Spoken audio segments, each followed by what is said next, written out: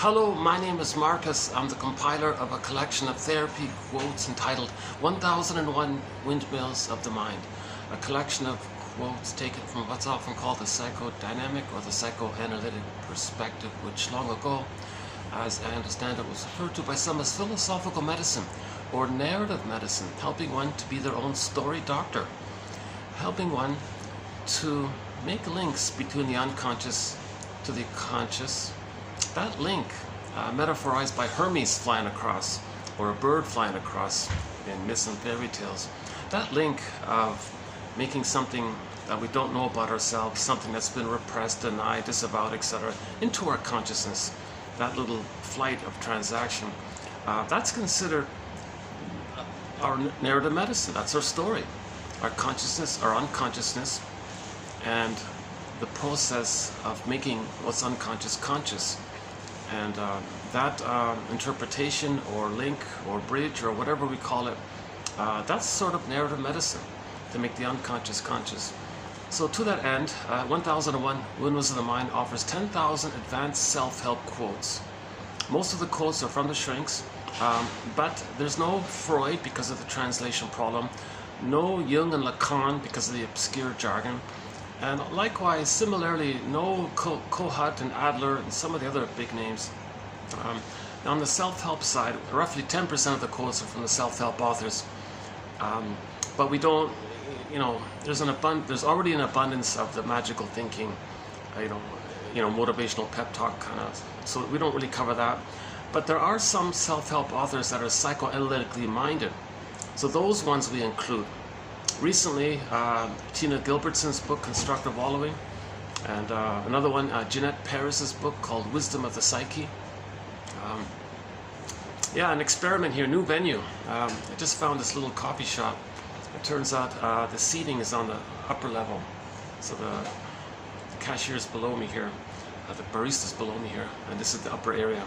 And they told me around this time, it's not too busy. So, okay, let's give it a try. The coffee's good here. There's AC. Yes, there's some traffic, so we'll see how it goes. This video, by the way, is going to be part 2 of 2 of the TQ 2710. So I just completed part 1, a 5-hour video. We covered some of the basic theories, and we ran through the quotes for that batch. And at the end of it, it was late, it was sort of getting late, so I thought, okay, let's stop here, and I'll continue here in this part 2. I'm not going to be able to summarize all of part 1, but one of the core theories is something called repetition compulsion. Repetition compulsion, the organism's attempt to heal.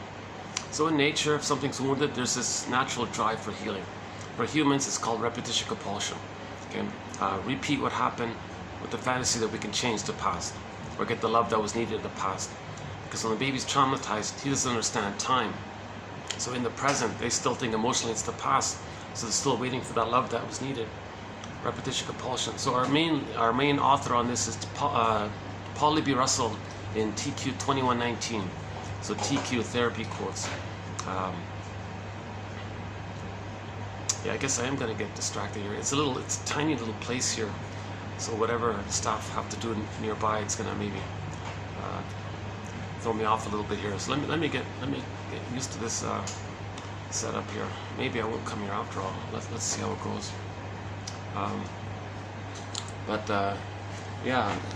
Not really too much to show you here. Okay. My backup plan is, if this doesn't work out, I'll go across the street back to where I was before. So what's the trauma? What are we repeating? What are we trying to heal? What are we talking about here? Oh no, don't play music here. Yikes. Yikes. The reason mainly because some of this music is copyrighted and YouTube blocks the whole video if it picks up a copyrighted song. Then I have to go back and trim out the portion of the video that includes that song. So in some of my videos, you'll notice this skip. I'll be speaking, and then there's like a 4-minute skip. So that might happen here as well. Jesus, hey. See, either they're doing it thinking it's to make me comfortable, or they're making themselves comfortable to distract themselves from my talking. I'm not sure. My first time here.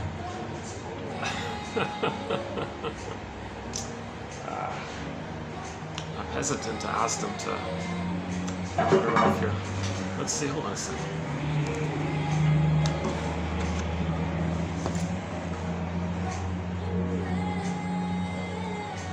Would it be okay? Hey guys, hi.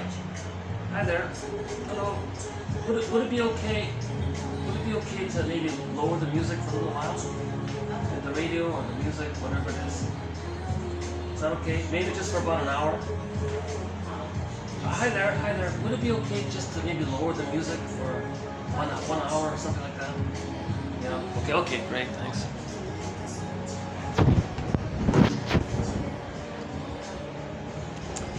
Turns out I'm the only one here, so I shouldn't be too. Yeah, thank you. Thank you.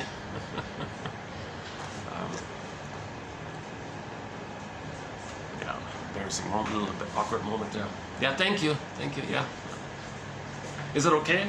Yeah, sure. Yeah, okay. I was in one place. Yeah, I noticed immediately that he didn't like it, so I backed off, kind of thing.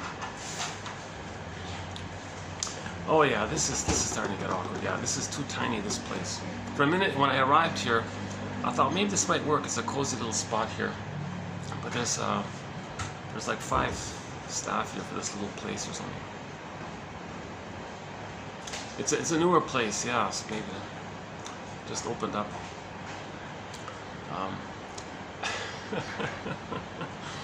Another issue with today's video is I have limited storage.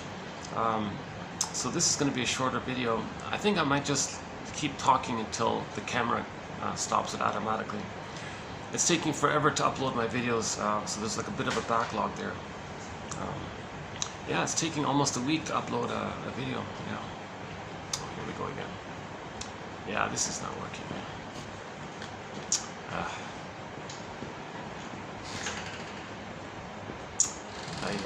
Should I start over somewhere else? Hold on a sec. Let me get back my composure here. See, I have to face this way to get the light. If I face the other way, I don't get the light. Unless, no, that's about it. This is the only angle I can use here. Okay, sorry for the little delays here. So let's go back. So what are we talking about? What's the trauma we're talking about? Attachment trauma, relational trauma, interpersonal trauma, developmental trauma, leads to emotional stunted development, commonly known as arrested development. In the emotional feeling area, we're not talking about cognitive development or physical development in other ways. We're talking about Karen Horney, one of our mentors, says we live to the extent that we feel. So we're talking about this feeling area. I feel, therefore I am this. Okay, so the basic idea here is, we all know that, well, I think it's, Rosenberg makes a big point about this, that feelings and needs are linked. Baby has needs, obviously.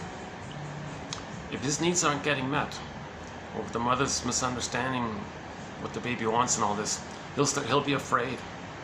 He'll be scared and start to cry. So that'll be his feeling. Let's say the mother doesn't understand what the baby's crying about, doesn't understand the signal. Okay. So the feeling and the need is, the child does a thing called repression.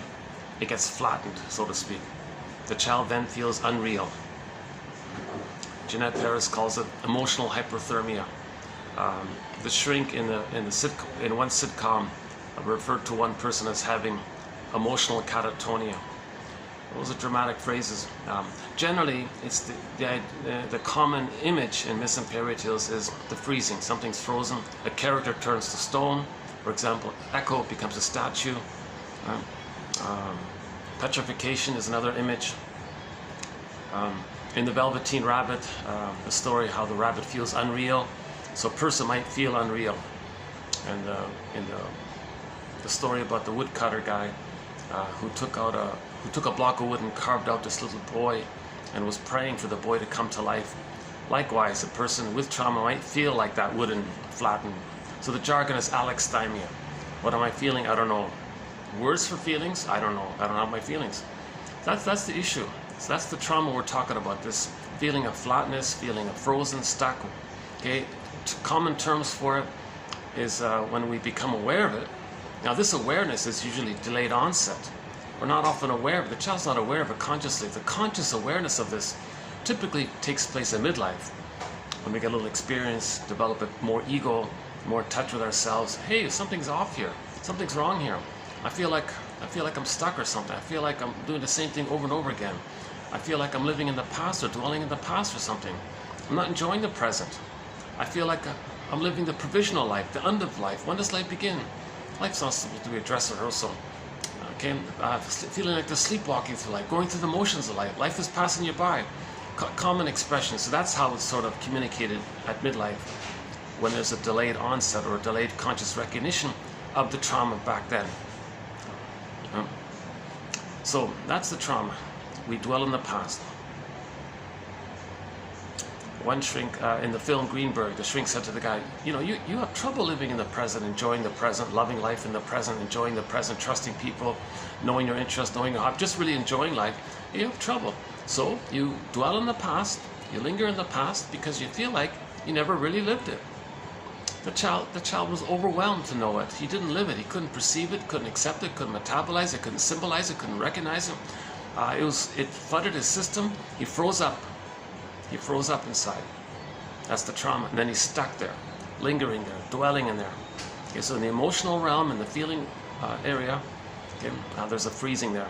Another common image for this is the golden ball goes down the well. Okay, in the Frog Prince, the golden ball goes down the well. In the Iron John story, the golden ball's locked in a cage in the forest. Forest, unconscious, dark, unknown.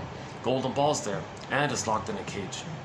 Protagonist needs the key, which happens to be under mother's pillow. So for more on that, that's in part one. Actually, partially in part one, and also in the videos prior to it, we talked about this image about the key under mother's pillow as being one of the tasks of midlife. One of the tasks of the midlife audit, the midlife examination period, the hero's journey, the monomyth, the common, universal, who am I, monomyth for all people. Jinan calls it the second journey in midlife, to get that key, to get our golden ball. So the golden ball, like the radiance, the vibrancy, the aliveness of feelings, a wide range of feelings, needed feelings, appropriate feelings, all of our feeling self, the golden ball. Treasure, that's our aliveness. That's lost. It's squelched, it's repressed, it's down a well. So that means the unconscious. So something in a myth or fairy tale, like the golden ball getting squelched down, that's the feeling part of it. The embodied part of it could be like a baby, a princess, something pure. In the Pied Piper story of Hamelin story, the children were starving in the forest on the hill. So in the beginning of that film, 1957 film, The Pied Piper of Hamelin, the repression was seen as the lost children, orphaned children, exiled children, starving, hungry, clothes tattered, in trouble, in the forest, on the hills and all this. But they were accessible, you could hear them, you could have access to your soul. So the image of repression was the innocent children lost in the unconscious, so the forest unconscious. Now the protagonist, the main guy in the story, said, who cares about feelings? Who cares about grief, loss, something, you lose something, who cares? All he cared about was narcissism. And he sang a song about narcissism, prestige and grandiosity. So that then the mountain opened up and the children were locked down into the mountain. The mountain closed and then the people couldn't even hear the children. That's a deeper repression. That's a deeper pain. That's a deeper hardening of the self kind of thing. That's very traumatic like this. Now, of course, finally, it reached a point where people realized that children are people too, you know, and children need parents. So they learned the basics, that there is such a thing as an inner life. There is such a thing as an inner life. There is such a thing as grief when there's loss. There is such a thing as having feelings when we lose something. There is such a thing as attachment, feelings, something lost, you feel something. So this whole inner realm came to their awareness, and then they grieved the loss of their soul. Well, in the story, they grieved the loss of the children, but the metaphor is a person grieves the loss of his feelings, and then the children came back kind of thing. Okay, in the Demeter myth, Earth opens up and Miss Core gets pulled down into the underworld. Underworld, unconscious. Okay, backdrop, hell scene, symbol for the emotion of shame, this burning, biting feeling. Okay, and I won't run through the list of it. We do have a bit of a list of images that represent repression, meaning the baby creates deep imprinted memories in the non-reporting brain. Okay, it's a part of the brain called the implicit memory system, the pre-verbal memory system, the pictorial memory system. It's timeless in there. It's a different world in there. It's imaginal. Things are exaggerated. Okay, the cat in Alice in Wonderland says, "Oh yeah, don't apply your conscious logic to the logic of the unconscious. It's trance logic. It's mad in there." Right? The cat said it's mad in there, meaning there's double thing. There's trance logic. Things can flip. Things can morph. One thing can mean another thing. There's condensation. Several elements can blend into one image because there's no time. There's no time. For example, you wake up in the morning, something you saw on TV the night before blended in with something in your childhood into one scene. And then the emotion from one area transferred to another area in the dream. So there's displacement, symbolization. Okay, so it's very topsy-turvy and things are exaggerated. So it's a different, and doublethink comes from there. So for example, if someone does have trauma very early on in life, in childhood, where the baby doesn't separate from the mother, then identifies with the mother, mother shamed him, he identifies with the shaming mother, goes through life shaming others, and then feeling bad by how the mother shamed them, then to account for why they feel bad around how the mother originally shamed them, they're going to blame the victim.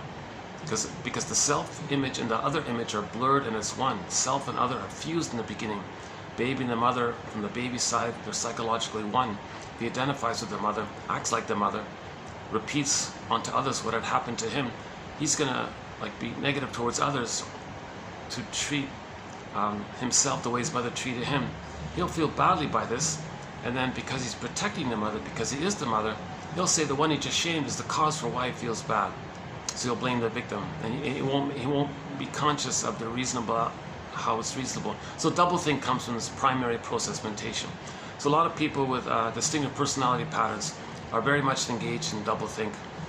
Grandiosity is still there. Projective identification is still there. Coaxing others to feel what you don't know you're feeling, because the source point is the baby and the mother are one. So if the baby's feeling something, the mother should feel it. The mother feels it and they're one. Normally, mother provides soothing response. The child calms down because the mother felt what the baby felt. The baby got his needs met. If that's flawed there, later on, they may goad others, prod others, annoy others to get them to feel what they don't know they're feeling. Okay, shall I compare thee to an onion? So the games people play, the duplicity, the tricks, the rhetorics, all these kind of convoluted, tricky things. If you layer it down, the fantasy is to get someone else to feel what you're feeling but don't know. So that you can have in your fantasy that you're back in the nursery, where mother is feeling what you're feeling, and you're one with the mother. If in the present someone's feeling what you're feeling, that might trigger the fantasy you're one with the mother. Now, if mother is feeling what the baby's feeling, baby has the anticipation and legitimate right to expect the mother to soothe the baby. Right? So that's part of this primary process mentation. Like the cat said, it doesn't make sense. And Crystal Wilson, in a speech we played in part one, if you're not in your body, if you feel frozen like this, you're not going to make sense. She said, the quote is, if you're not in your body, you're not making sense, literally, because you lost your sense of self. You're not making sense, and you're not going to make sense. And it's disembodied discourse that causes all these confusions and problems and so on, right? Because we're not making sense. It doesn't make sense to still, in the present, try to get the love that was needed back in the past. It doesn't make sense. Because in the present, you're going to distort the present to create some kind of theater thing, to transfer the unfinished business with the mother into the present, and somehow replay, recreate, relive that painful interaction with the mother with others in the present, hoping that by fantasy you can change the past. Now, in part one, we talked about the two ways this reenactment takes place. Distinctive personality patterns, okay, those traumatized before 18 months basically, where they identify with the aggressor and treat others the way they were treated. In the new situation, they remember how the mother shamed them. So in a new situation, they'll play the shaming mother who shames them, too much pain. They got to find someone else to shame to stand in for them. they're actually going to play the mother, shaming themselves, but that's too painful. So to distract themselves, they find a non-threatening substitute other, innocent other, okay, and then to shame themselves, they'll shame the other, because they'll see themselves onto the other and shame the other. That's distracting them from how the mother shamed them. See, they're reliving the whole thing, and it doesn't make sense. It's not going to change the past. Okay, so shaming others to replay how the mother shamed them doesn't change what happened back in the nursery. Okay, no, just an important point here. The reason the person's doing this, part A, he has the confused fantasy that he's supposed to get the love he's supposed to get, but nobody can recognize that kind of cry for love. Nobody can interpret that, really, right? Unless they, read psychoanalysis and all this, and they make that therapeutic turning point. For example, we have a quote from about 2 months ago where the woman was about to have a baby, and she didn't want to do to her baby what her mother had done to her. So she went to the therapist guy first and wanted to, face her fears and all this. Shrink said to the lady, "You're letting me know what kind of childhood you had." "What do you mean exactly?"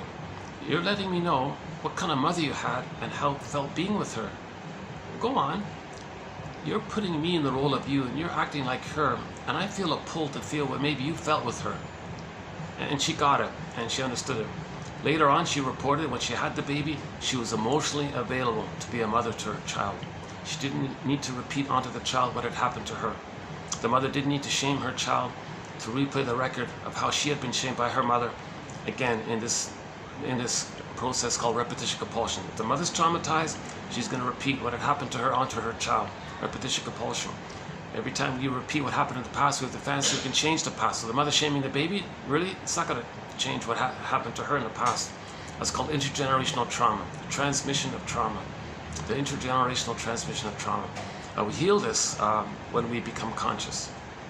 It's a therapeutic turning point. Cue in the music video "Because of You" by Kelly Clarkson. The song is great and all. I'm referring to the music video. There's a little reference there about how she kind of observed what had happened to her and wanted to do things different, right? So the sort of the one positive intention of repetition compulsion is to have the fantasy to change the past.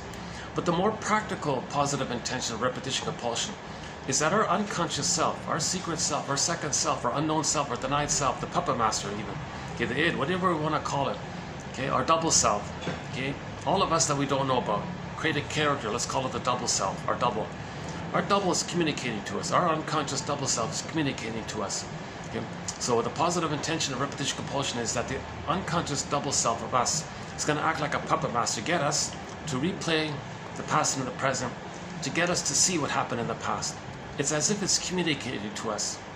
In trauma, we have amnesic memory. Amnesic memory. We have the memory, but we're not conscious of it. Okay? So the puppet master, us, is trying to make us conscious. It's as if the unconscious self is saying to the conscious self, "Hey you, hey conscious you, I have memories of what happened here. I need you to be conscious. I don't have vocabulary, I can't say it, but I'm going to be like a puppet master and pull your strings, so to speak, and get you to replay what had happened. So I'm going to put you in the role of the shaming mother. I'm going to get you to see your innocence onto innocent others, and I'm going to get you to shame others so that you can see how your mother shamed you." Can you like observe this? Observe yourself as being on a theater. Masterson's phrase is transference acting out. The person's going to transfer the past problem in the past, from the past into the present. Okay, so the present is the presenting past. Transfer the past into the present. The present is a new edition of the past, a replay of the past, new version of the past, a recreation of the past, and then like actors acting out, like theater acting. So they're going to act it all out.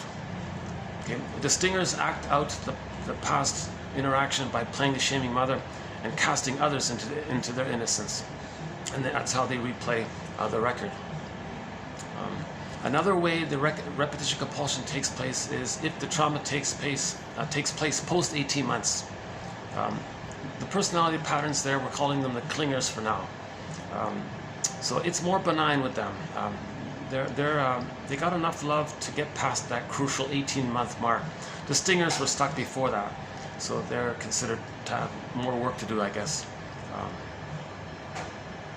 And and part of that hard work is even to recognize that that there is hard work to do.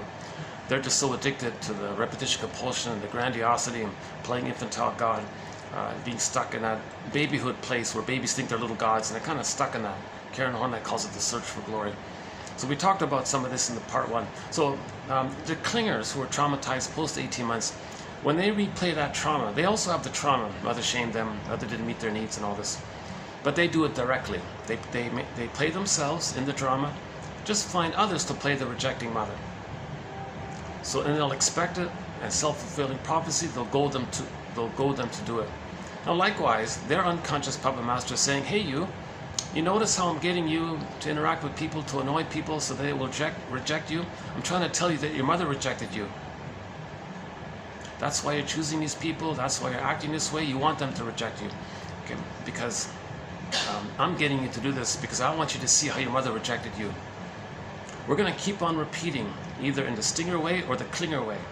Clingers and the stingers. Okay, the stinger way, trauma before 18 months, person identifies with the aggressor, sees their wounded self onto others, plays the shaming mother, shames others to replay the mother shame them. In the clinger way, they maintain their wounded sense of self. It's more childlike. They're holding on to that, so to speak. It's more painful, ironically. They're less deluded, but they still have that kind of hope to get love and resume development. So when the clingers replay it, although it looks more overtly childish and all this, they're replaying it in a way where they expect others to reject them, make it happen, so to speak, by being difficult, giving people impossible tests. All right?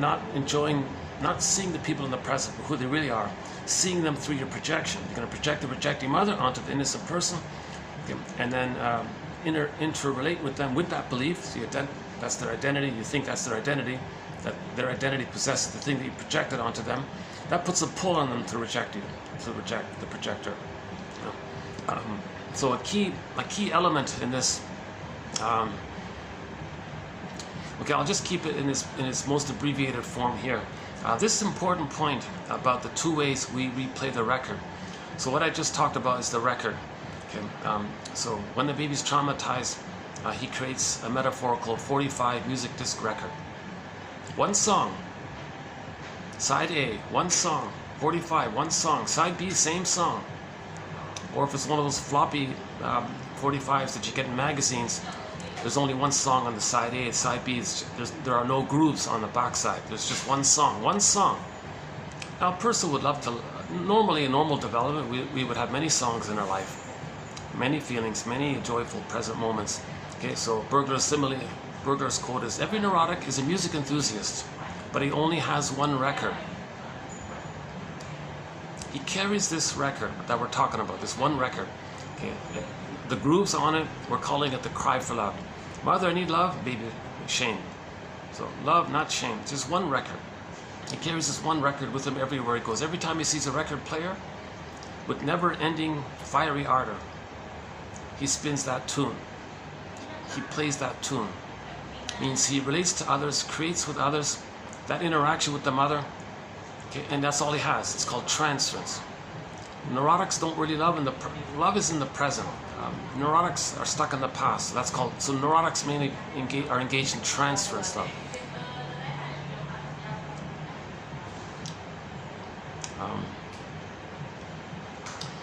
Now on second thought, yeah, because if the staff is just right under me there, I think it would kind of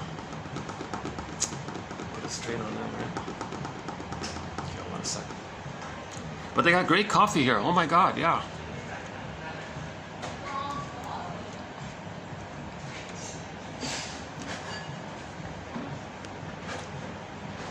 Yeah, they got good coffee here at a normal price. Well, speaking of coffee, I might as well get this in. So there's a link in each video through which one can obtain this encyclopedia of quotes. Okay. So 10,000 self-help quotes can be obtained through that link for the price of a basic coffee. It's an incredible. I still think everybody over 40 can benefit from having this on their phone. Okay, let's talk about that another time. Let's finish up the record. So The child has a conflict. It's frozen. It's repressed. Neurosis is the petrification or freezing of an inner conflict that's repressed. Okay, it makes the person neurotic. They're not going to enjoy the present. They're not going to love life. Like this, we play the song Zaz about loving life. The person's really not going to love life. Yes, they can still get 10 PhDs on the wall and all, still develop and have accomplishments, but they're missing something. They're feeling something's off. Where's the golden ball? Where's the vibrancy of the joy of the feeling in the present? You know, looking at the splendor in the mountain. I just heard a song, High Mountain Waterfalls. Beautiful, beautiful song with the peapod player. So, and one time I was in a restaurant, they played the song, have you ever seen the rain? I want to know, have you ever seen the rain? And we played the song, Splendor in the Mountain, like just enjoying the present, enjoying the nature. A lot of people always seen one tree, you've seen them all. They don't enjoy they're kind of numb in the past, right? That's what we're trying to heal. We're trying to heal from this numbness. Okay, so it's neurotic to distort the present, not see the present, and just live in the past, repeat the past. No matter how many times you repeat the past and the present, it never changes the past. So that's neurotic. Okay, so Bergler says, every neurotic is a music enthusiast, but he only has one record, this one record, which he carries everywhere with him.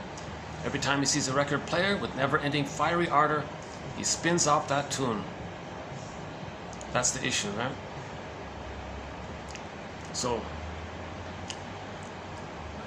another way to say it is, we lost our golden ball and we're looking for it. We repeat until we find it. We repeat in search for the golden ball. When we finally do get the golden ball and enjoy the present, we stop repeating. We're repeating to know the trauma. If we know the trauma, we can get back the golden ball. So knowing the trauma is synonymous with saying we need story medicine. We need theories, speculations, hypotheses. So these 10,000 quotes, psychoanalysis in general, philosophy in this area, okay, it's ballpark approximations, no set answer here, stepping stones for better ideas, prompts for free association. Got to be like a detective, no perfect answer here. Each person's just got to like pick around and see which quotes work for them. It's going to be unique for each person. So one exercise that I mentioned earlier is, you know, we're approaching 1001 videos, and I think in each video, 10 quotes on average. Chances are, my guess is there's going to be one that a person might like. So if one clicks through the videos and picks one, they can have their own 1001 Windmills of the Mind, which may be enough of a basket or a nest to let some feelings come in. So one poet said, psychoanalysis looks for an egg in a basket that's missing. So that metaphor for the ego, consciousness. We need consciousness, the basket, then the feelings come in. It's analogous to a frightened child feeling safe with a parent. We want to make it safe for our feelings to come back. Our own wounded inner child of the past, those painful memories, meaning it'll come up to us when it feels safe to do so. For those feelings to feel safe, to come back into us, we need a basket, a nest. So these 10,000 quotes is in effect a way of saying we're trying to raise consciousness here, weave this basket. If we're not conscious, we're going to keep repeating and repeating until we are conscious. So another way of talking about the positive intention of repetition compulsion is that it's trying to make us conscious. So the puppet master is saying, look, conscious you, I'm going to keep getting you to repeat the past until you realize what happened in the past. If you don't realize it, if you don't pay the piper, meaning pay respect to this effort to make you conscious, okay, the Pied Piper character is a metaphor of him being an emissary of unconscious processes, similar to Hermes in a way. So that's the true meaning of that pay the piper. The pay the piper is not punishment or something like that. He's just saying pay respect to the organism's attempt to heal. So that's another way of, so we're trying to heal, in other words. So in nature, something's wounded, we're trying to heal. So humans are trying to heal by repeating the past to know what happened in the past. But we got to decode how we're behaving in the past is a code, is an encryption for the past. That's what we got to unpuzzle, unravel. How do we see this kind of thing, right? So that's what these quotes are all about. Okay, maybe now, it's too bad I've only got 2 hours, and to tell you the truth, I only got about 2 hours on this video. So what I want to do here is it's kind of edgy here.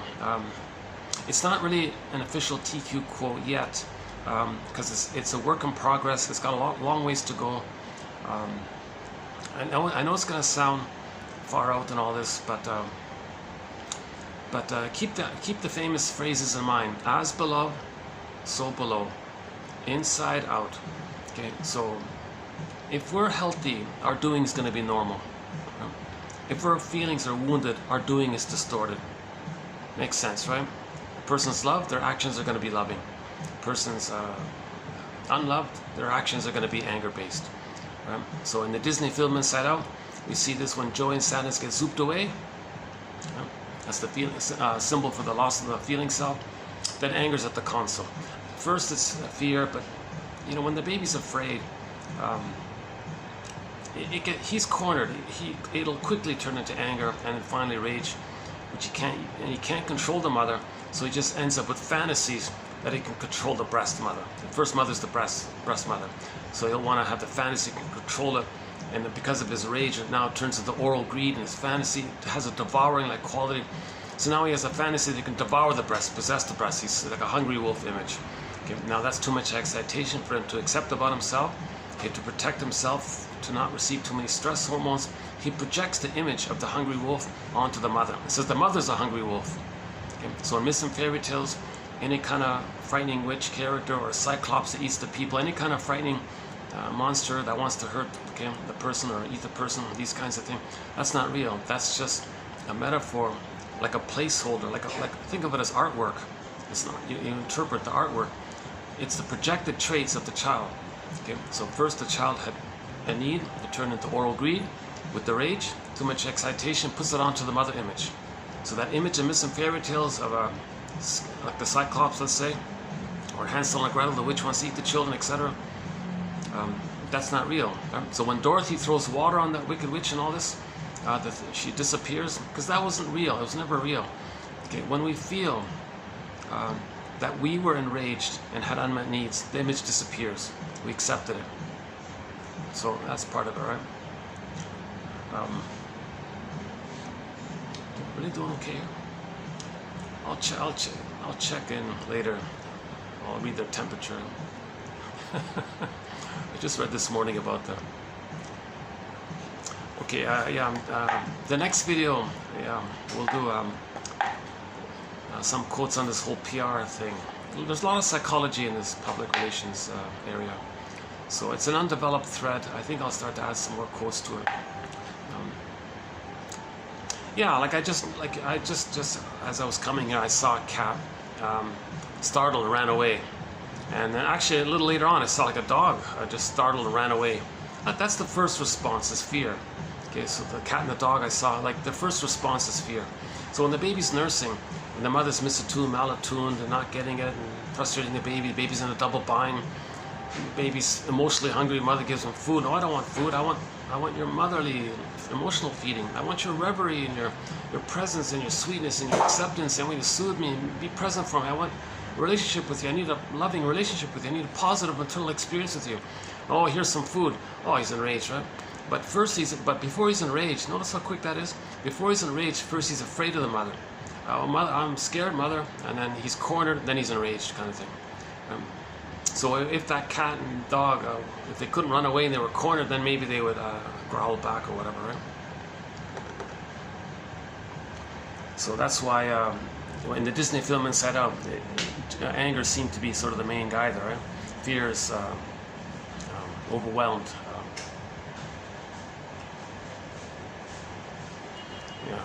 So we can talk more about that actually. So the main point of the Disney film Inside Out is that the feeling self got repressed. Okay, so joy and sadness went up that tube, okay, and goes down into the non-reporting brain. All that means is that the memories are recorded or laid down in the non-reporting brain. Okay, so that's repression, and it's simple, basic, classical conditioning, and it's frozen. It's stuck there, and the person's life force is attached to those memories. His life force, his energy, is bound into those painful memories, and that's why he's stuck in the past. That's why he's living in the past, dwelling in the past, lingering in the past, not enjoying the present, just going through the motions in the present. Okay, some people call it, I feel like a zombie, I'm just going through the motions, that kind of idea. So we want to free up that life force so it can be in the present. But in order to free up our own life force from the past into the present, we need like some kind of bridge. That's the Hermes. So these quotes can offer a bit of a bridge. Okay, another way of saying it, Jeanette Paris refers to this as night vision, unconscious night. So these quotes are giving us some night vision. In the labyrinth of the unconscious, in the forest, it's very dark in the forest, we need like a lantern, that's night vision, to see what's going on.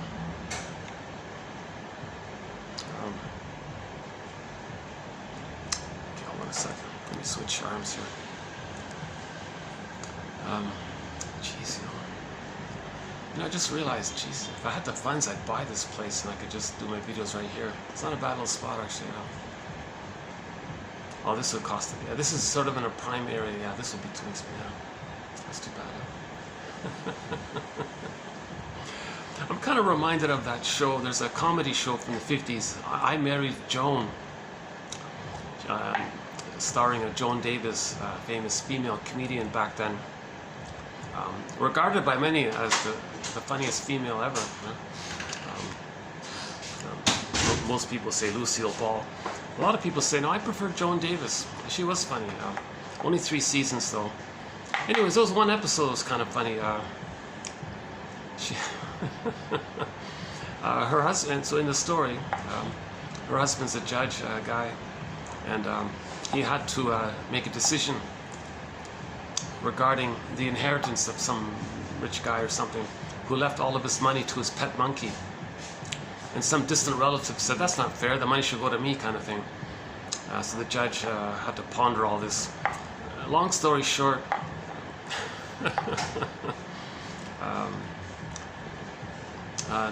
long story short, the judge bought a zoo in the monkey's name, and the monkey owned the whole zoo.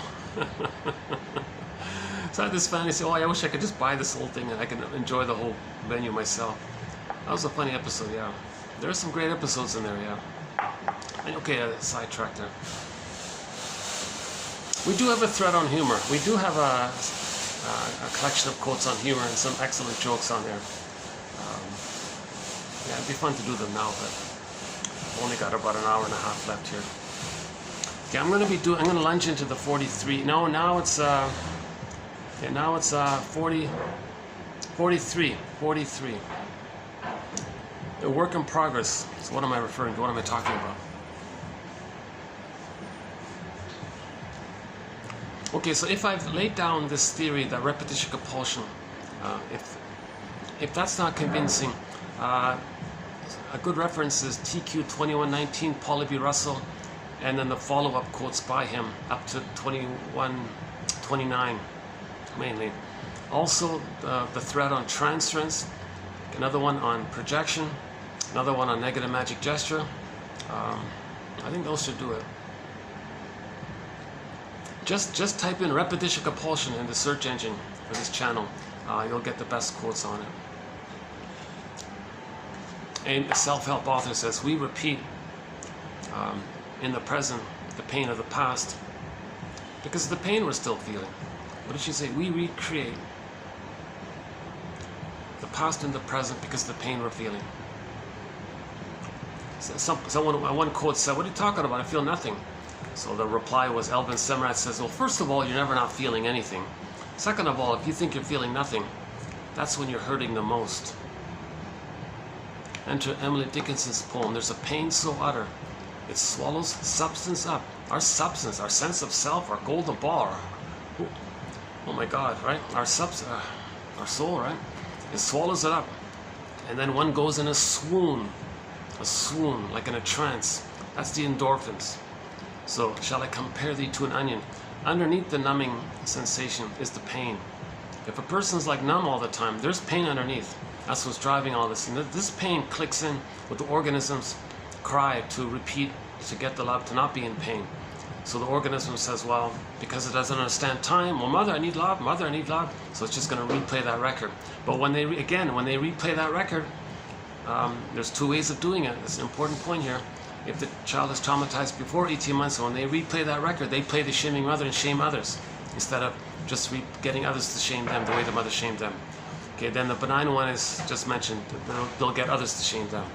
But the stinger ways, that's why it's called the stingers. They're hurting others to replay how the mother hurt them. The clingers don't hurt others, they just get others to reject them. So the clingers are sometimes called emotional masochists, and the stingers are the emotional sadists. I don't like those terms, very emotionally triggering terms there, but some authors get in there, go there.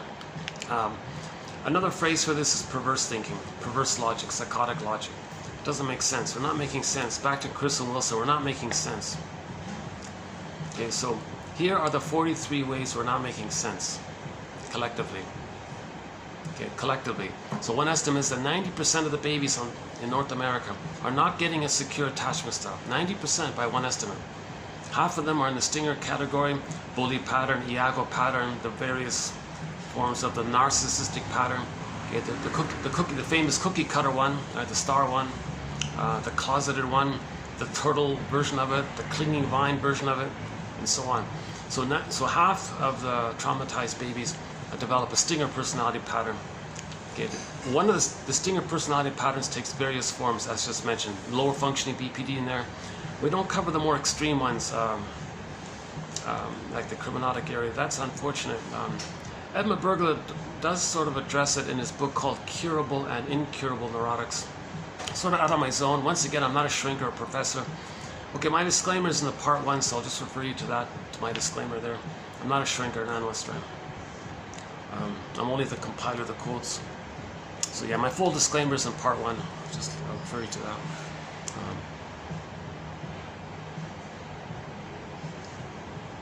Where was it? Hold on a second. Okay, so repetition compulsion. Okay, so 90% of the babies in North America are not getting a secure attachment style. Roughly half of them are going to be the stingers, the others are going to be the clingers. Okay. So, the stingers treat others the way they were treated with the fantasy that they can change the past. Doesn't make sense. And they're addicted to it. Okay. That pain that was so painful, and the immense amount of numbing endorphins they got, it ends up, one quote said, that they don't even bother with the psychology and the fantasies. They're just too wrapped up in getting the endorphins. Okay, so they're going to be addicted to treat others the way they were treated, to get the endorphins. So narcissism is named after that little white flower that gives people this illusionary, addictive-like quality, narcissism. And remember, echo turns to stone. So narcissus and echo are not separate characters in some kind of outer story. Okay, they're both symbols or fantasized personifications of inner elements of one person, of one mind, of the mind of one person. So echo and narcissus belong to one mind of one person.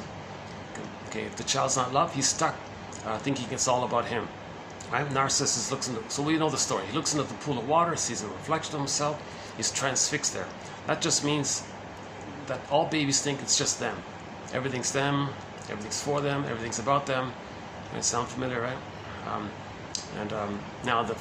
Now in normal development, the child gets enough love to graduate out of that. If they don't, they're stuck there, and the feelings turn to stone. Echo became a statue. So there's the trauma, right? Now that freezing that takes place that early on, before 18 months, where they still maintain that egocentricity. So narcissism is also called egocentricity, infantile megalomania, the glorified self, the idealized self, chasing the ego ideal. In pop culture, he's got a big ego, he's got a big head, or he's got full of himself, all these kinds of arrogance.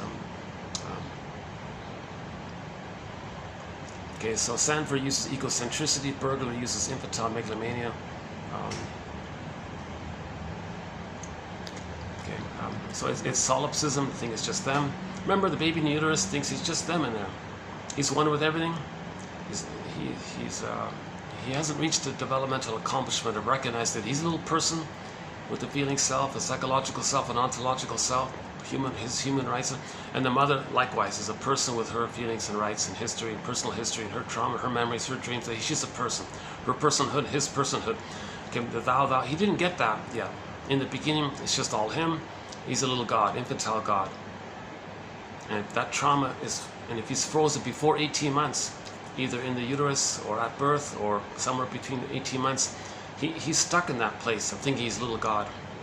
You know?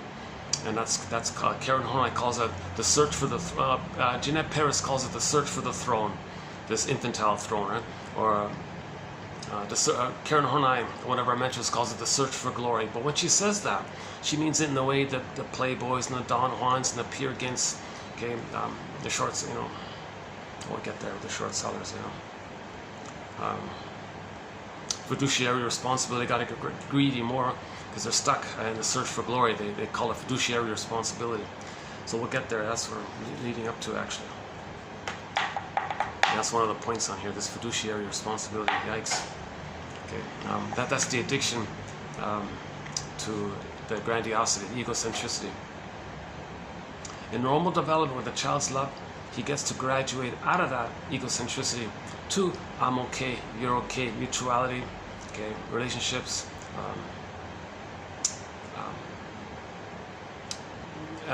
In that state of relationships, they can make I statements, they can be vulnerable, they can be tender and affectionate. There's trust, there's care, there's a mutual delight. Each expresses their uniqueness with each other, and there's a pleasure in expressing their uniqueness and sharing it with others, and they do the same. They can see that, they recognize it in them. So everything's love or a cry for love. If the child doesn't get to age 3, okay, and then have enough of an ego to know his true self to express through, okay. So Sanford puts it this way: everything in nature is unique. Okay. Like the Great Spirit, he says, the Great Spirit. The Great Spirit's amazing. It's really amazing how the Great Spirit has it that everything has a uniqueness. Every leaf on a stem is unique. Like everything's same with people. Every person's unique. But with people, to express that uniqueness, it depends on the person having a consciousness of it. If a person has a consciousness of their uniqueness, it's through that consciousness and that link to their uniqueness through which they can express their uniqueness with the consciousness of it. That's called loving life. Love, it's called enjoying the present. It's meaningful, it's warm, it's generative, and that's what we're looking for. But in trauma, that ego, to know our truth, is squelched. It's frozen early on. And so it kind of goes together. We need to separate from the mother, have a sense of self, and the ego is there to recognize it. Then we love life. So Zaz's song, so yeah, I don't have the laptop here now, but sometimes we play a song by the singer Zaz about this topic. Ebule Parani. You want to love life? Or do you want to be like that? Or well, ideally, the song's about, we want to love life, but she told a story about some woman who felt that life was passing her by, stuck in the past. So she was addressing this issue.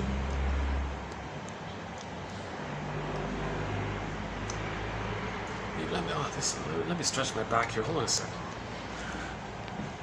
Not much back support here. Let's take a look out here. Yeah. Let's see.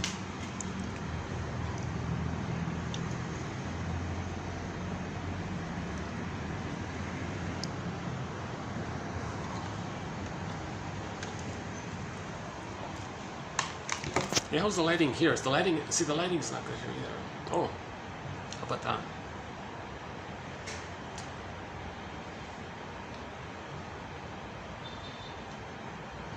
That's the only angle for the light. Yeah, okay, let's go back. Huh?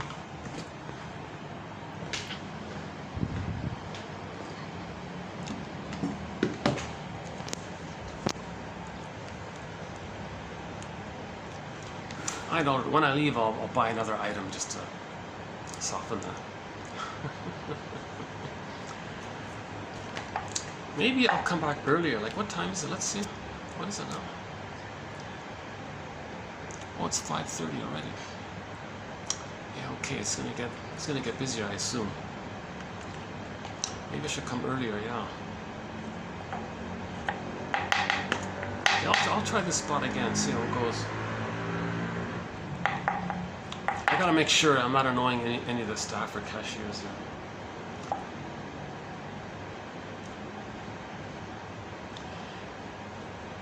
Yeah, okay. That monkey episode flashed in my mind now, that I could buy the whole place and be the monkey that runs around and owns the whole place. was some good. I think we only have one quote from that show, but we have a thread of quotes from TV shows and films. A very good place to start on this is Route 66, TQ 2599. 11 quotes from that classic TV show. We got quotes from Judd for the defense, very good legal drama. The Fugitive one from the 60s, starring David Jansen. He played a guy named Richard Kimball. The tagline was Richard Kimball is a fugitive from the justice he seeks. Metaphor that the baby is an emotional fugitive running away from the love that he seeks. See? When a TV show or a film includes like something psychological, when a scriptwriter has some analysis and wants to pluck it in, I'm always on the lookout for those quotes. Recently we did That Uncertain Feeling, a classic film. That Uncertain Feeling. The young lady dialogued with her double self. So she was this artificially happy lady what was getting physical symptoms.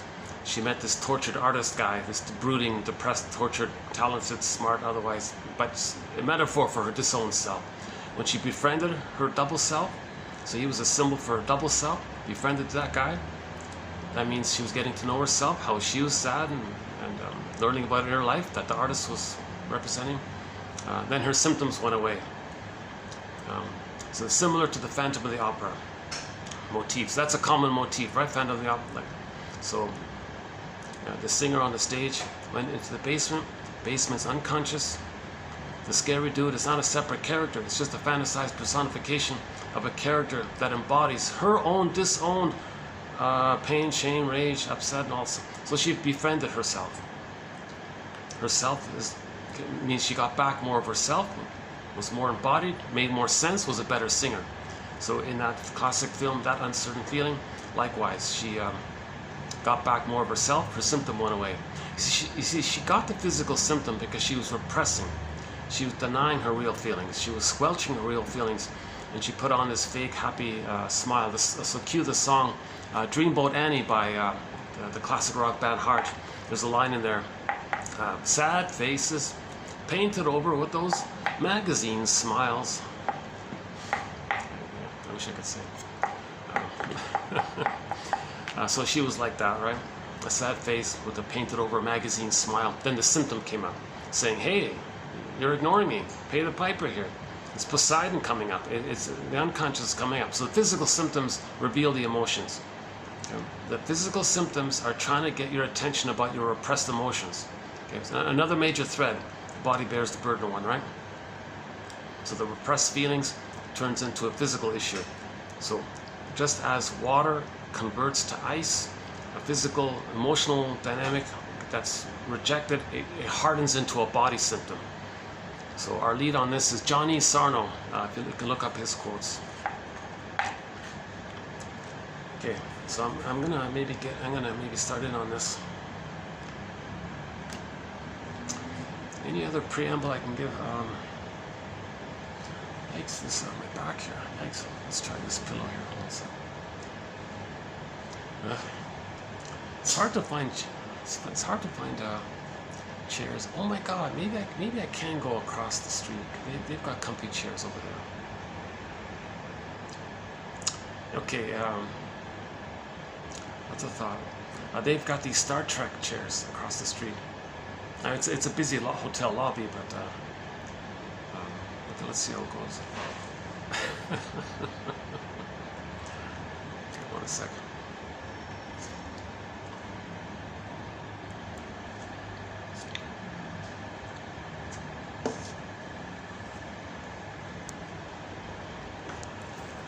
Okay, now would be a good time to play a song, yeah. I didn't bring the laptop. This is my first time not to bring my laptop, yeah. Oh, battery, hold on, battery check. Okay, we're still looking. This has been great. This is a battery booster. It sort of backs up the battery in the phone here. This has been awesome. It's a clunky, heavy thing, but that's okay.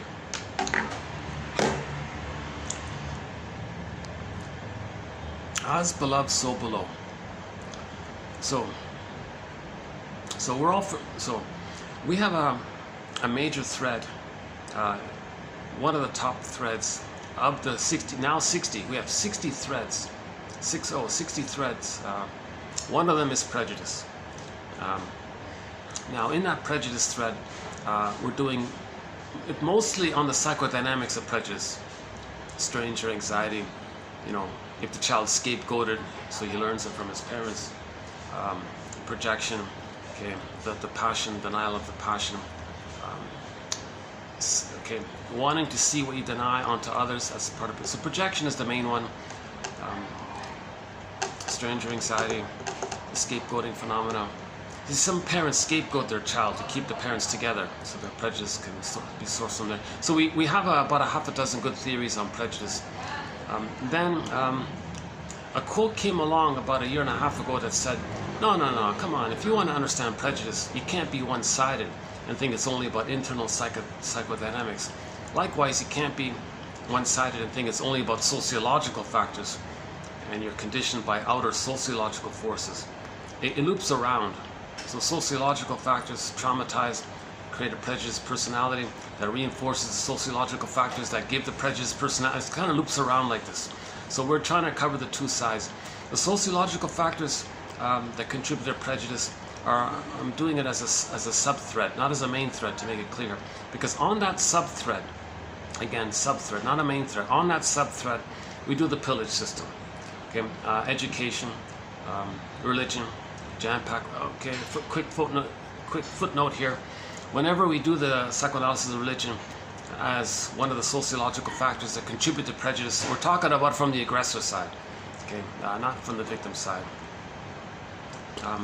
Okay, propaganda as part of it, the schooling system, Jane Elliott's work, advertising as well, and a few other little areas in there. So the sociological factors have like little branch off into several little threads there. So I'm going to now discuss one of those sub-threads of that sub-thread. So it's not a major thing. I want to be clear. This project here is not about discussing sociological outer events and all this. But there is an as beloved, so below quality. So when we do mention something on the outside, on the rare occasion, very rare, less than 1% of the time, it's to maybe highlight or point out something within. So that's what this is going to be, this rare time, which I'm updating, by the way. So another preface to this 43 points is that we became Homo traumicus roughly 10,000 years ago. Again, theory, okay, just theory. Roughly 10,000 years ago, we were Homo naturalis, noble village, tolerant personality. All babies were loved. Mothers held their babies, were attuned. Babies developed a normal temperament of having been loved. Okay, so, and then we're all one family because we came, again, theory, from this massive family in what is now the northeast of the Congo 10,000 years ago. And the confusion is we spread around, settled in different places, and while we're in different places, everybody got traumatized. And then what should have been like a happy family reunion, well, everybody's traumatized and projecting like crazy, and there's all this confusion. So when we became Homo traumicus, oh boy. So we're still Homo sapiens, of course, but we inadvertently, unknowingly, accidentally mismanaged ourselves when we discovered farming and agriculture. It gave us a huge boost of serotonin. When serotonin dissipates, we want more kind of thing. Enter global pillage kind of thing. So we can all live like nomads, or I nomad at you, you nomad at me.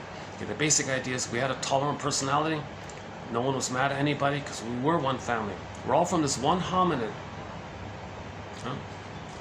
So of all the trillions of little specks of dust out there in the universe, and thousands, millions, trillions of universes out there, and how many solar systems, whatever it is, of all the trillions and trillions, septillions, and however, I don't, jeepers, of all the little specks of dust out there, it just so happens that one speck of dust happens to be just the right distance to our sun, not too close, not too hot, just the right conditions for for life, right? So this unique combination of the rarity of one speck of dust being just the right spot to a sun. Let's have a little gratitude for this uniqueness, right? And just this odd, specific condition, and then over a period of billions and billions of years in that spot, then somehow the chemistry, then finally the microbes and the muck, then finally the bacteria, which led to oxygen, H2O, the water. Finally, more time passes than the cells. And then somebody joked, well, the cells got lonely, so they multiplied and all this, right? Then finally life forms and all this. Okay, billions of years, more billions of years. Finally the monkey line, more billions of years. Finally the hominid line. Now one hominid, somehow, Homo bodoensis, an earlier version of us, okay, somehow wasn't adapted to Homo sapiens, right? So we used to be Homo bodoensis. For 1 million years, we used to be Homo bodoensis. So Homo bodoensis, us, developed the cortex, and then we became Homo sapiens now. So we're all from this Homo bodoensis line, and that took place somewhere in what is now somewhere in northeast Africa, or someone said northeast of Congo or something. So we're all from that massive family back there. All the other hominids kind of didn't adapt, or weather problems, or we don't know what it is. Homo this, Homo that, Homo erectus, or Homo Neanderthal, whatever. I don't know too much about the anthropology and all this. But the one theory is that we all came from this massive family. So Jane Elliott says, yeah, we're all Africans, and we're all cousins. We're all African cousins. You know, when we settled in different, when we developed the cortex. So before we didn't have the cortex. So we used to be Homo bodoensis. Homo bodoensis looks like us, but Homo bodoensis didn't have the cortex, meaning no language, doesn't speak, doesn't write, doesn't have symbols, doesn't have time, doesn't have consciousness of themselves, but otherwise they look like us. And it took us 1 million years to become us. It took us 1 million years to become us. From that, what was before Homo bodoensis, who knows, right? So let's have some evolutionary gratitude for Homo bodoensis, us. We're from this Homo bodoensis line.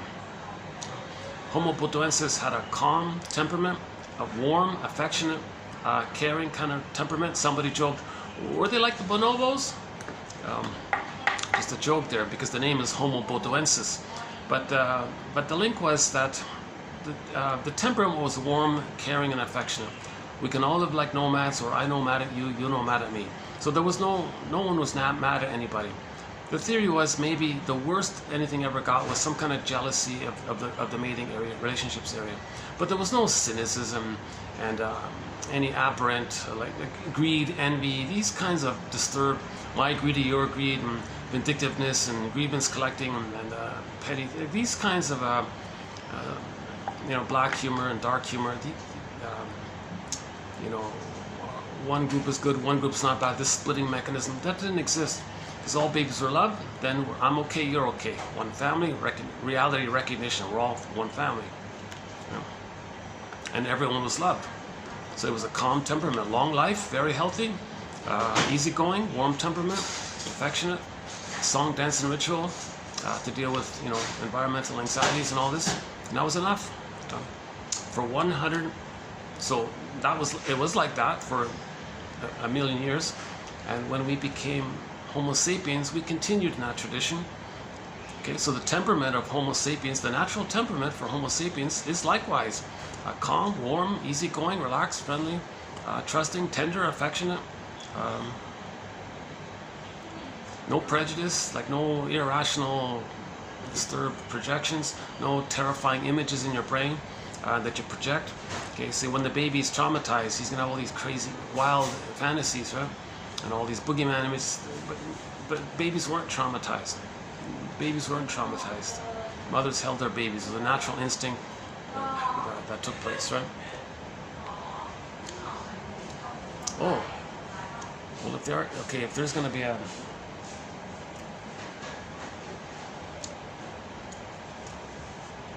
see, I'm kind of feeling I'm feeling a little potentially guilty. Like if someone does come in the shop and they hear a guy yapping, maybe they'll walk away, right? But the manager said, we're not too busy, so it's okay, she said, right?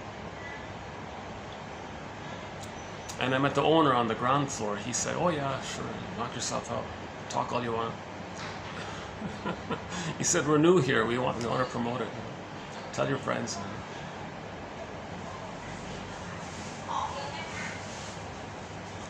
I guess it's sort of a youthful kind of place, like maybe a youth-based kind of place. But they sell like aromatherapy type of things, like soaps and some these flower these like flower, I don't know if you can see them, these kind of flower type of things.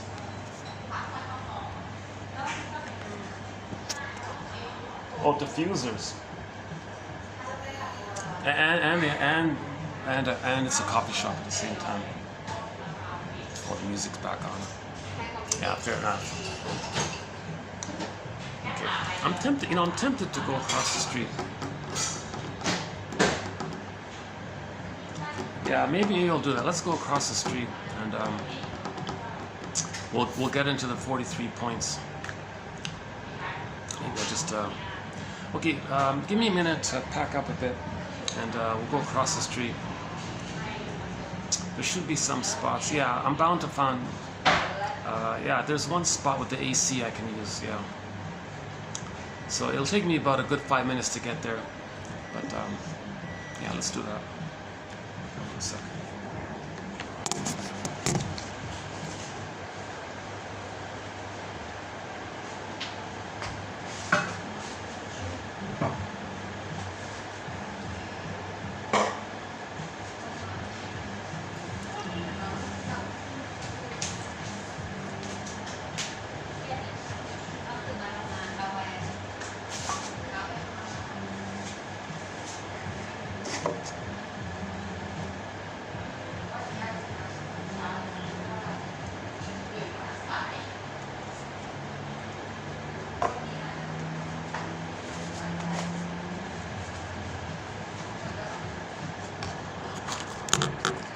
Still recording.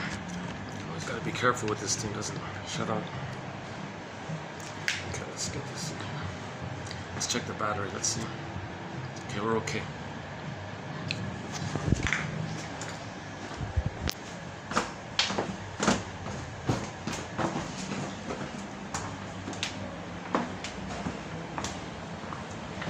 Thank you. Thank you. See you. Bye.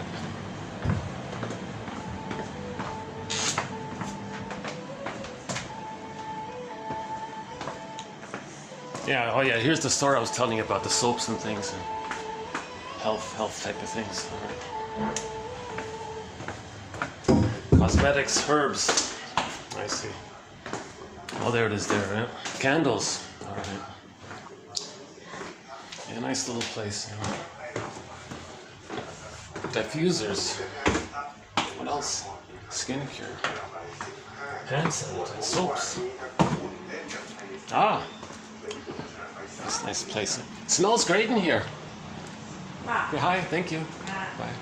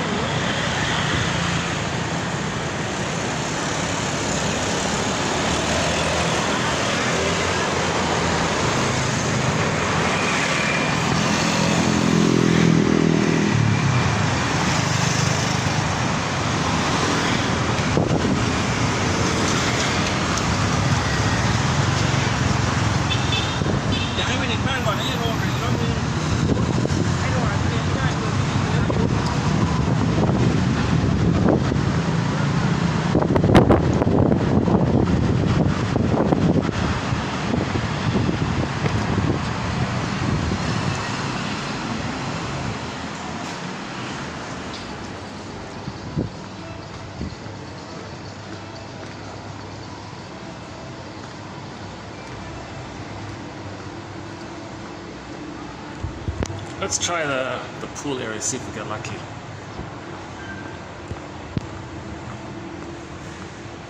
See, there are the captain chairs I was talking about. Yeah, it's busy down here, yeah. Oh, yeah. Oh, it's busy here, yeah.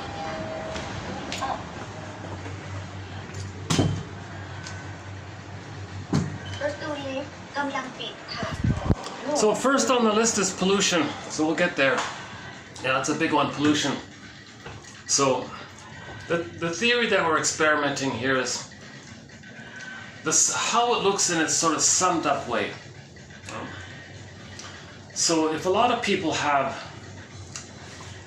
repetition compulsion, a lot of trauma out there, how does it look outwardly? Because when there's trauma, we're projecting, remember? Carl Sagan says we project ourselves onto nature. We project it onto the world.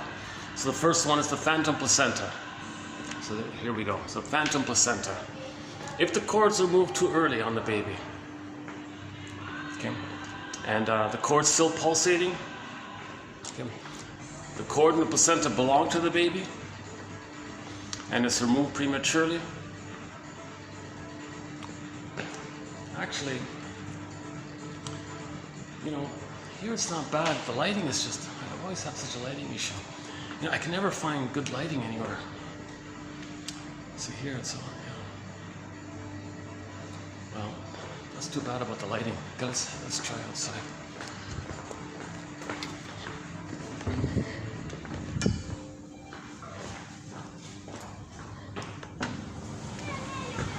Oh no, I can hear people already.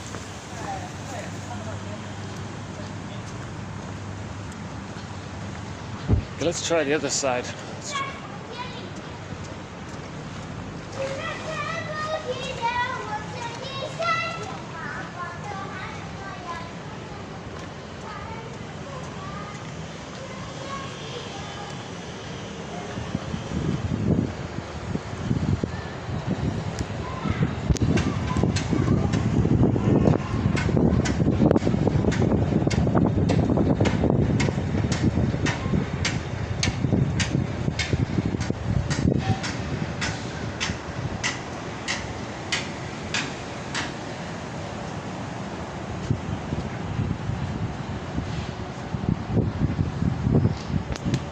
We're gonna get some decent light.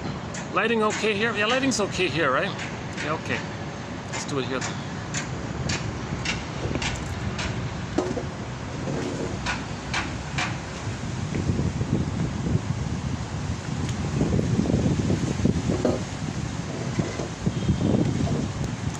Still okay here? I love the bamboos. Let's get the bamboos. Okay, we're okay here, huh?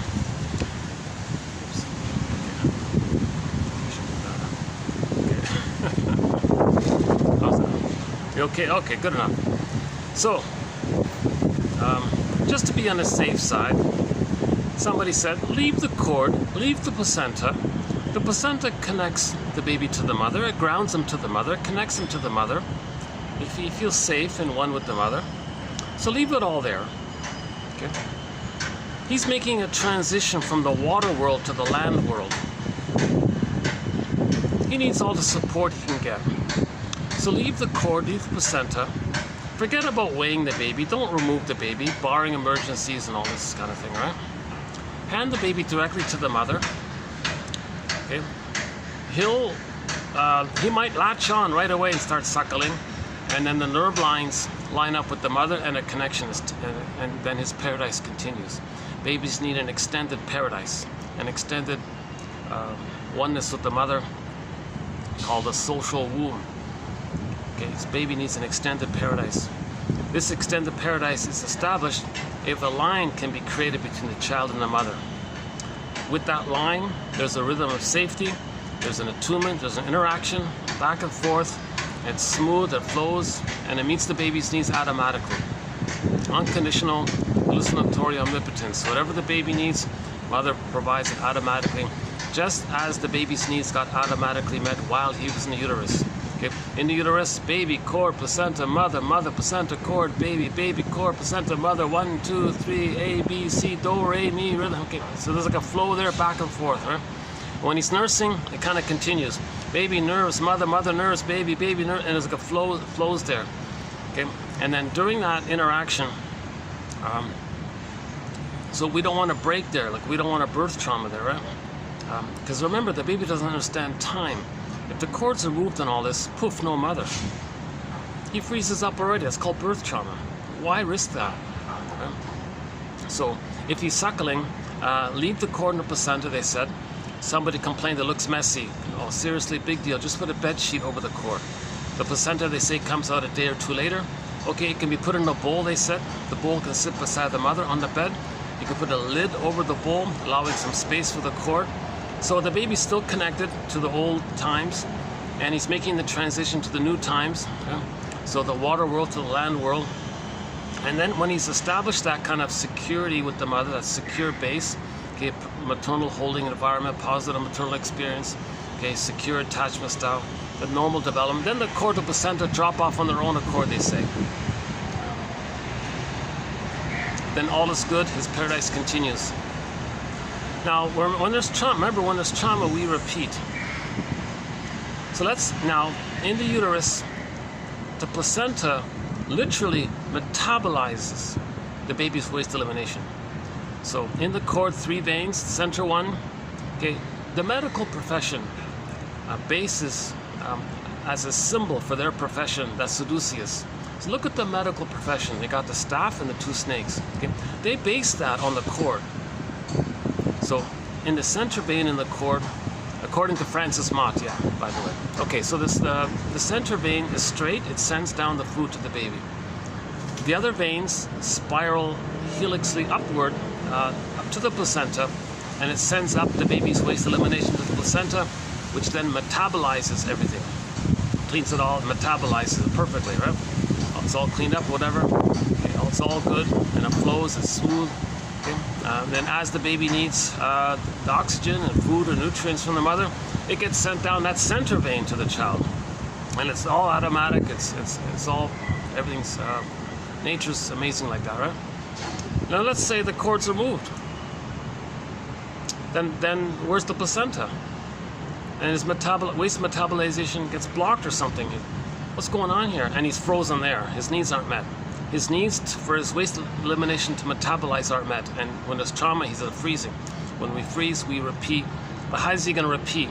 So if 90% of the people have this freezing effect, then one way to repeat it would be that in the present it's going to become to represent that past, to replay it. So it's projected onto the earth. Now we got the fantasy that the earth is a phantom placenta. Because where's the placenta? It's like a phantom missing, right? So planet placenta.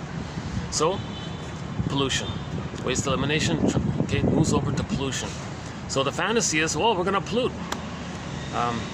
But really, polluting the planet, do you think that's going to take the person back to the nursery or to the womb, where the child's waste eliminations need to be his metabolizing needs get met? It's nonsense. We're not making sense. It doesn't make sense to pollute the planet, right? So far, 10 billion tons of plastic have been dumped into the ocean. Somebody said if you dump another 10 billion tons of plastic, okay, there'll be no fish in all this, right? Already, yesterday, yeah, news report yesterday, 100+ dolphins, those beautiful, gentle dolphins washed up on the shore, dead on the shore, right? And then about a month ago, a bunch of seals and whales showed up on various shores. Tuna and fish are dying on the shores. All these beautiful fish and water mammals are dying on the shore because we're dumping all this pollution into the ocean. Okay, all these chemicals and things heat up as well. Water vapor can't do its thing. We're messing with the ecology and all this. And the fish are so, and then people don't care really, because the baby, when he's traumatized that early on, he's not going to care. The baby didn't reach the place of care. Care is a developmental result when the child's loved. If he doesn't get his needs met, he feels rejected and unloved. So he didn't reach the place of care, really. Yeah. Well, it's going to get dark here pretty quickly here. Yeah, but it's so nice to be outside. Oh, I could have started. Oh my God! I just realized, why didn't I just start the video here? How did I forget this? Well, I was so curious about that new little place that would work there, yeah. I don't think I'll go back there. I feel like I put them in a position where they have to tolerate me. I felt like that. It's too, the place is too tiny. See, here I'm away from it. This is a great little spot. You know, the guests are way at the opposite end, and no one can hear me on this end. So this is a good little spot, right? I've only got a few minutes left because the light goes out on me here. Okay, I wonder if I'm going to get through the 43 points. Okay, if I can't get through the 43 points, there'll be a part 3. Let's see if I can squeeze it in, yeah. So Carl Sagan, we play a clip by Carl Sagan called The Pale Blue Dot One. We project our traumatized nature onto nature. So our traumatized nature is that the placenta rejected us or something, the missing placenta, the placenta abandoned us or whatever, however the child conceives it. So we project that onto the planet. Now it's planet placenta. Okay, well now that's the present, living in the present. How do we replay the past in the present? How do we replay the trauma in the past in the present? Well, pollution can symbolize the waste elimination.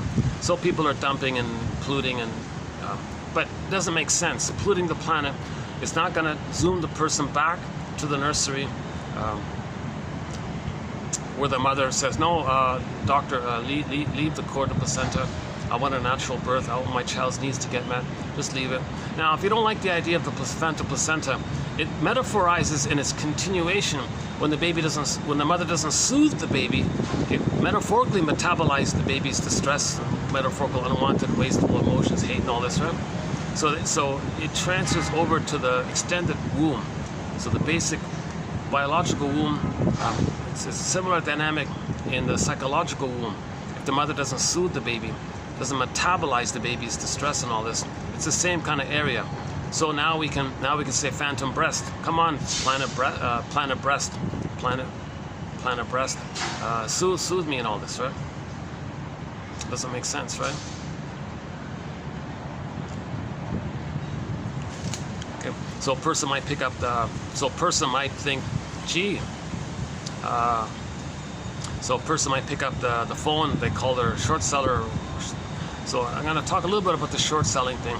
About 2 years ago, we had a few quotes on it. So as I understand it, means you want to profit from when something's good and it's damaged, but you profit from it. That's called short selling. So, oh yeah, back to when we became Homo traumicus. Oh yeah, I forgot about that. Hold on a second.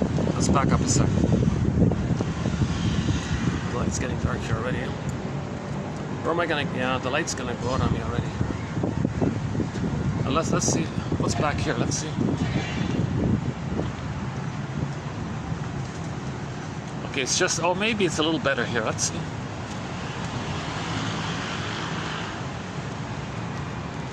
There's a little better light here. Yeah. Okay. Oh, what about this? What about this one here? Oh, okay. Well, my back's not gonna like this. Yeah, the lighting's also an issue here. Yeah. I just walked around a bit. Okay, let's go find some lighting. This is not. Yeah, this. In 5 minutes there'll be no light here, anyways.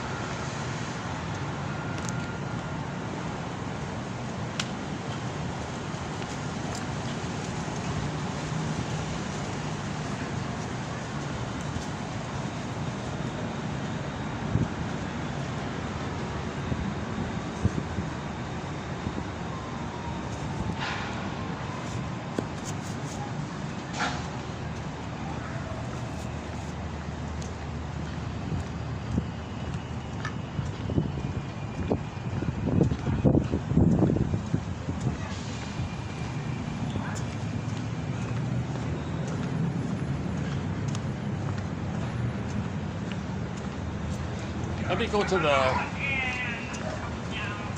I know a good AC. I know a good AC spot, air conditioning spot nearby.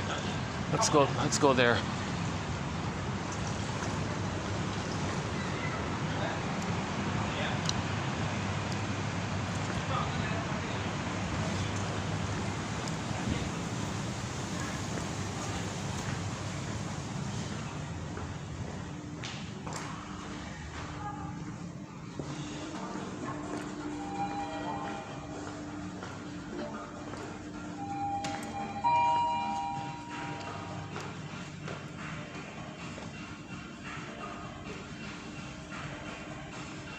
much AC here.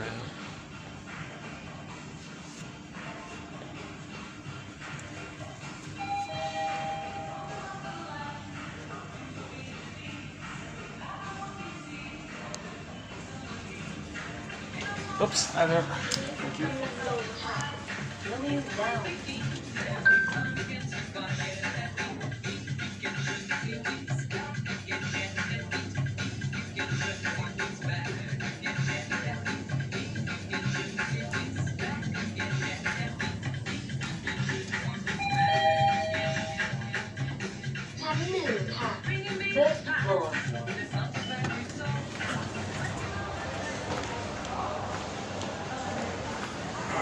Oh, it's busy here. Yeah, look at that.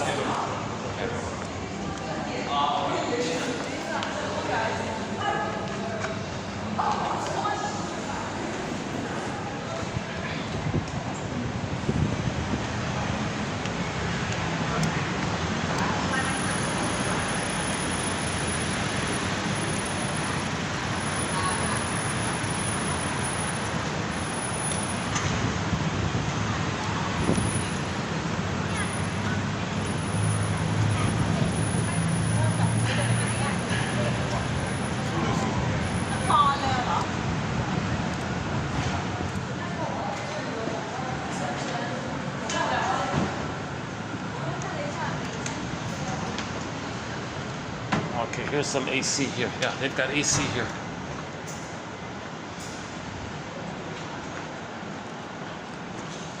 All right, nice and cool here. Hold on a second. Let's get the chair here.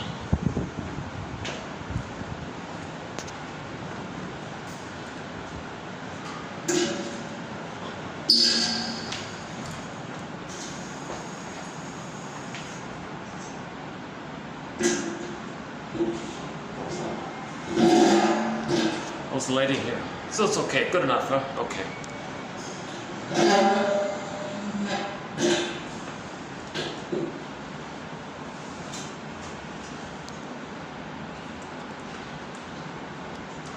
Yeah, gotta get any better lighting here. It's a little better that way, right?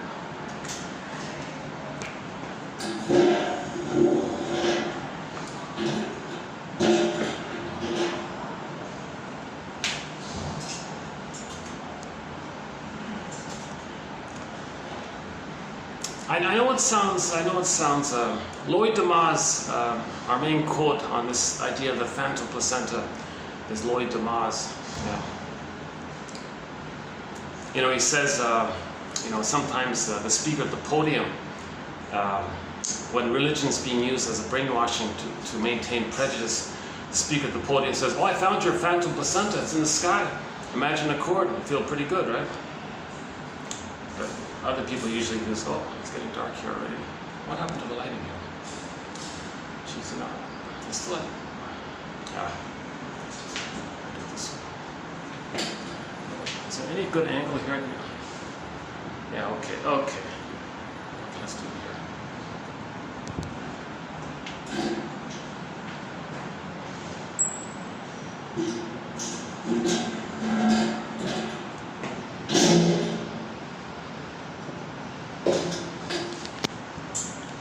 A little better.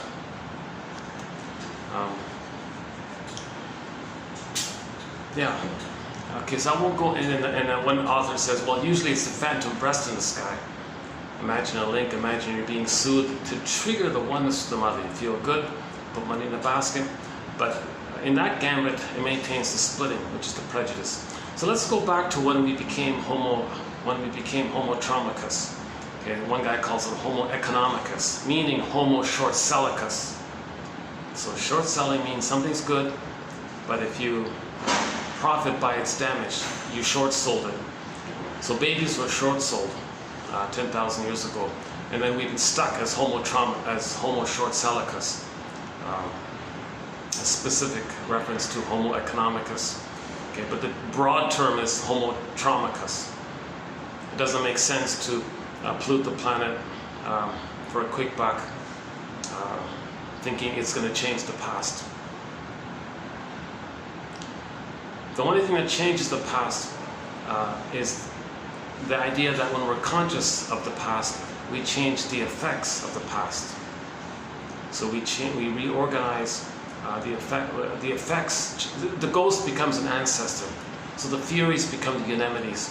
So that's where we accept the past, then the life force can come into the present.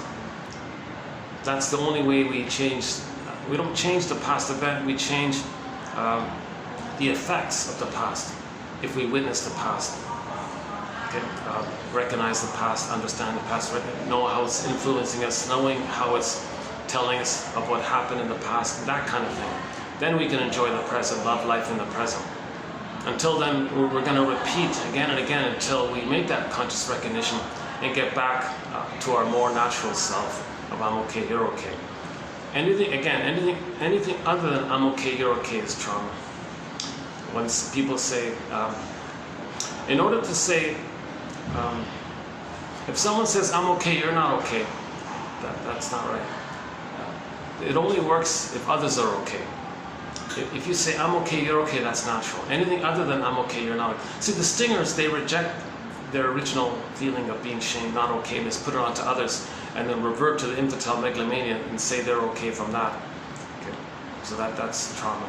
And the clingers, they maintain the original child place of I'm not okay, mother's okay. So that's still a trauma. The only normal, natural result is I'm okay, you're okay. If someone says I'm okay, you're not okay, they're in deep denial. They're deeply masking that they feel not okay underneath, and they've identified with the aggressor and take refuge in the old belief that they had in the uterus that they were a little infantile god searching for the throne and all this, right? And then that annoying song, everybody wants to rule the world song. That's in reference to trauma before 18 months, where the child thinks he rules everything, owns everything, possesses everything. Even when he's born and running around before 18 months in a phase called the world is my oyster phase. He owns the oyster, it's my oyster. He rules the oyster, it's his world, that kind of thing. Everything around him serves him. That song links to the trauma during that time. And in the sting of personality patterns, that hungry wolf image, meaning their oral greed and rage, they put onto the mother. Identify with the aggressor. One of the slogans is, well, if I'm not going to be greedy, then I'm going to be a victim of other people's greed. Nonsense. Not everybody operates from that mentality of the way a traumatized caveman might think. Not everybody operates from that kind of mentality, right? But sting of personality patterns create a deep lens, and they distort the present to fit the lens because they're stuck with that painful lens. They're clinging to it. So they're not willing to see beyond that lens, step outside their comfort zone. Yesterday's song, because that's the symptom of trauma, like that. When we have these fixed, rigid, and these simple slogans, my greedy, your greed, that's a sign of trauma like this. So-called primitive infantile slogans, perverse thinking, distorted thinking, psychotic thinking, whatever they call it. Shrinks call it usually perverse thinking, this kind of thing. I'm still struggling with the lighting here.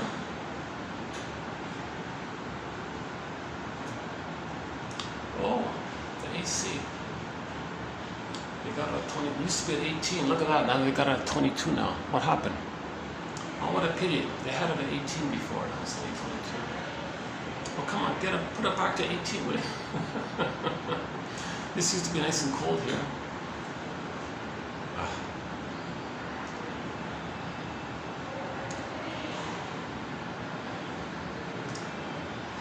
Yeah, I noticed that staff don't like it. Like if you ask, like when I turn off the music, there was a little hesitation there, right? Because it's their kingdom, it's they're the boss. If they want, they can do what they want, right? The guests should be high. I think there's, yeah, something to look into here. See, clingers says, oh yes sir, of course, my pleasure, I'll turn off the music. Say, okay, well you're new, I don't like it, but like there's a resistance there, right?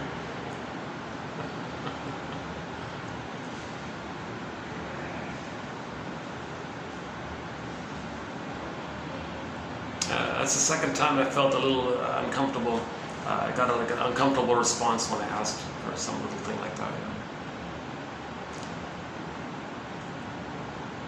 I'm not going to ask them to, no, I'm not going to ask them to cool down, obviously, right? I'll make it used to this. It's pretty hot here for some reason. not getting any, it's just a fan, really. Oh, there's no, oh, yeah, it's just a fan, it's just blowing air. Oh no, there's nothing here. Okay, that's too bad.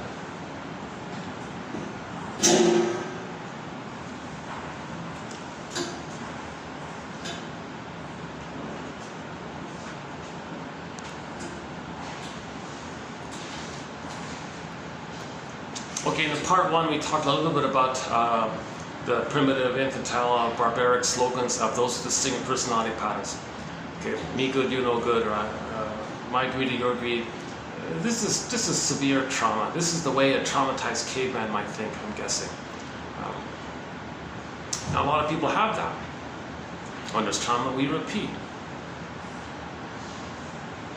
How do we repeat trauma in the present? The present is just going to be a metaphor for the past, something symbolic of the past, something to represent the past, so that we can see the emotions of the past into the present, thinking that when we replay the past in the present, through the not making sense in the present, somehow magical thinking we're going to get the love that we needed, thinking emotionally we're still in the past. So Berger calls that a negative magic gesture. It's negative, of course, magic thinking. Maybe thinks his thoughts create things and all this. And the gesture, that's the acting out thing. Okay, so if there's a trauma with the placenta, okay, and the baby's waste elimination didn't get a chance to do its cycle, didn't get a chance to kind of complete, so we can move over to the breastfeeding and mother soothing him. And there's a whole problem in this area, this blurred area, around birth and the first 4 to 5 months. Okay, then there'll be this symbolic attitude. Well, pollution can represent waste. Okay, it can symbolize the baby's unwantedness didn't get metabolized. Well, no, reality testing. The planet cannot metabolize 10 billion tons of plastic. Obviously, as we see. You know that quote from yesterday. He said that it was unique about the dolphins dying on the beach because it was mainly that it was too hot. Usually they say it's the chemicals and all this, but now they're saying it was too hot for them and they couldn't escape or something.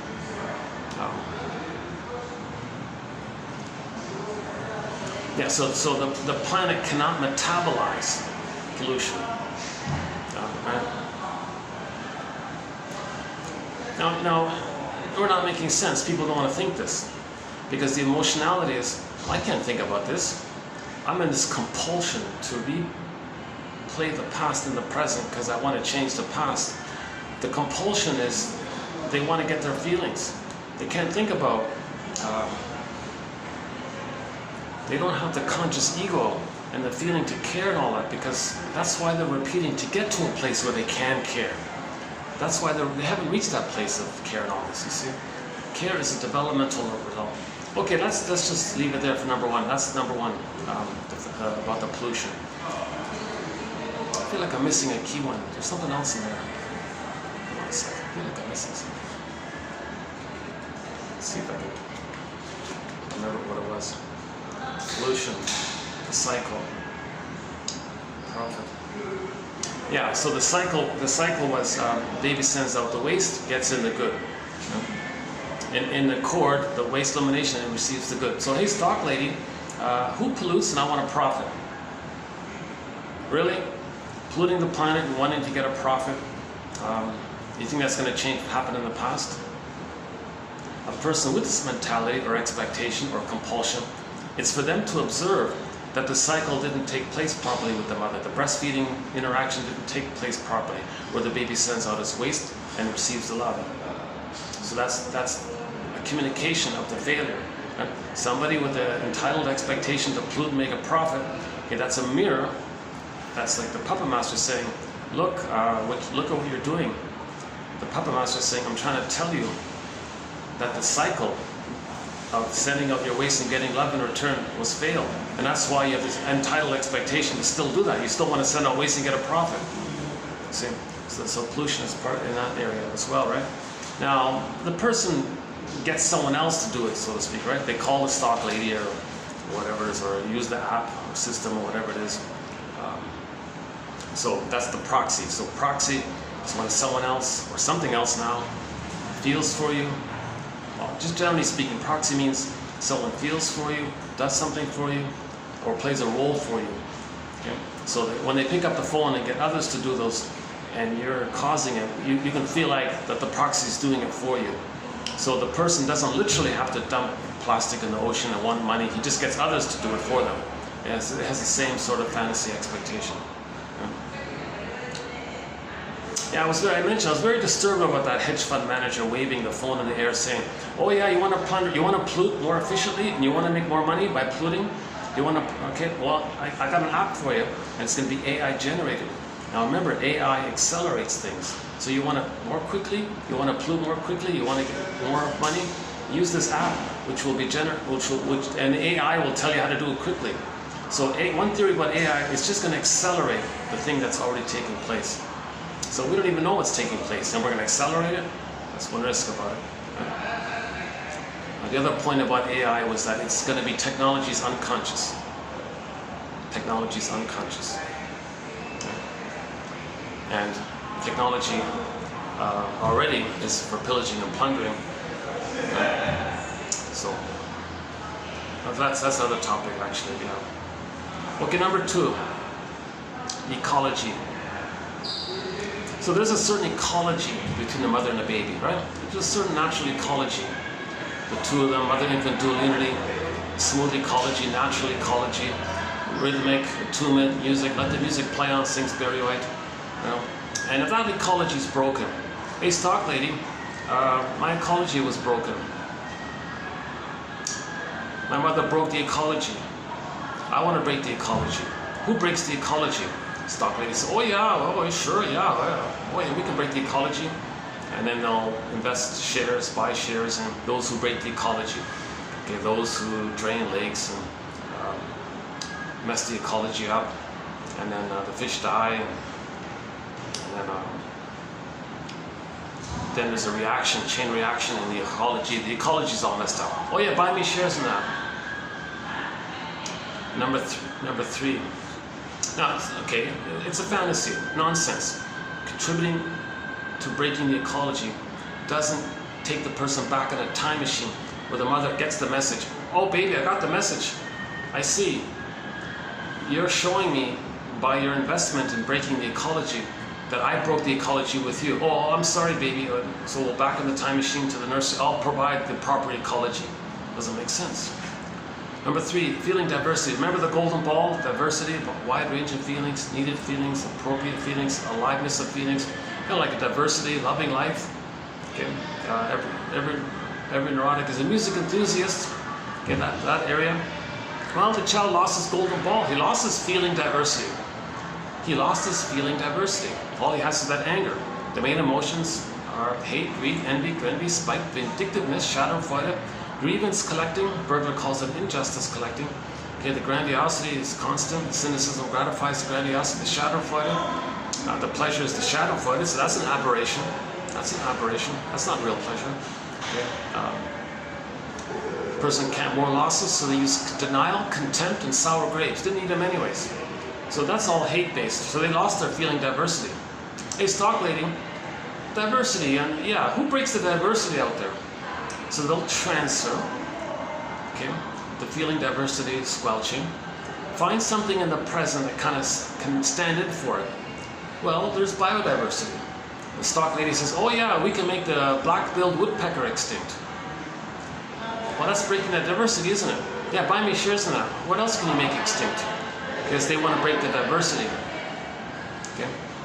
Because the mother broke their diversity. In trauma, in severe trauma, they identify with the aggressor. New situation, replay the record. The record says, mother broke my diversity. They identify with the aggressor. Stock lady, I want to break the diversity. Okay? So biodiversity can represent feeling diversity. So they buy shares and whatever breaks biodiversity. And yeah, the poor moonbird, they're saying the moonbird is this beautiful little bird called the moonbird. We have a song called Waiting for the Moon, about the little moonbird who flies around the globe all the time, basically. Cute little guy, little tough little guy, you know, really rugged little, tough little bird, huh? He flies around the globe, basically, called the moonbird. They're saying he's in trouble now. So, it's like, oh yeah, we can make the moonbird extinct. No, don't. Oh my God, stop it. But the compulsion is, that's the loyalty to the mother. See, when people do this, they feel safe with the mother who did that to them. The baby must bond to the mother, attach to the mother. Okay? No baby can make it on their own. Now the one problem with this spot is I'm right in front of the whole smoker crowd, so it's a little annoying to see the smoke. We don't have a threat on smoking and drinking and all this, but maybe eventually. Let's see. Let's see where else can I go. I wonder if there's another.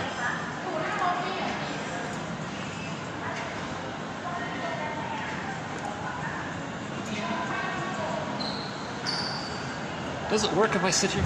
Does it work if I sit here for a few minutes? So the front desk is right there. Let me just wait till the smoker passes.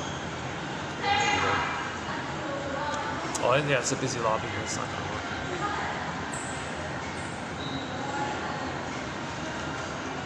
Yeah, I once tried. I did one video on the second floor there. Yeah,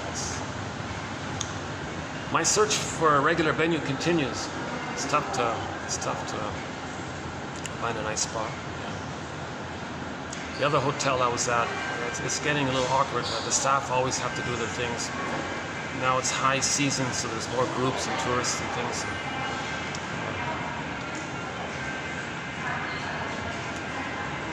I'll find him.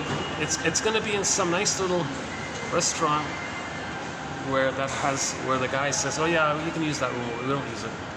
It'll be something like that.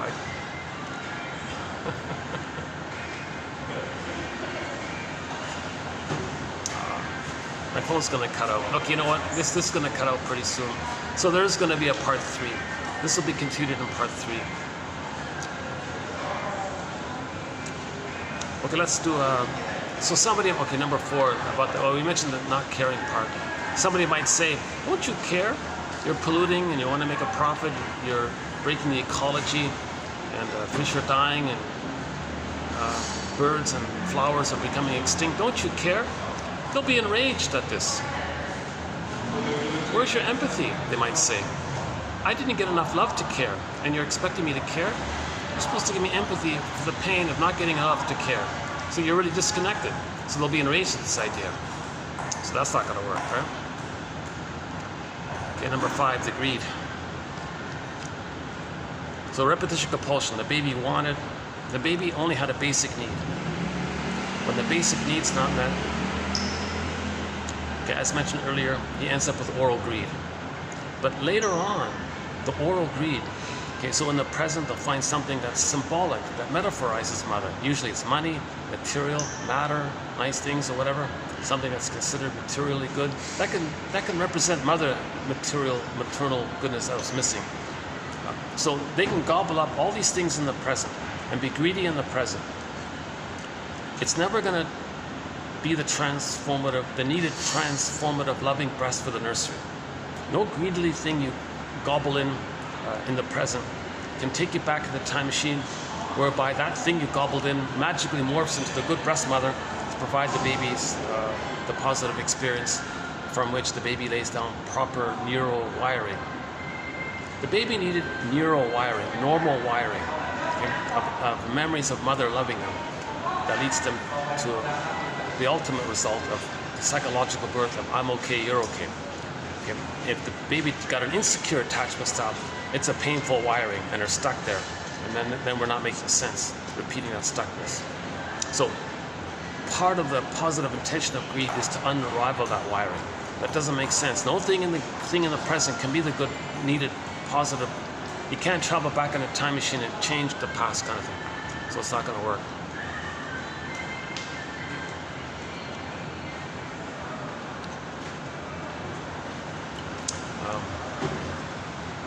Okay, what was that? So yeah.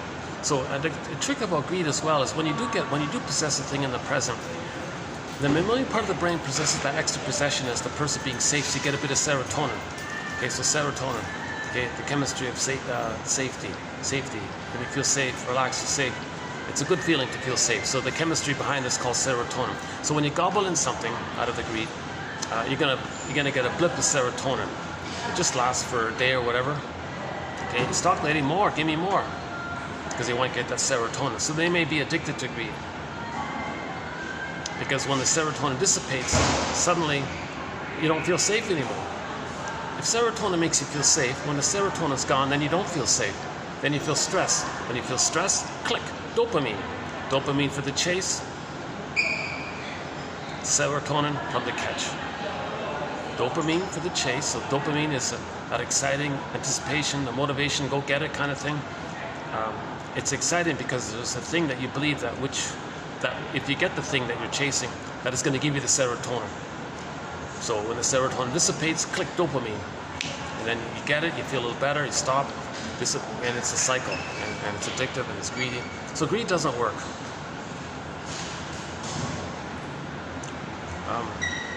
Now, for the stinger personality patterns in particular, and for the short selling system in particular, there's no gratitude for the greedy thing. So forget about gratitude. Gratitude hasn't entered the psychological picture yet. Okay? Gratitude enters the psychological picture. Maybe it starts theoretically. It starts post 4 to 5 months, and then it gradually builds up. And by the age of 3, post 18 months, gratitude has halfway entered the psychological picture. So there's some gratitude, but trauma before 4 to 5 months. Gratitude hasn't entered the psychological picture. So the bully pattern, the ego pattern, most of the narcissistic patterns and all this. So there's not going to be any kind of gratitude. So although they do get greed, there's no acceptance. It doesn't translate to having been loved by the mother. So the greed is just this superficial blind addiction or something. Right? So the deeper issue, shall I compare thee to an onion, is envy. That's number 6. Is it? Yeah, the next one is 6. Okay, so envy means hatred of the good, right? The baby believed that when the mother didn't meet the baby's needs, when the mother rejected all of his goodness, his soul, his needs, his feelings, mother said, no, I don't get it, what do you want, unavailable, abandonment, impingement, uses the baby. The baby felt that the mother rejected all of his goodness. Okay. The baby can't tell the difference between the mother and his experience of the mother. If the baby's experience of the breast mother is that the breast mother, now called the envy breast, hated his goodness. Okay? In that kind of trauma, baby identifies with the aggressor. To stay one with the mother, to have a mother, he's got to imitate the mother. The mind of the mother becomes his mind, identification with the aggressor. So to have a mind, a mother, him, he's now the mother, he's got to hate goodness the way the mother hated his goodness. So to be loyal to the mother and to have an identity, he's got to hate goodness. That's envy. Now, about a year ago, a famous short seller went on camera and said, hey guys, you think all this pillaging and destroying the planet and polluting and destroying the food, you think all this is just greed? Really? It's too simplistic. No, it's not. He's 100+ years old, whatever. He said he's still doing it, fiduciary responsibility. We'll get to that one. You can't stop, in other words. We'll get to that one as well. He said, no, the real issue is envy. He said the real driver of destroying polluting the planet and all these things. He said the real motivation for short selling the planet, okay, is envy. Envy. Greed is just like a superficial mechanism of it. Okay? So envy says to greed, greed, I don't care about the thing you get, but I like how you destroy things. So envy says to greed, go ahead, knock yourself out. Because the envy wants to see goodness damaged. Because greed has the effect of being damaging. That's what the envy likes. That's what envy wants. So the envy is like the major engine that pushes the little engine of greed. So greed is like a little engine, but the bigger engine, shall I compare thee to an onion? It's the envy. So a lot of harm that's being done, it's to satisfy the mother. The mother is the envy breast. They become the envy breast. That's their connection to the mother. Now, why are they still trying to please the mother, satisfy the mother? Good question. In the beginning, if the baby's not getting his love, due to his magical thinking, he may A, think he can save the mother to get his paradise, B, believe that the mother's hate is a cry for love. Baby says, okay, mother, I'll save you. Okay. Develops a deep belief, and he's frozen in this attempt to save the mother. Everything's love or a cry for love, let's say. If the mother's not loving the baby, the mother's hating the baby. Okay. The way the mother treats the baby, he's going to set it in and treat himself that way. So there'll be an ongoing structure in his mind of the mother crying for love, meaning the mother hating him. That's called the inner critic, self-saboteur, superego, etc. Okay. So he has this constant part of his brain that's hating him. That's the mother. That was when the mother set it down, that the mother hated him. Okay, so he has the place of infantile megalomania where it's his job to save the mother. Now he's identified with the hate, imitating the hate, because one way to save the mother is that the baby believed, oh mother, you didn't get fusion and oneness with a good breast. Okay, well you can fuse with me. I'll be just like you. I'll be the good breast that you needed, and I'll act like you. And that's my ongoing attempt to find a perfect fusion that you wanted. It's absurd. The baby can't be the good breast mother for the mother back then, 20 plus prior. Doesn't make sense. But the baby is stuck with this false belief. Again, babies have what's called unconditional hallucinatory omnipotence. It's a little bit awkward. It's starting to get awkward here. People passing by in front. One second.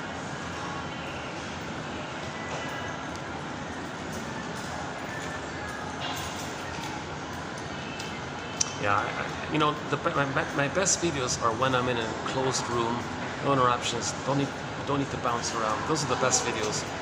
Unfortunately, they're pretty rare, roughly 1 in 10. 90% of my videos are kind of choppy. I'm kind of bouncing around all the time.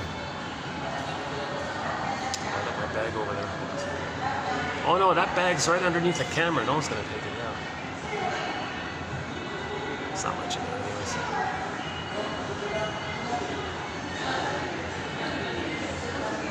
It's apple juice.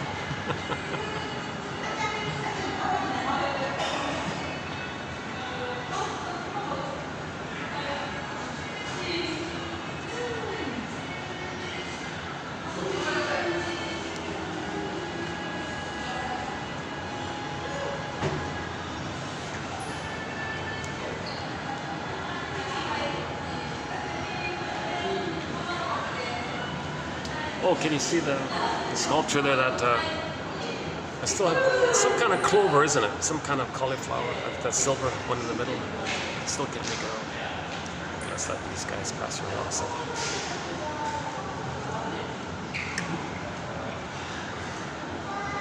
Yeah, so this famous short seller, yeah, he said it's envy. He made a side point. He said, young people are envious of his envy. Oh, you've got so much envy. I'm envious of your envy. Can you believe it? So this idea, the premise is, so it's called Grenvy, by the way, Grenvy, where greed is the tool for the envy. So mother hated all of the baby's goodness. With her misattunements, the baby translates it. Mother hated his goodness, hated his needs, hated his feelings, hated his identity. When the baby is doing something and the mother says, don't do it, the child's feelings and identity are blurred in with his doing. So every time the mother says, don't do it, she means to say, don't do that behavior. But from the child's side, he's getting the message, don't feel and don't be. So mother hates his doing, his feeling, his being when she does this. Most mothers don't say, baby, keep your feeling, keep your being, but please don't do this thing. So that was the point that Tina Gilbertson made about 2 videos ago. Was it the last one? I think it was the last one, yeah. No, 2 videos ago. 2 videos ago. We had a quote by the self-help author Tina Gilbertson. No, actually, I mentioned it, but we don't have the quote from yet. It's in her. It's in one of her interviews. If you go to the website, if you go to her website, Tina Gilbertson, and then go under the media page, and then scroll down to the bottom to the interviews, and listen to those few interviews that she has there. In one of them, she makes the point pretty clearly that the baby's feeling and doing are kind of conflated and blurred in. Now the mother means well, wants to protect the little child. Hey child, don't touch that thing or whatever, or don't rip the tablecloth or whatever. Don't swing on the chandelier or whatever, or don't rip those signs off the window there or whatever. So she just means those kinds of things. But the baby blurs in his feeling and his beingness with his doing. It's kind of blurred up at the beginning. The mother doesn't say, yes to your feeling, yes to your being, but no to that doing. Keep your feeling, keep your being, but the doing, right? Like for your safety and respect for others, so that thing, but keep your feeling and being. Maintain the feeling and being, just let's do something else instead. Let's find some other activity. Let's go to the playground or whatever. Do some other activity. Or let's talk about it, let's write a song about it. Or let's read the Curious George book. Let the cartoon monkey do it, but you don't do it. But keep the feeling and the need. Or let's read a fairy tale or something. So the mothers don't help the child to separate feeling and being with the doing. When the mother says don't do that, the child thinks don't do, don't feel, don't be, and maybe don't think as well. So the child interprets, oh my God, mother hated all my goodness, my feelings, my identity, my I feel, therefore I amness, that's my goodness, that's my soul. Oh my God, mother hated my goodness. Now the child has to identify with her because he's got to have her. In the ongoing attempt to have a mother, the condition, he's got to save her, cure her, make her be a loving mother so he can get the love that he needs for him to be himself. Okay. Meanwhile, his brain structure is such that he's going to treat himself the way his mother treated him. So that's called the inner critic. Mother hated him, it's called the inner critic. So anytime he does something for himself, the inner critic says no. The memory is, did you save the mother? No, I didn't. So he's kind of stuck in a complicated state, right? So so envy, that's sort of the source, some of the source points of envy. And like the short seller said, we're destroying the planet, greedily, blindly, not caring. The deeper issue is envy, because envy means oneness with the mother. Envy means trying to save the mother. Envy means looking for the good mother. Looking for the good mother. The cry for love. Really, do you think destroying the planet is going to get the love that the person needed back in the nursery? Or not making sense? It's psychotic thinking, it's perverse thinking, it's distorted thinking, whatever, the traumatized caveman thinking, whatever we call it. The battery's going to cut out. Yeah, there'll definitely be a part 3. That's too bad, eh? It's taking a week to upload a video now. Can you believe it? Yes, they're a little bit. My videos are getting a little bit longer. That's part of it, but jeepers. I don't have enough. I'm using a really simple, basic phone. That's a key one about the envy, right? So we have a whole there's a whole personality pattern called the Iago pattern. That's the envy-based pattern. Because one form or one technique of the envy-based pattern is that they're kind of like, they use others as proxies. So on the Enneagram, if you look at the unhealthy 5, there's a line there to the unhealthy 8. So the 8s are like the unhealthy bully patterns. The bully patterns are the proxy for the unhealthy 5. So the 5s would like to be the bully directly. They just think, well, just hire one bully to do this bad thing, hire another bully to do that bad thing, spread rumors against the various bullies, and have everything around them be damaged. They feel safe with the mother who damaged their goodness. So Iago's the guy that spreads rumors all around, gets others against themselves, and he feels safe in his quote-unquote splendid isolation, they call it, I think, off in his little corner, whatever, ivory tower, and he feels glee, he feels safe. Why does he feel glee? What's the Schadenfreude? The Schadenfreude is that the mother got some pleasure and comfort. Okay, when she sent her hate into the baby held it, so she felt a little relief. So that's like so she got some kind of pain relief when she hurt the child.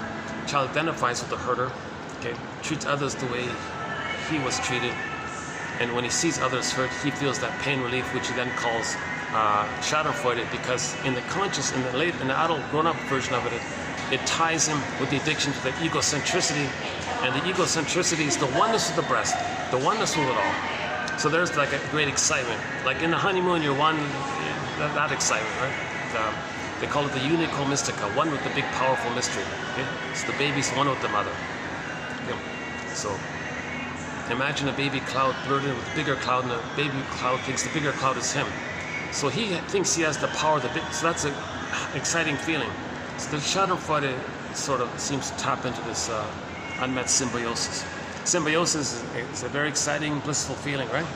The baby in the uterus has oceanic bliss, Garden of Eden, etc.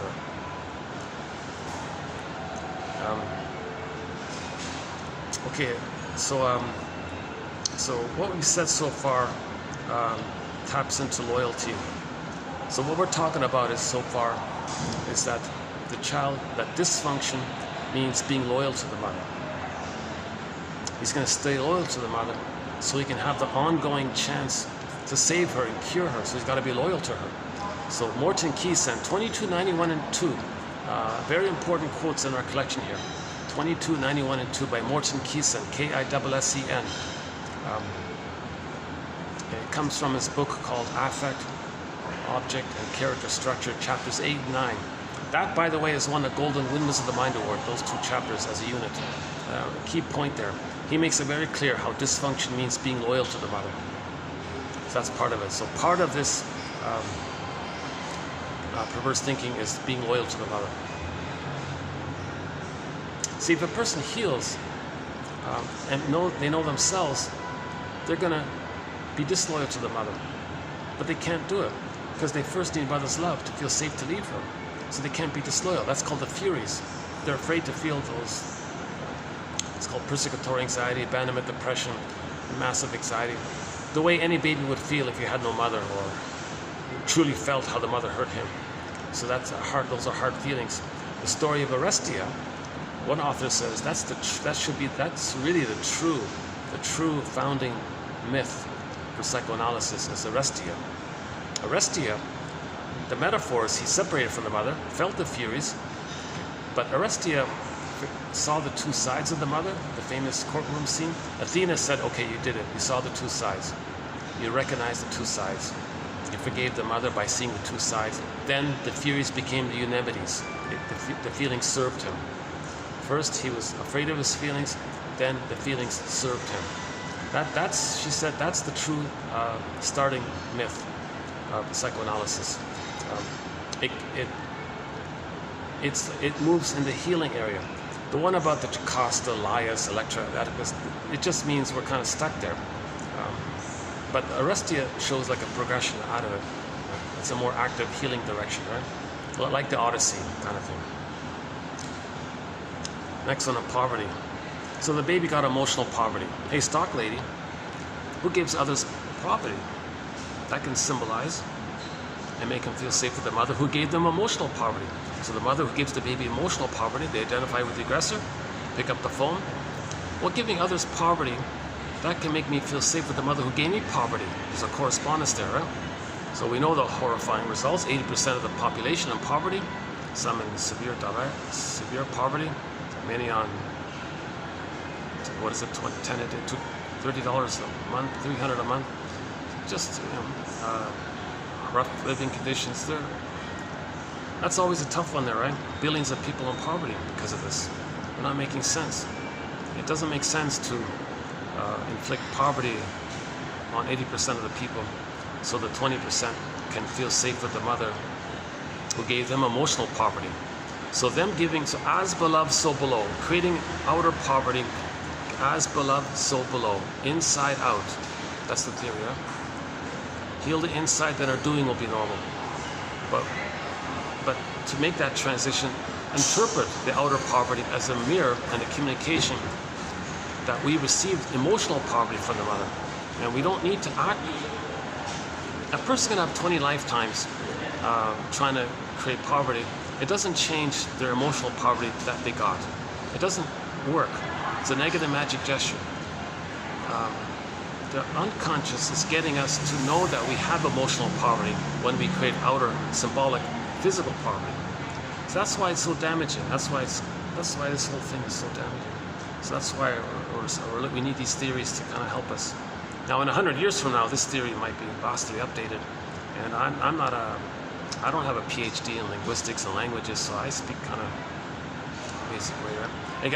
Again, my disclaimer, I only have a BA, I'm not a shrink.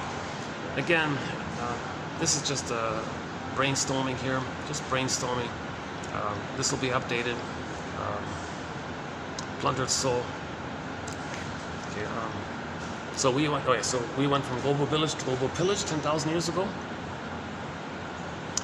Oh yeah, let's finish that point up. So, okay, maybe in part 3 I'll go back to finish up that point about more specifically how we became Homo economicus. The babies were removed, right? That created it. When the babies are removed, they're traumatized. It goes from there. And then from the tolerant personality, we got the prejudiced personality. Because when the baby's traumatized, he's going to say, I'm infantile God, his soul no good, you're no good. Repetition compulsion, treats others the way he was treated, and prejudice is part of that, right? So the baby felt his soul was plundered, pillaged. So some mothers pillage and plunder their baby's soul. Identification with the aggressor. Hey, stock lady, who pillages and plunders? Right? My mother short sold my soul. So she got a profit by squelching my soul.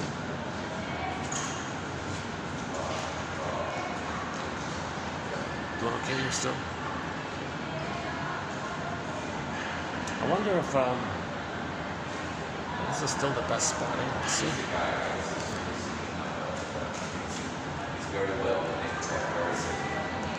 Well, let's see how. Let's check back there again. Let's see.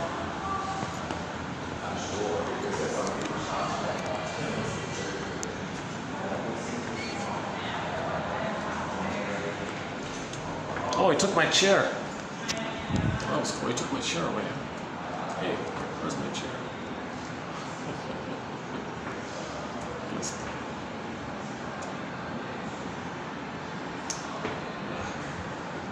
I got a guy in the phone standing right beside me. That's why.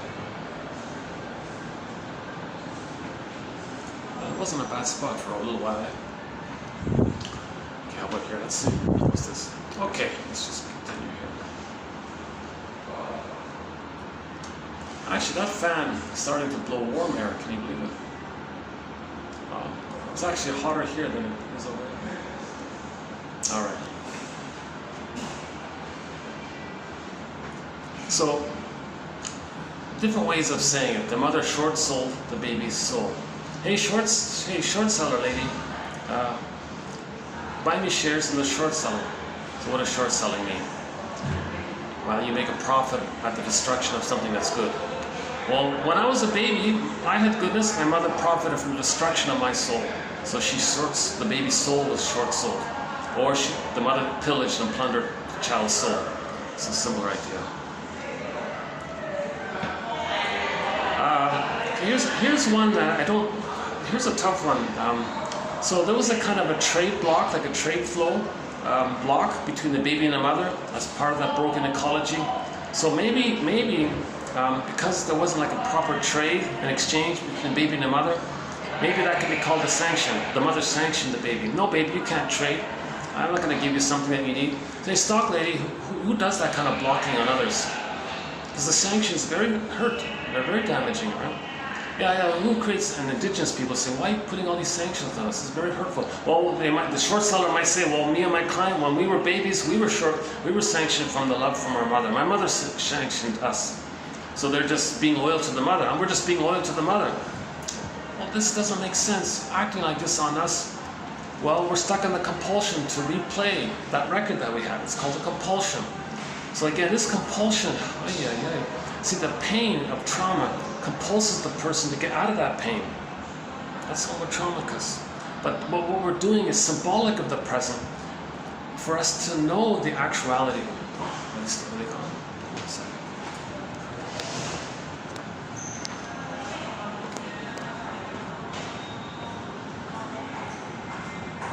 All right. Oh, here's much better. Well, it's not a bad chair here, yeah. All right, this chair is okay. Our camera's still holding up. Yeah, it's going to cut out any minute now. Okay. Sanctions. Yeah, so that's not it.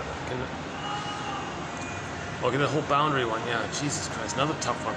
So the mother violated the child's psychic house. She invaded the child's soul boundaries. She didn't respect the child's boundaries. She's supposed to be a mother for the baby. When she parentifies, if some mothers parentify the baby, they expect the baby to soothe her. If some mothers brainwash the child to condition the child to be dependent on her, so she doesn't feel alone, she feels seen, respected, needed, and all this. Or if the mother uses the baby as a teddy bear, this violates the child's boundaries. This is like a psychic invasion kind of thing, right? Hey, stock lady, yeah, who breaks other people's boundaries? Something like that. Because my mother violated my boundaries, so to feel safe with the mother, they act the way the mother treated them. They act onto others the way the mother treated them. It's called identification with the aggressor. Identification with the aggressor. The baby must attach to the mother. No baby would make it on their own without a mother. If the only way to have some sense of a mother is to spend their lives trying to save the mother. So in dysfunction, people are spending their whole, this Morton Keysense point, they're spending their whole lives trying to save the mother. So embedded in that, they got to be loyal to her and imitate her. And Bergler says, really? Do you think the mother's going to feel seen by this? That she's going to receive the needed empathy if the child imitates her? You're talking to a ghost, you're talking to memories, you're talking to neurocircuitry. It doesn't make sense, right? Nutricide, yeah. Here's another tough one. We got some tough ones coming up. Okay, so the baby, the nutrients was damaged. So Teresa Benedek said if the mother's distressed, the quality of her milk will be damaged. And if the powdered stuff might do it. Okay, so identification with the aggressor. Hey, stock lady, I got bad food. I didn't get proper nutrients, maternal love nutrients. Well, who destroys the nutrients out there? Well, planet, so we project onto the planet. So let's destroy the nutrients on the soil, the water, the air, and all this. Not making sense. Really? You think destroying the soil and the water, it's going to zoom the person back to the nursery where mother got the message and changed her ways? That this was empathy for her back then? Oh, this song here. Oh, no. Okay, this song you're hearing now is copyrighted. It's nice, yeah, it's a good song. It's a good song, I like the song, but I don't know what it's called. But it's possible that this part now, while the song is going on, is going to be trimmed out. It's remarkably sensitive. Even at a distance, this camera will pick up that melody, and then YouTube will block the whole video and then I have to go back and agree to have it sectionally trimmed out, kind of thing. Unless I can go outside for a bit. Hold on a second.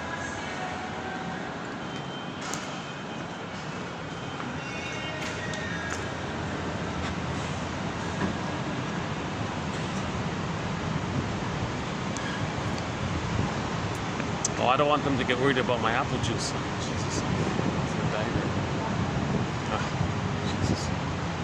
I'll come back. Oh, they know me. I'm a ringer. Okay, the lighting's still okay here, right? Yeah. How's this here? Lighting okay here?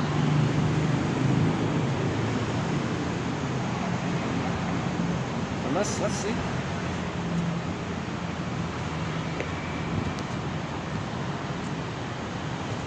Hey, let me get my apple juice. I think I saw a captain's chair over there. Hold on a second.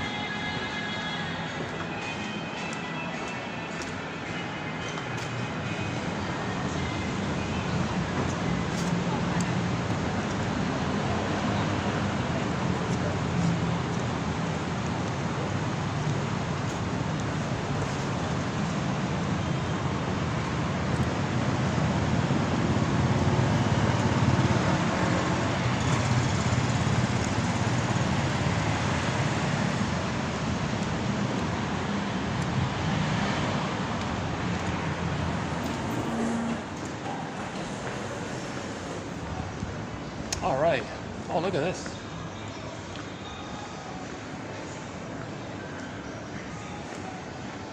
Okay, let's see. Okay, this should be okay.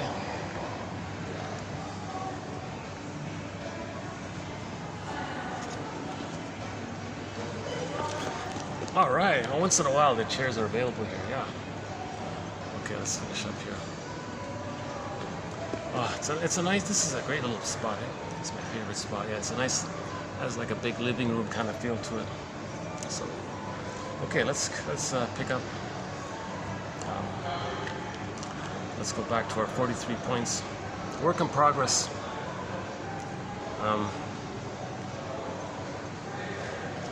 Oh, yeah, another tough one. Mother a sociopath. Similar idea. So the child might believe that the mother was a sociopath. Hey, stock lady, I saw a documentary that said that the short sellers create a thing and it acts in a sociopathic way. Well, buy me shares on that.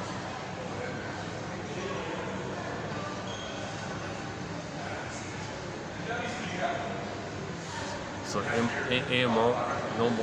so morality, empathy, morality. That's a developmental result when the child is loved. If the child's not loved, that doesn't click in. So people create a proxy system. The system serves as a proxy immorality of their fear of expressing immorality.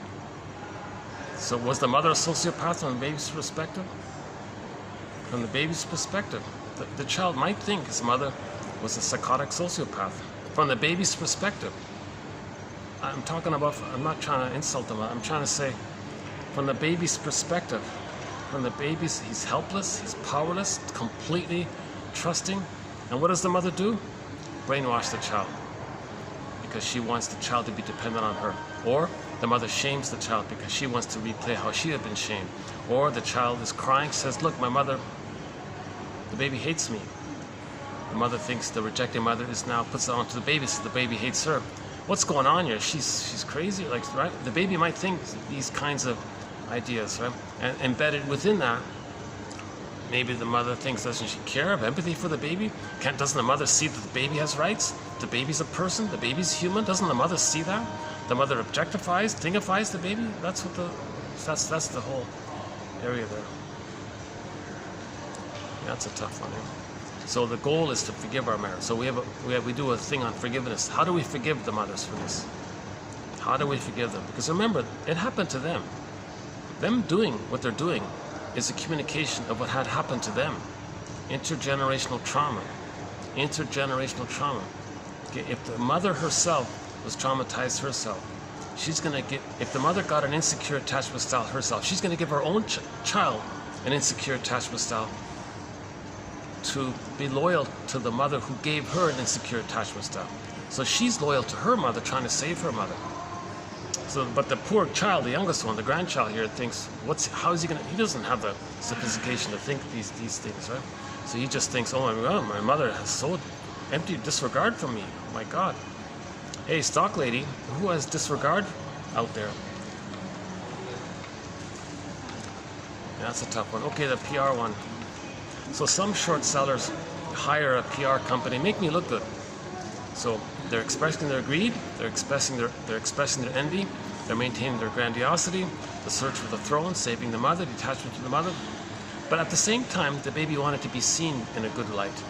One of the needs of the baby is for the mother to see the child. Okay.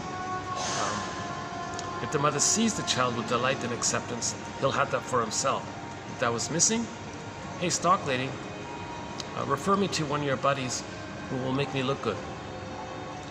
And that's the whole specialty. There's a whole industry just to make people look good.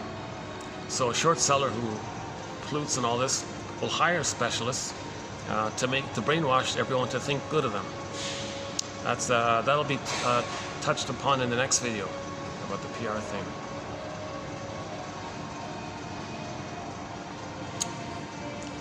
Okay. So we mentioned this issue about gratitude. So gratitude hasn't entered the psychological. Babies don't say thank you. Babies don't have gratitude, right? So there's never any gratitude. So at this point, I was going to play Katja Epstein. I normally play Katja Epstein's song "Diese Welt" about gratitude. She was saying, you know, hey, our Earth, you know, maybe it is just this one little speck of dust in the universe. She says, but hey, it's we're one family, human family, Homo bodoensis to Homo sapien, from that one family. It's our speck of dust.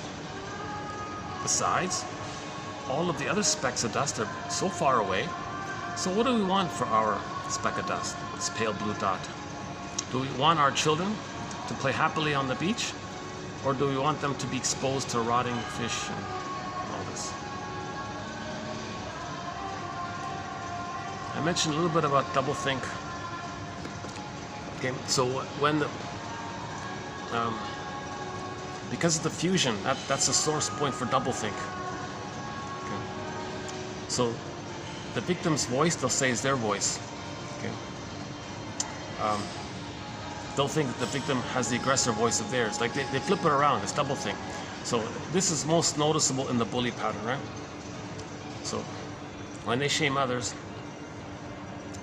they're reminded of how the mother shamed them. In that moment when they feel pain by the mother from the past, triggered up by their behavior, replaying the record, because they are the mother and they're being loyal to her, and they're not yet aware that they should take that point to the source, they're going to say, oh, the one they just hurt is the cause of why they feel badly. So they're going to project the frightening image of the mother onto the innocent one they just hurt and say that's why, and they'll believe it. And they'll create excuses, they'll lies, they'll trick, they'll use rhetorics and all sorts of stunts to make themselves believe that the victim is the cause of why they feel bad. And they'll think that the one they just hurt them. Can you believe it? It's called doublethink. Yeah, we mentioned projective identification briefly. So projective identification, in a nutshell, all the games people play, duplicity, gaslighting is a part of this. Gaslighting is a part of it because the mother gaslit the baby. The word of the year for 2022 by the Merriam-Webster Dictionary Company was gaslighting. Mothers gaslight their babies when the mother doesn't respond to the baby's cries, that the mother herself is not meeting the baby's needs. The child feels gaslit. So later on, in the thing called projective identification, to get to that place where you want others to feel what you're feeling, you got to deny the reality of that person. So you're ignoring them as a person and their rights and all that. To coax the other to feel what you're feeling, thinking you're one with the mother in the nursery, and then at that point the mother would provide the love in the fantasy. So projective identification means you're not seeing people in the present. That's part of the gaslighting area. And you want to coax them to feel what you're feeling. So usually there's like shame, rage, embarrassment, unhappiness. So you want others to feel that. If you can somehow coax others to feel that, you may think you guys are one. Now if you're one, the fantasy is you're supposed to be one with the mother. If the baby's one with the mother and the mother gets the signal of what the baby's feeling, the mother's going to soothe the baby. So that's now this never works. So stock lady, who creates others in a distressed, upset, unhappy way? That's how they feel inwardly. So they want to see externalized, as beloved, so below, as beloved, so below, inside out. Inside they feel all this unpleasantness. Stock lady, who gives others unpleasantness? So they see it externalized to not know that it's within. It's called projection. Something about yourself, you don't want, if you were to admit it, it would be too anxiety provoking. So the trick is somehow see it outside somehow, make it happen outside somehow, then your attention is outwardly. That distracts you that it's within. Just like as Sarno says, when we get a physical symptom, he says mainly is to distract you from your emotional pain. If you get like a body ache, you focus on the body ache, it distracts you from the emotional pain. Similar sort of idea, right? And when two stingers get married and they scapegoat one of the children, they make one of the children naughty and all this, that child distracts them from the pain that the parents are feeling. Similar idea. Okay, major threat, projective identification. Let's just leave it there for that one. I haven't read this book, but I noticed the title of it advertised. It says how the, you fill in the blank, creates SH, fill in the blank, fill in the blank, fill in the blank, fill in the blank, LE countries. I'm not crazy about the title. So let's just say how short selling creates misery or something. Hey, stock lady, my mother gave me misery. Who gives others misery? So the short selling gives others misery. Okay, that means the people investing in doing this feel safe with the mother who gave them emotional misery. So this is seen by the title of that book and the details of it. The baby was set up to fail. Some mothers set their babies up to fail. When the mothers give the baby these deep, painful neurocircuitry, he's set up to fail. Hey, stock lady, who sets up others to fail? My mother gave me conditions that's hard for me to heal, and I'm set up to fail. Hey, stock lady, who puts difficult conditions on others and sets them up to fail? Okay, so that's what the indigenous people are always talking about. The indigenous people are always saying, oh my God, you're creating these awful conditions on us. You tell us we can't search for a seal. So now we play Kelly Fraser's song, Searching for a Seal. And then you dump alcohol in our places, you tell us we can't do this or do that. And you dump, so you're creating these conditions for all of our problems. Well, the short seller might say, well, when I was a baby, my mother created conditions in me and set me up to fail, so that's, just stop, what are you doing? That's not going to heal your soul from the nursery, but they're not aware of it. People's behavior is a mirror to get to know what happened in the nursery. Edmund Burglar, one of our mentors, says, if you want to understand the dysfunctional adult as usual, the answer lies in the nursery. Look to the nursery, he says. Edmund Burglar. So this mechanism apparently is called LIHOP, an acronym, let it happen on purpose. So the mother set it up, she stands back and lets the child fail on purpose. Why? Because then she can always feel that she's the most important person in that child's life. So she feels important and needed, and the child will always run to her. So it makes her feel important. In German, the words guilt and debt are the same. I think it's pronounced Schuld, S-C-H-U-L-D, is that right? Indentured servitude. Yikes. So the baby felt unconscious guilt. When a child has to deny that the mother's hurting him, he can't know it. He can't know the truth that the mother's hurting him. He can't know that. He violates something and hallucinates that she's wonderful. That's the splitting mechanism. A quick shorthand for this is, you know, that's funny about this place. Once in a while at night, it's pretty mellow here. Yeah. Let's see if I can get some better light here. The lighting's not too good here. Wait a second. There's that one over there.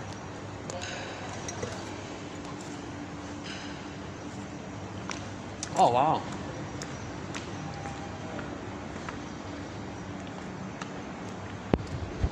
Is lighting better here? Not much.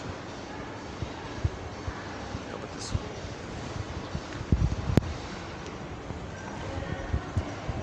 Okay, I guess let's just do this.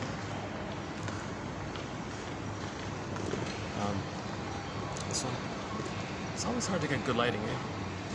Oh.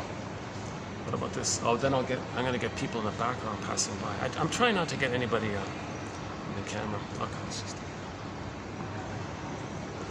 Oh, here's a nice spot. Yeah, look, I got a nice view there. Yeah.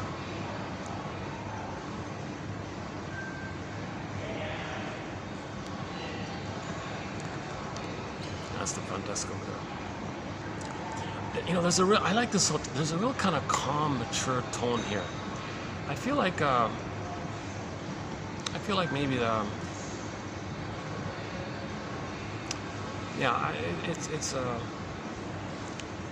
see, I'm not really in the, you know what it is, part of it is, I'm not really in the main core business, sort of touristy section.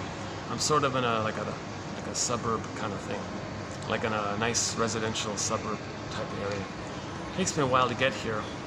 I tried to rent a place in this area, but it's, Jesus.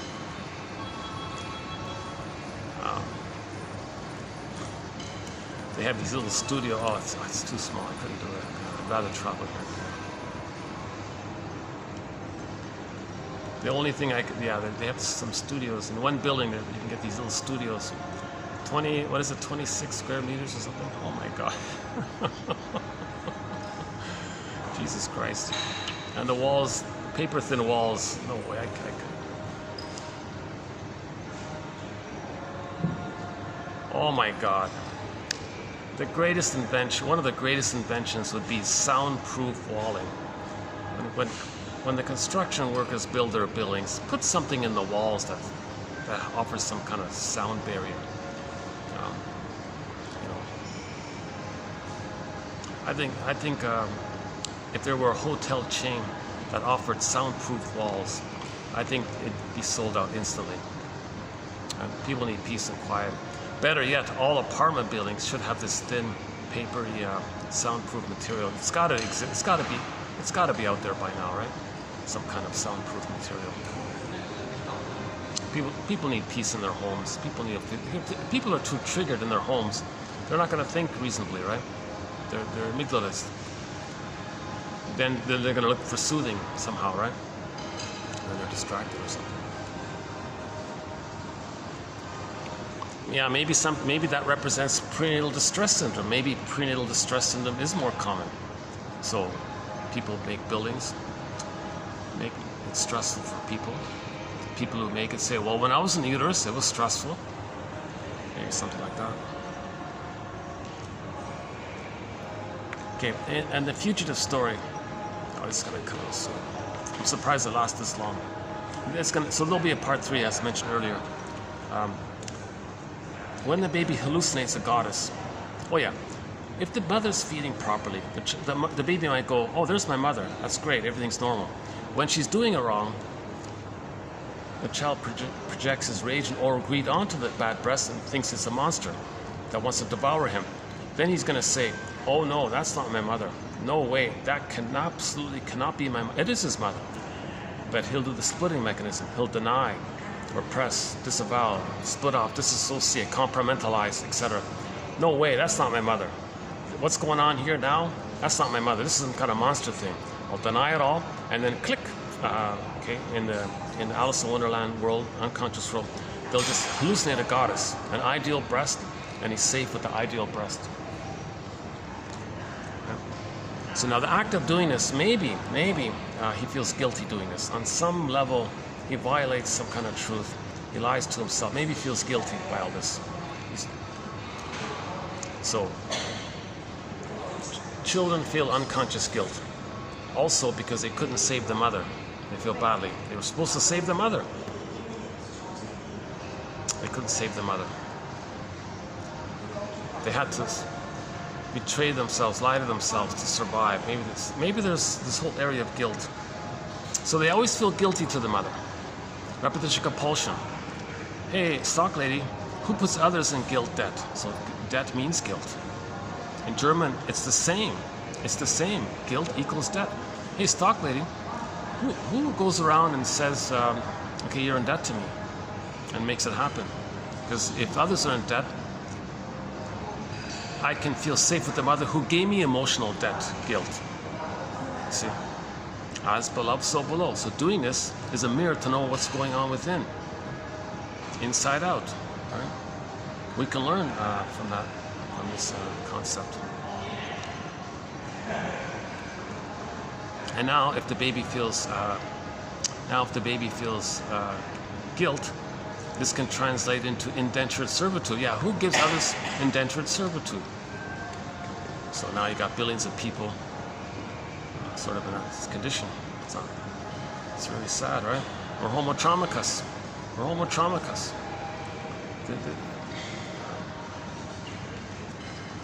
This one here, hold on a second. You gotta heal. You gotta heal.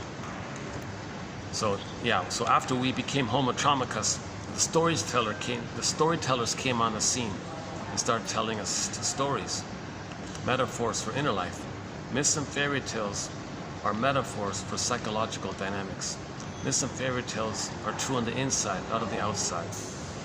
we're giving ourselves recognition and validation for our trauma through these myths and fairy tales. Common motif in myths and fairy tales is good fairy, bad witch. That's a splitting mechanism.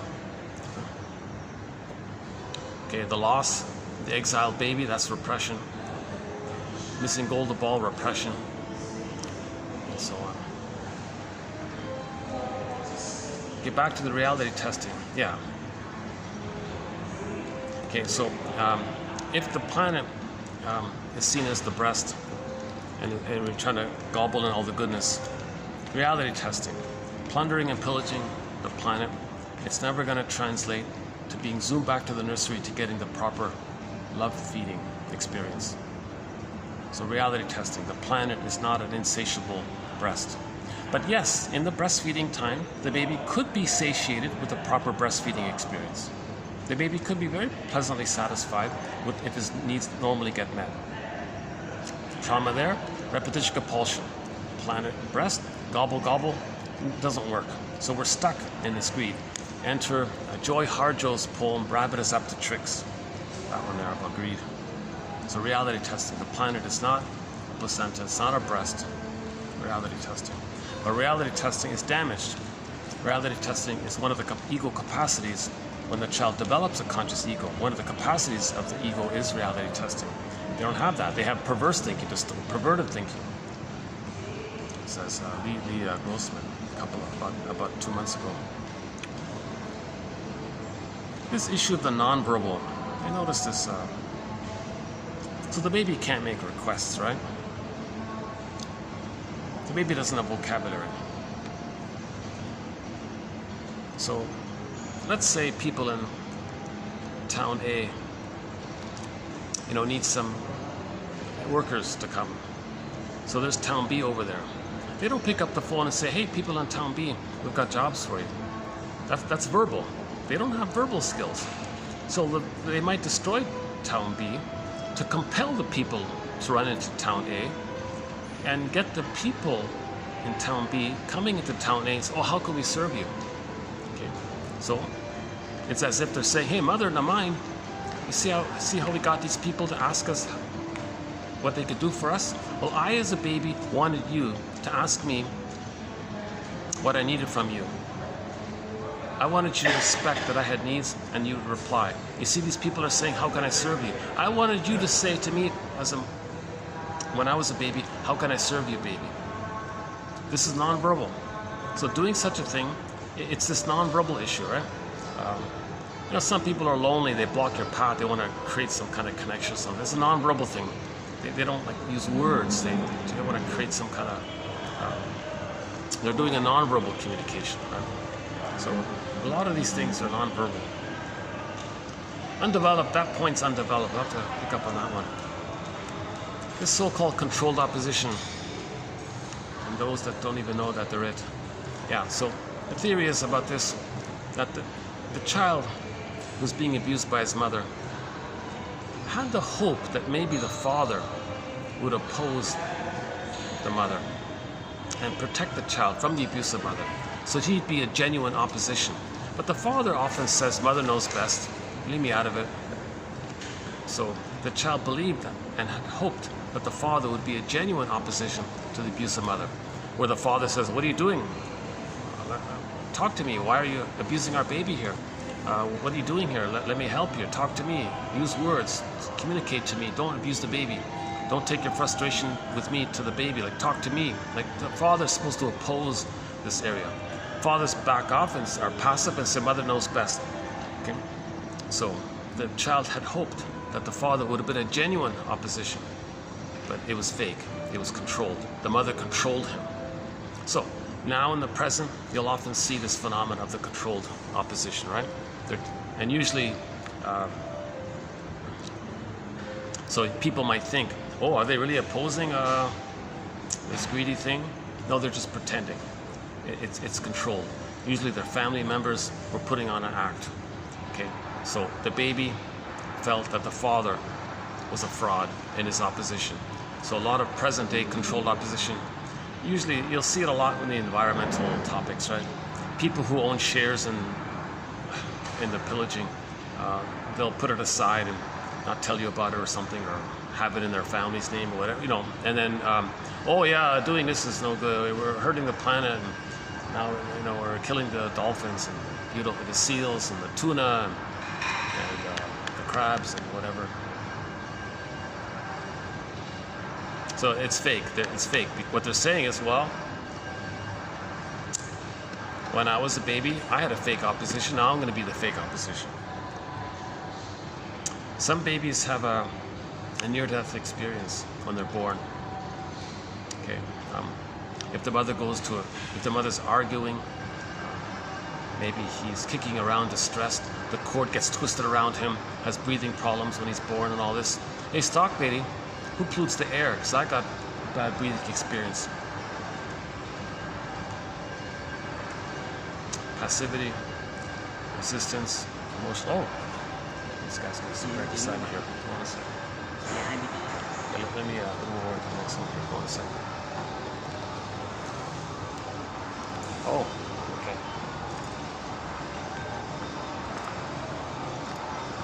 Hey, where's my apple juice? What happened to my apple juice?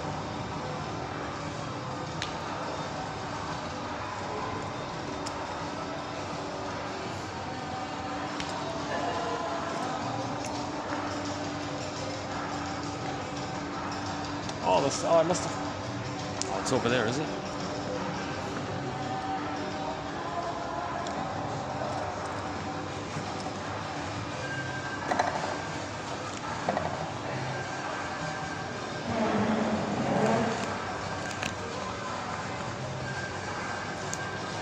Does this work? You know, I love these guys. They always have new flowers. Every time I come here, they've got a different new flower here. Right? Today's these nice ones here, and they're real. Yeah, these are real. Yeah, these are real. They're always real. Yeah, nice. Oh, these guys are awesome with the flowers. These guys are really awesome with the flower. They have some really beautiful flowers every time I come here. That's one of the little delights when I visit here. Yeah, this is turning out to be my favorite venue. Yeah.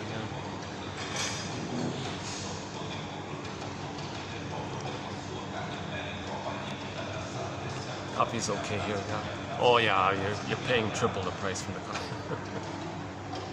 Yeah, it's no, is it triple? No, double. Yeah, it's about double the price. Yeah, it's about double. Lighting's okay here. So the baby was passive. He couldn't resist. He was helpless and all. Hey, stock lady, who puts others in that condition? So people in poverty are usually passive. They can't resist. Because when they were a baby, they couldn't resist. Resistance was futile. Hey, stock lady, who puts others in that condition? Okay, so putting others in that condition is to know how they felt with the mother.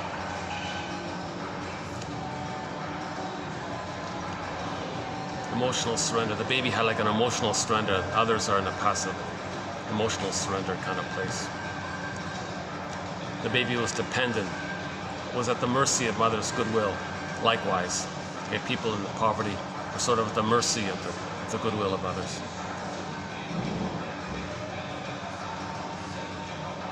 We got to heal them. Women. We got to heal. Women have got to heal too, not just men. Women have got to heal too. This hero's journey is not just for men; it's for women as well. Women also need to go on the second journey of midlife, the hero's journey of midlife.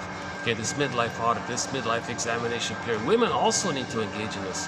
A lot of women are also just in the search for narcissistic egocentricity glory. Okay? So with the grievance and all this, women have to heal. Women have to go on this journey as well, not just men, right? Women with a complicated fusion with the mother, she has the electric complex, and then she grows up. She may develop the Jocasta complex.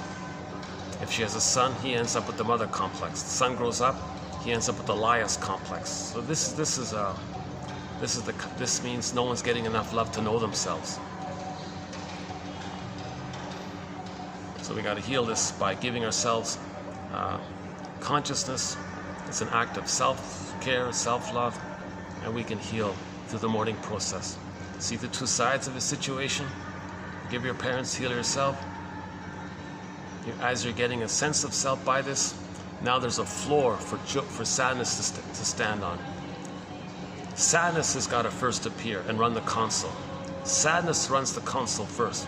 Okay. Yeah, I just saw a quote. There's an article titled "Grief is the doorway to love." Grief is the doorway to love.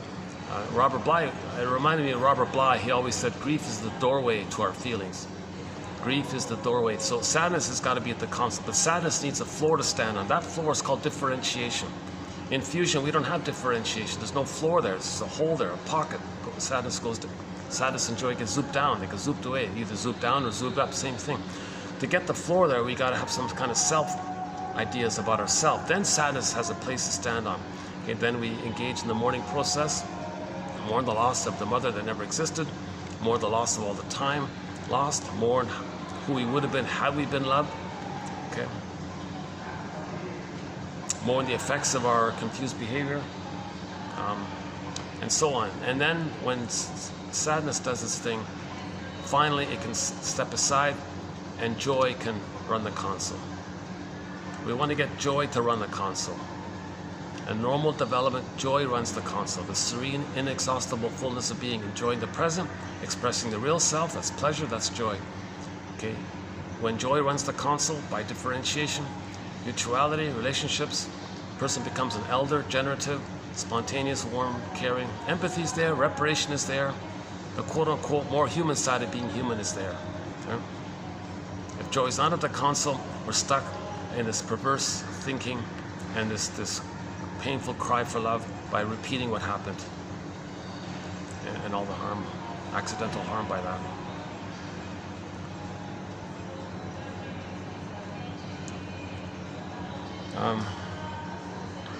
Okay, next one is we often hear about. So again, we're not talking about. I'm not going on a soapbox about outer issues, but we often hear the phrase "the shadow government," the invisible government, the secret government, all these kinds of things. Okay, that call the shots and all this. Well, our unconscious is like that for us. Our unconscious, our puppet master, is like the secret government to us, and we're the puppet. We're the puppet, okay, and. Our unconscious, our double self, our secret self, our unconscious self, our repressed self, our denied self, the one who walks with us, who's not like us, who is us, this one who's living my life and whom I don't know about, this other person, right? This invisible fantasy image that represents our disowned traits. Okay, all of our energies in there. It's clicked in to nature's compulsion to heal. Now it's a puppet master. It's running the show. Somebody said 90+% of what we do is driven by the unconscious. Just like in the outer world, people say a lot of the decisions are made by this invisible, this committee of 200 or whatever it is. So I don't know the full details, but there's a book by Peter Phillips called Giants. He's a professor in Southern. I'm talking about the professor. He's got a white beard, the professor guy from Sonoma University, Southern California. He said he spent his whole life studying this thing, and he wrote a book called Giants. And his grand conclusion was that because everybody's filled with envy and nobody wants to tolerate any goodness, to preempt goodness, the short sellers keep an eye on each other to make sure no one betrays the mother by being good and healthy. Okay. That would be a betrayal. Because the mother hated them as a goodness. They hated their goodness. And they're still stuck in that place. So he said that all the short sellers would own each other's shares. That keeps an eye on everybody. And puts a pull on everyone. And then they would say fiduciary responsibility. To stay loyal to the mother. So that thing about the fiduciary responsibility to plunder and pillage. Then they put in puppet legal thing to enforce it. Oh yeah, it's by law. We have to plunder and pillage. It's legal. So they're making it. Because it was legal for the mother to do what she did. What the mother did to the baby was legal. No one stopped her from doing this. No one told the mother, look, what you're doing is immoral. It's illegal what you're doing. The mother had free reign like this, right? So they create that kind of thing. So the way they created it was all the short sellers would own each other's shares like a whole. And then amongst themselves, they would nominate the top 200 of them. And that little committee of 200 would be the invisible shadow of secret government. And they call the shots and all this. So anyways, let's not focus on that too much. But as beloved, so below. The point is, as beloved, so below, inside out. So we have a shadow government within called the second self, the double self. In literature, it's the motif of the double. the double self.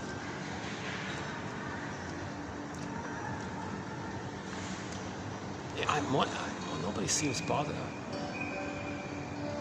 Yeah, it's kind of mellow around here. Okay, I think I'm okay. You know, just to be safe, let's move around somewhere. Because there's a couple over there. I don't want to bother them. So. Yeah, I might accidentally get carried away. Usually I'm the one bothered by other people's conversations. It's very rare. This is like the first time in my life. I might be the one who might be annoying others. It's my phone talking. Is there another spot I can go to?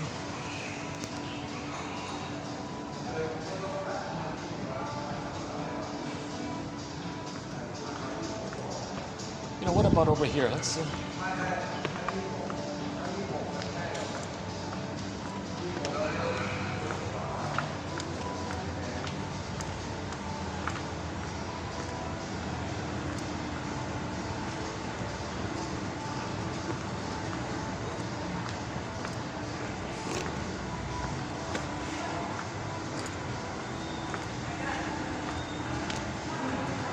Okay, here's a good spot. Yeah, I'm by the elevator, so you might get a few interruptions. It's still holding up. I can't believe this. Yeah, this is gonna cut out. Again, there'll be a part 3. We're less than halfway through the list. Can you believe it? No, we're about halfway. Yeah, we're about halfway through.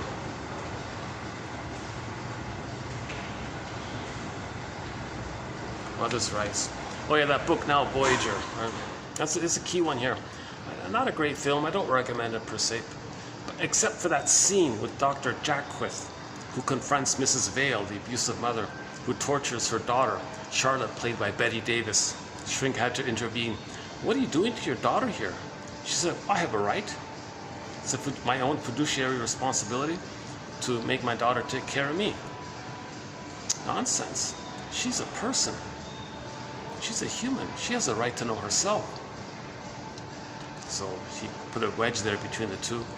And then he said to the daughter, Betty Davis, the character that Betty Davis played, Charlotte, and he gave her the Walt Whitman's poem, now Voyager, seek thou forth and find yourself, know yourself. Seek thou forth and get to know yourself. You're free now. So the mothers abused the daughter to keep the daughter entangled into her, right? And she said it was her right to do this.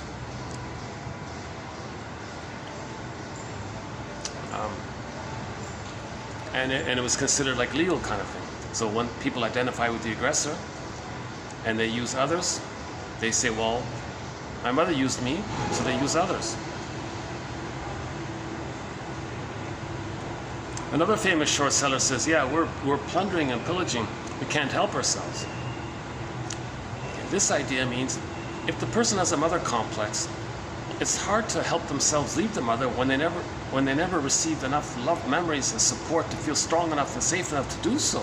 So they can't help themselves if the baby can't help himself when he identifies with the aggressor. The baby has to have a mother. He can't help himself. He's going to identify with the aggressor. He can't help him. So this famous lady said, yeah, we're pillaging the planet and all this and destroying the planet. We can't help ourselves.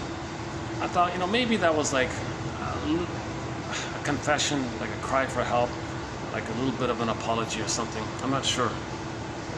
Sometimes people say these things. It's called narcissistic giving. They don't mean it. They just want to look good. Oh, look, they know so much. They admire them. I don't think so. I think maybe it's possible she was sincere. Look,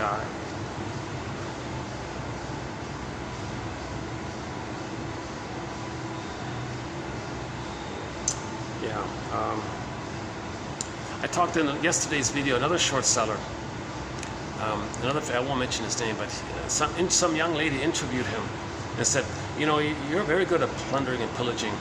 He said, oh yes, before we had 3 trillion, now we have 10 trillion. So you're going to do more? Oh, we can't help it. Fiduciary responsibility. We're having fun, he said. See, this addiction keeps you safe to the mother. And the mother got some pleasure when she shamed the baby. So when they hurt others, they feel the pleasure in the way the mother felt the pleasure when she got some comfort by the baby's presence and soothing the mother. So they're kind of recreate this whole thing. They call that pleasure. It's not genuine pleasure. This is perverse pleasure. This is perversion pleasure, called Schadenfreude. That's what he means, right? He said another thing, didn't he? What else was it? Oh, okay, next one. That was part one. There was another point about that one.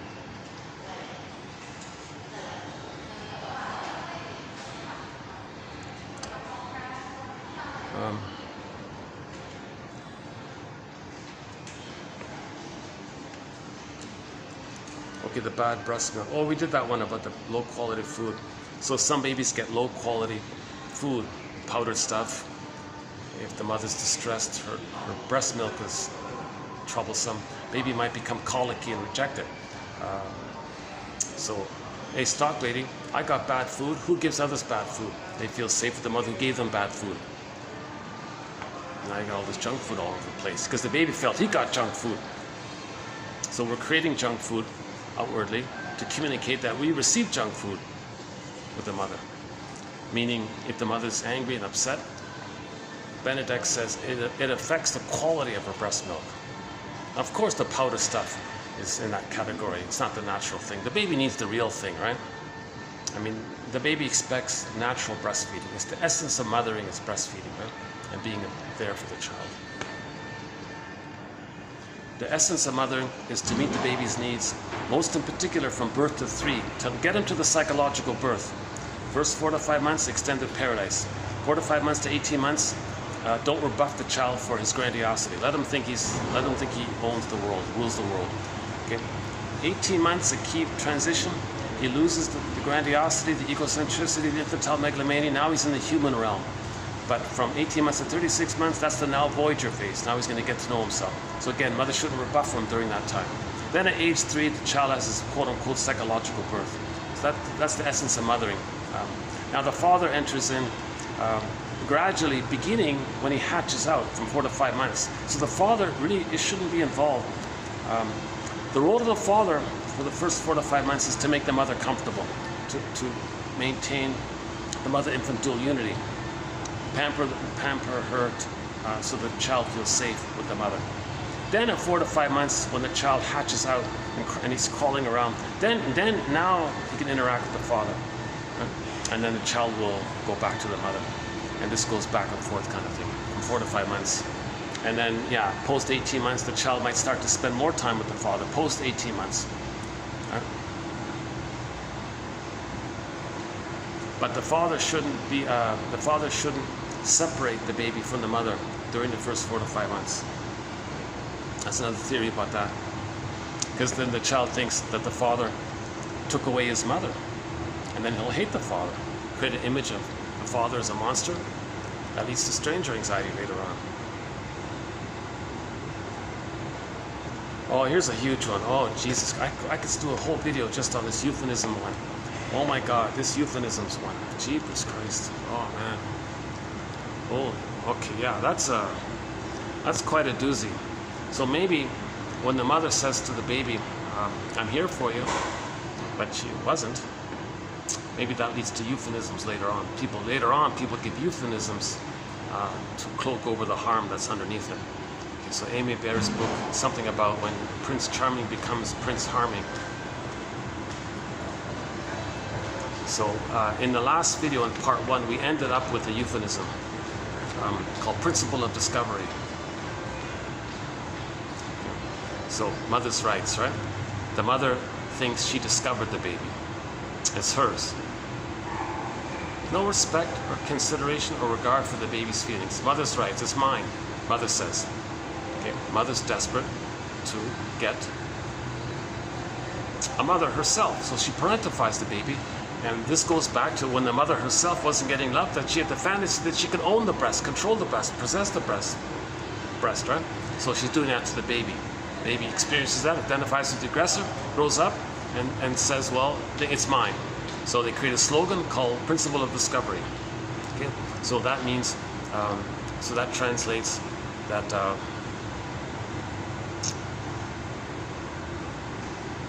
that when people with the shaded beige tone of skin, I'm skipping a part here, but okay, so when people with the shaded beige tone of skin There's no white or black, by the way, just shade of beige, shade of brown. Nobody has black skin or white skin. It's shade of beige, shade of brown.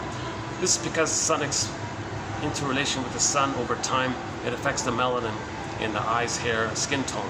The skin tone, melanin, some kind of scale between 1 to 6. So lack of, okay, so everyone ends up with a shade of beige and shade of brown tone. Jane Elliott says the shade of beige technically is a shade of brown because it's all based on the melanin quantity. Anyways, principle of discovery, they say, is, well, if we with a shade of beige tone of skin find something that belongs to those with a shade of brown tone of skin, well, then it's ours. They're repeating what the mother did. Okay. When the mother herself was a baby, she wanted to own the breast, control the breast, possess the breast, have the breast, gobble in the breast. It's hers. The baby got to that place where he wanted to own and possess the breast. He couldn't have any other kind of mentality. So now, even today, to this current day, it's still on. They're still operating from it. Indigenous people said, "What are you doing here?" And one judge said, "Oh yeah, well, principle of discovery." See, it's awful, right? So that's a euphemism, but it's doing a very harmful thing. Okay, indigenous people were. I always get a little triggered on that topic. It's unbelievable. The Beothuk people are gone. In what is now Australia, what is it called? Hululu or something? Luhuhu, I forgot. There were 300 groups there.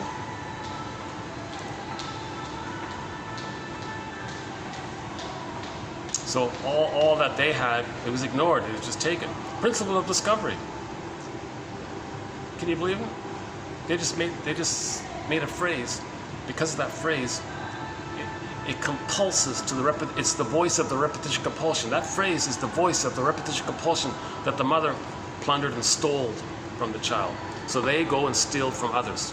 So they just do the splitting mechanism. Me good, you bad. So they'll just pick something, right? It's always still recording, yeah. Hold on a second. Okay, let's skip. I've got a few. Okay, I've got a few other euphemisms, but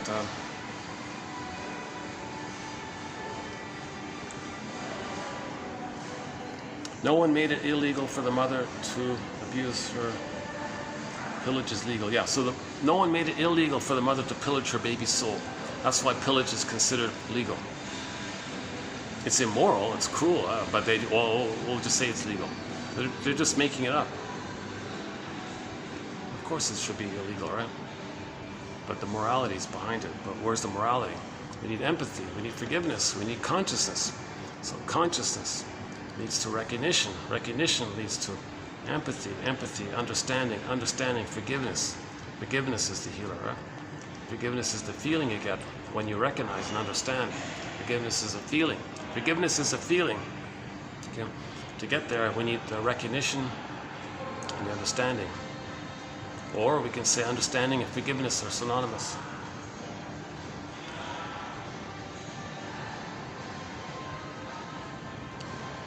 Okay. When his salary depends upon his not understanding it. A quote here from an author. It's difficult to get a man to understand something when his salary depends upon his not understanding it. Okay. So think about it. The baby couldn't understand. If he's going to survive in all this, he can't understand the truth. Okay. So we can see that in the current affairs. People don't understand what's going on, and they depend on that. If we were to know more, maybe they lose their salary or something like that. Here's a good one. There's a film, not a well-known film. I saw it by accident, called Insecurity, written as 2 words. So as in the phrase, when somebody asks you, what line of work are you in? Somebody might say, well, I'm in sales, or I'm in retail, or whatever. And so it's about this. So the 2 guys were in security. So the 2 guys, 2 buddies ran like a home alarms system, right? In some kind of small city. So that's the name of the film, Insecurity, written as 2 words. meaning they're in the business of the security business of selling home alarm systems, right? So the story was business was slow. They weren't making enough money. So at night they would rob their neighbors. They'd put on their robber outfits and all this, and they would rob their own neighbors. No, they were all like one community. They all knew each other. They were all like one happy community. It was a safe, peaceful community. These two guys would rob their own friends and neighbors at night. The next morning, those very same people ran to them. Oh, help, help, right? So, when the baby is abused by the mother, the baby runs to the mother. Mother, help, help. So that's what's going on, right? So then, yeah, this went on, right? So the next day, they would rob the other neighbors. And the next morning, those people would come to the shop and say, you know, we were robbed last night by some guys that were wearing black masks. It was them, right? But they didn't know it. And it's, oh, we'll help you. We got a special for you. Oh, you're so amazing. You're so great. You're so wonderful. Oh, I can't believe you're so amazing. So they praised these guys and elevated them and celebrated them because they were saving them. But they were the ones that caused the robbery. They were the robbers at night, the previous night, right? So this mirrors the dynamic in the baby and the mother. Mother robs the baby. Baby's in pain. Who's he going to turn to? Who's he going to go to? He's going to go to the one who robbed him. That's the template. That template. So that movie shows the template that we're talking about. Duval, I think the main actress was Duval, Shelley, is it Shelley Duval, something like that? Okay, hold on, where are we here? Okay, give me a sec here. Let me read my own, I'm trying to read my own handwriting here.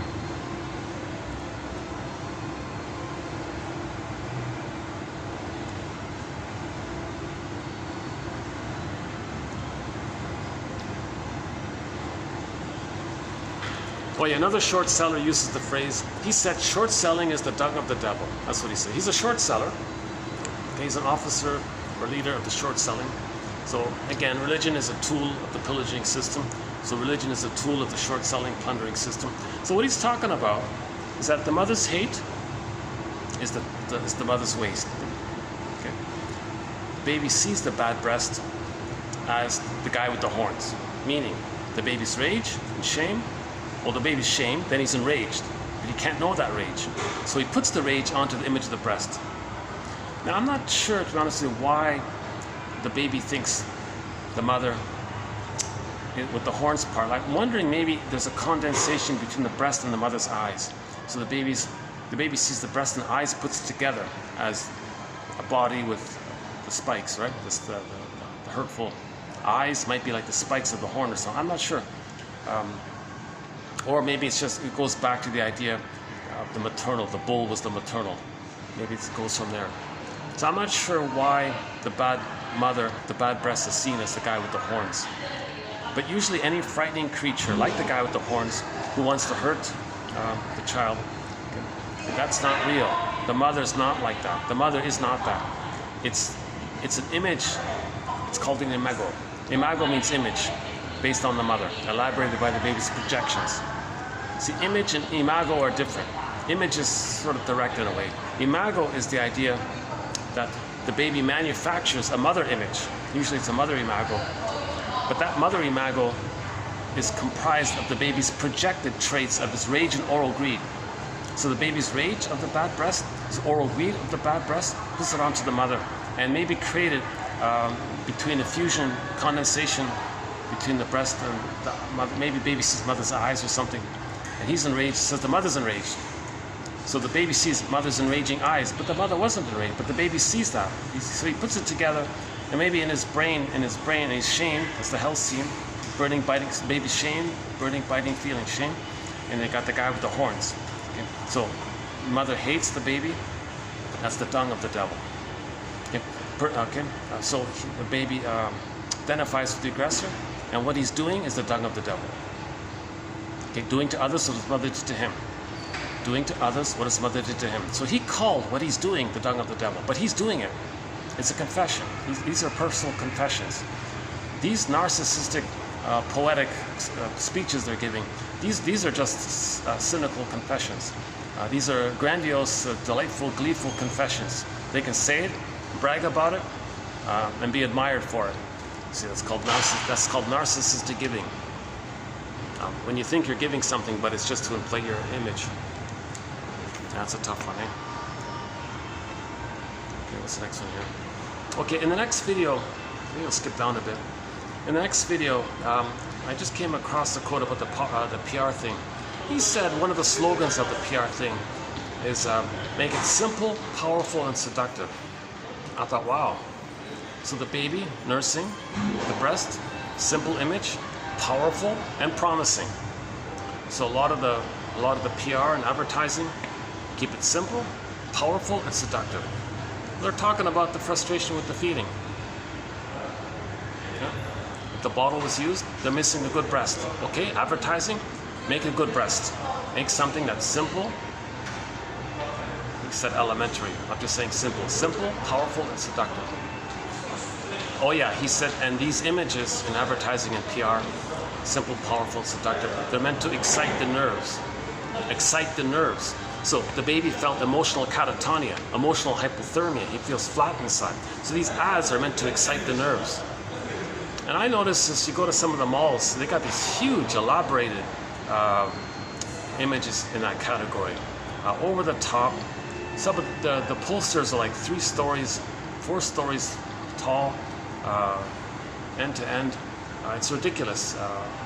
Overly high def, very inappropriate, extremely graphic, very. It's meant to deeply. I think they're meant to do that. They're meant to excite the nerves. They're meant to somehow excite you. They're simple. They're very evocative, and I think it's beyond attention seeking. There's no message. There's nothing for your mind. There's nothing for your mind. There's nothing for your intellect. There's nothing for your personhood. It's meant to excite the nerves, they said. That's what he said. We'll do that in the next video here.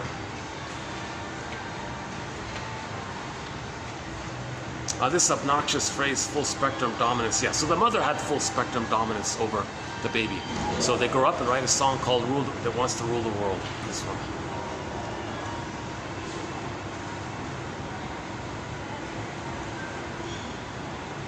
What's this one here? Shadow government does. Hold on a second. Let's see. What is it? Shadow government does. Conscious government says not to us.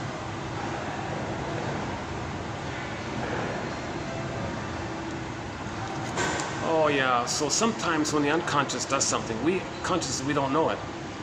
So that's why outwardly.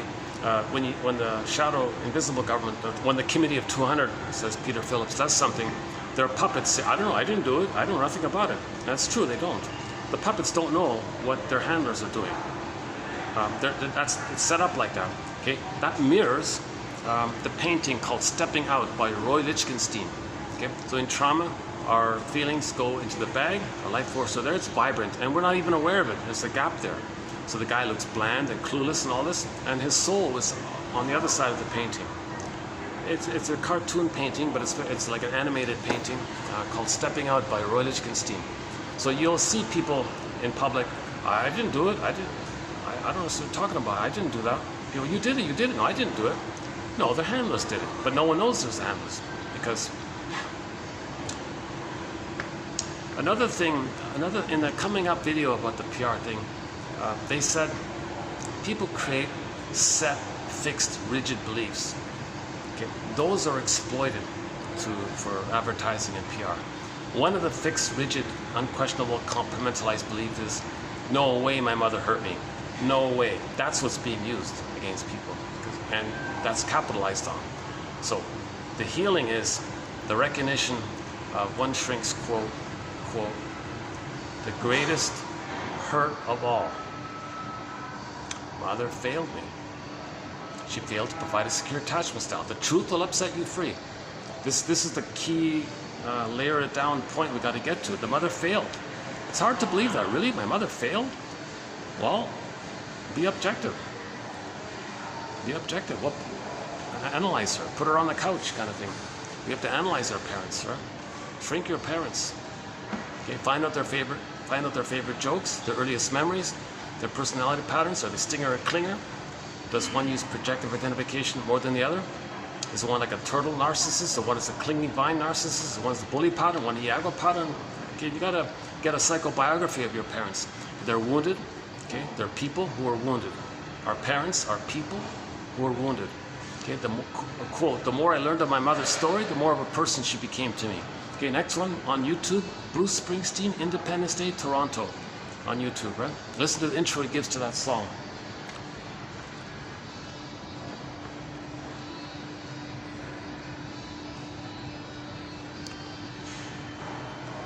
Okay, Kristen Wilson says the reason we're plundering the planet and all this is because we're afraid of losing our egocentricity. Because if we lose our egocentricity, then that means we got to separate from the mother. But if we separate from the mother, we think we're not going to make it. So that's our key theory. So in the last speech, in the last video, we played it.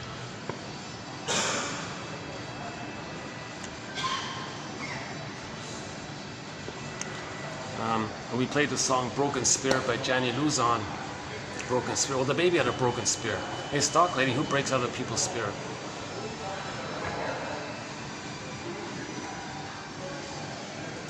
So baby was robbed of happiness, so they rob others of it.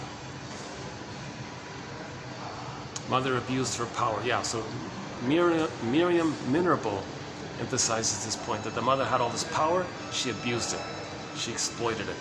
Okay, so later on, people identify with the aggressor, they exploit and abuse their power. That's what the mother did to them.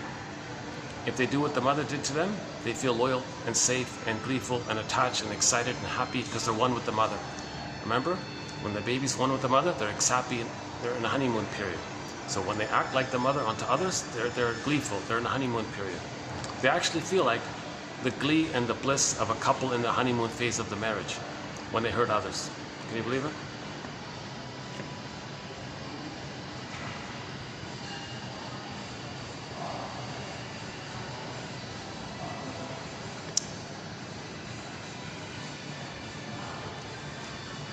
I think that's it. I think we did it, right? I feel like I'm missing one or two here. Hold on a second. Soul. I'm not sure if I'm going to go with this one. This is a question mark. So there's a famous book called The Ugly Fill in the Blank by, what's his name? Eugene something. It's a novel, 1958 novel. Famous novel. Apparently it was a big novel back then. Eugene something. Lederer, William, is that right? And William Lederer and co-author Eugene something, Buderick or something. It was a novel called The Ugly Fill in the Blank, and there are other versions. Ugly. Okay, so this means the baby was shamed. They were shamed. Identified with the aggressor. They shame others. The book is about how people are shaming others. Well, when they were a baby, they were shamed. Okay, we treat others to know how we were treated by the mother. Alice Miller. Where do abusers get their ideas from? Well, it's in the nursery. Look in the nursery. They got their ideas from the nursery.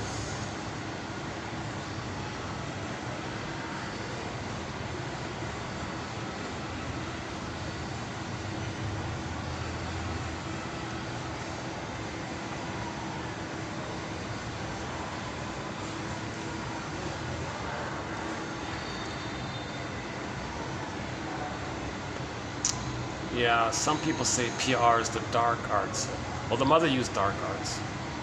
That's undeveloped, that one. I don't have that in our list here. The bluebird of happiness is within. Interesting idea about that, right? So Shirley Temple said the bluebird of happiness is within.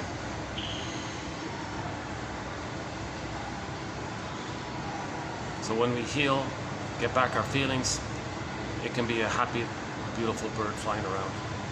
Something flutters within, it moves within, it's animated. Okay, one theory about birds, yeah, okay. Some people say the bird is the elusive breast. Right? One interpretation by a guy is that in poetry, when there's birds, when they're talking about birds, and they're flying around. They're so beautiful and wonderful. Well, the baby had this yearning for the breast, so that transfers onto the bird.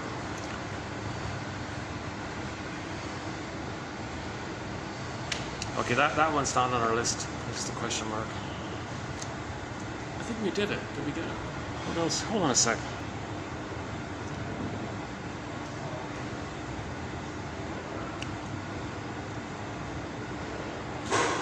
Okay, yeah. So we have the capacity. Obviously, we have the capacity for everyone to live normally. The mother had the capacity to let the child live normally. So others are being deprived of a normal life because people as a baby were deprived. But the mother had the power to provide the baby with a normal life. Okay, so others are being deprived because the short sellers as a baby were deprived.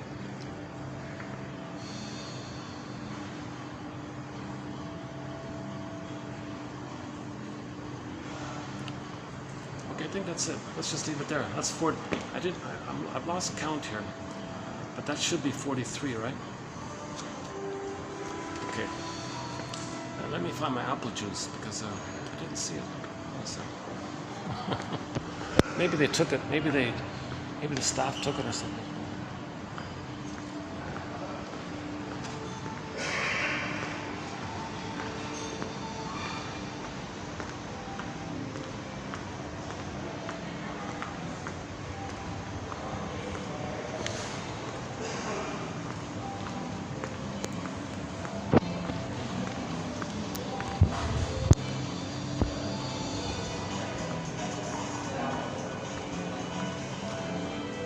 Oh, I wonder if a guest took it. Oh, Jesus.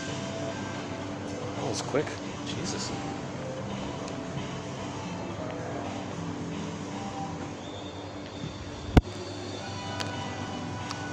Well, if the staff don't have my apple juice, that was quick. That means one of the guests took it. Can you believe it?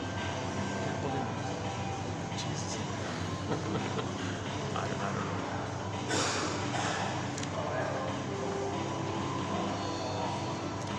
Yeah, this was an unusual video.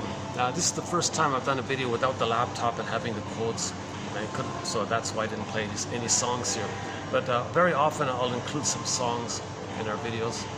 And our theme song is Katja Epstein's German cover of the song Windmills of the Mind. A great cover. You know, I would love to play Barbara Lewis's English rendition of it, but YouTube blocks it. How are we doing here? Look at that, eh? I'm surprised my camera is giving me this storage. Thought I only had about 2 hours. Okay, so what you just heard was sort of the current state of this working hypotheses. Needs a lot of work. This is edgy, I know. I'm exploring, I'm just checking it out. It isn't an official TQ designation of anything. It's just sort of an aside thing that I'm looking at, kind of thing. Yeah, you know, this morning I was reading a little bit about the PR thing, and it reminded me of Edmund Burglar, one of our mentors.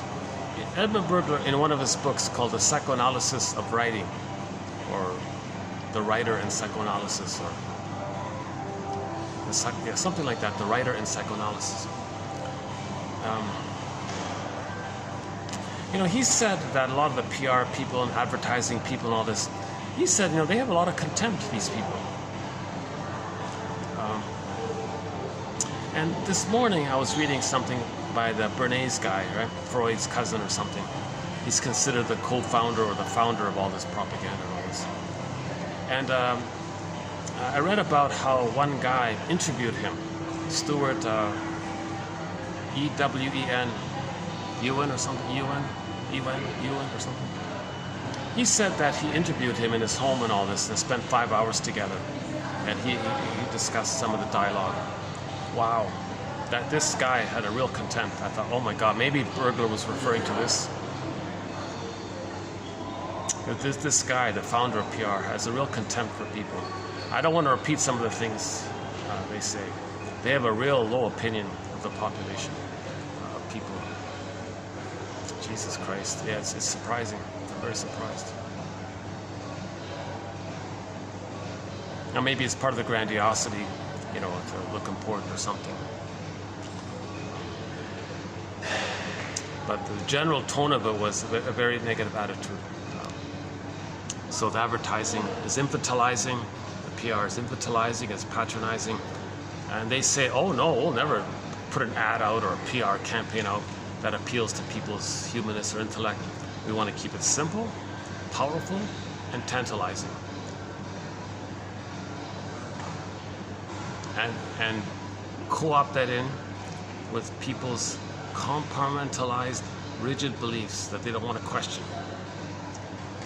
Okay? Those two plus the universal needs that people have for love, for mother, to be important, for play, for acceptance. So the basic needs that we have. So a lot of ads and PR will link into our unmet needs, our existential conclusions. Keep it simple kind of thing. Don't elevate, don't try to heal, because people will be bored, they won't read it. They just want an immediate emotional nerve excitation, because people have emotional catatonia. But maybe they have emotional catatonia. Maybe they feel emotional. And if they do, why don't you use your knowledge to help people feel? You know? And what's her name? Jill something. She said, wouldn't it be great if the PR companies could use all their knowledge to promote a campaign to promote self-awareness? Like use all that power, the whole machinery, to help people develop self-awareness. We had a bit of that in 1955 in the mental hygiene movement, mainly headed by those mental hygiene films. We listed them in our collection here, but mainly from the comic psychoanalysis. Oh my God. Yeah, and this Jill woman, she was saying, we need more of that. We really need more of that, like that comic psychoanalysis. So in 1955, a comic was put out called Psychoanalysis. Unfortunately, only 4 issues were put out. But fortunately, they're excellent issues. 12 therapy sessions, 3 clients, jam-packed with psychoanalysis. In my opinion, that's the best introduction of psychoanalysis. It got digitized 3 years ago by Dark Horse Publishing. I think it's €15, something like that. So you can get it on your iPhone. This comic, well worth it, well worth it. It teaches repetition compulsion, toxic masculinity. You know, the Don Juan guy, the womanizer guy. Turns out, yeah, he has a real contempt issue there. Unconscious, was it Ellen? Yeah, unconscious guilt is that one. Self-defeating behavior, family systems issue. Projection, dream interpretation, a little bit in there. It's rich. They teach psychoanalysis, and you read one comic. You read like 4 issues were put out, so you read these 4 comic books, and you learn psychoanalysis basically. Well, you get a really good foundation of it. So yeah, I said in earlier videos, oh please bring that back. Oh my God. Yeah. But I wouldn't be surprised if that was kind of repressed or something.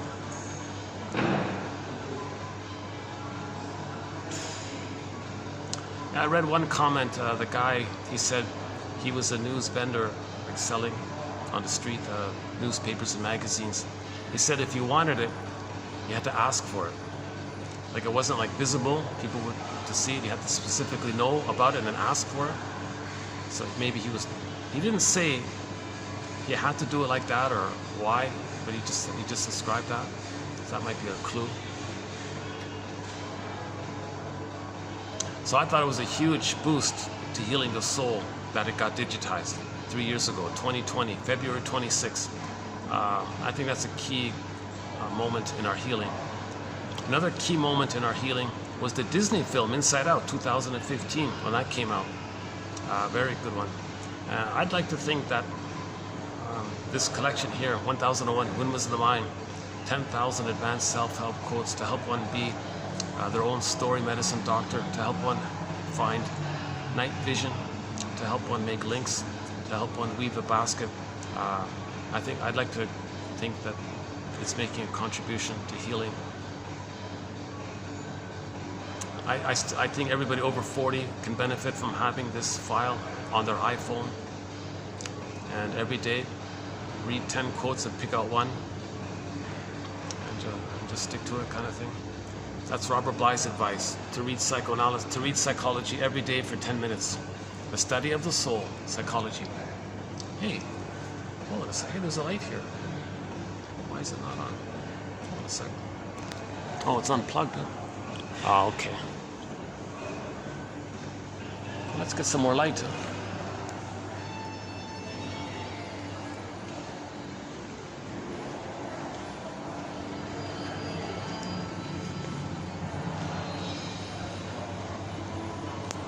How's that?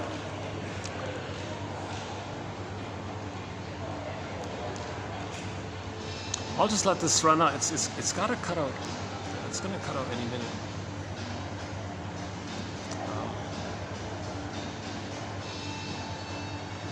It's funny. Yeah, I wonder what happened to my apple juice.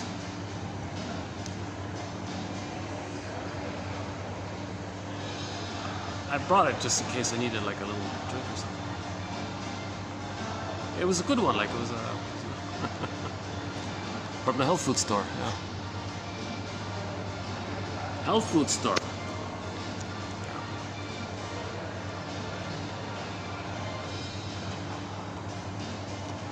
That's a sign of healing, you know, the interest in health foods.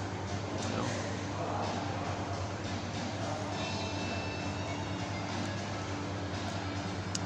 What else? So the common denominator of the short sellers is the grandiosity. So cynicism gratifies infantile megalomania, as does Schadenfreude. What else about the short sellers?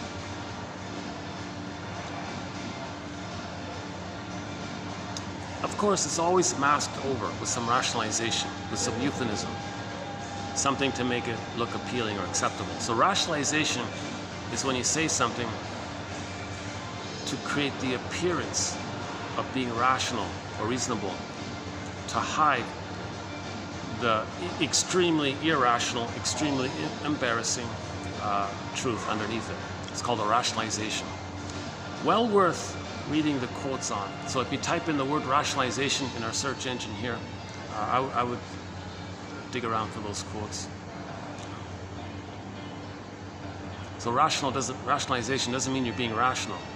It's the opposite. You're irrational, but you want to hide it by creating a lie or an excuse. And this excuse is to fool people by making people believe you're being rational. So there's a lot of tricks in there. Verbal tricks, what you're not saying, sins of omission, lies of omission. The best way to tell a lie is to include a few crumbs of truth in it. A half-truth is the father of many lies. Appeal to people's uncanny repressed feelings and desires. Make it simple, powerful, and seductive. I guess that's what he said. Another PR slogan is, if you can't dazzle them with your brilliance, baffle them with your bull, he said. Professor Dell, D-E-H-L, said that one. It's in our collection, yeah, D-E-H-L for that one. That's an early quote. A college professor who teaches rhetoric opened up that essay. A very good essay. Oh my God, what a great essay. Just maybe three or four pages long. A great essay. Something called Hocus Pocus, the gift of double focus, that one there. He talks about doublethink as well. See, this auto-hypnosis, you see.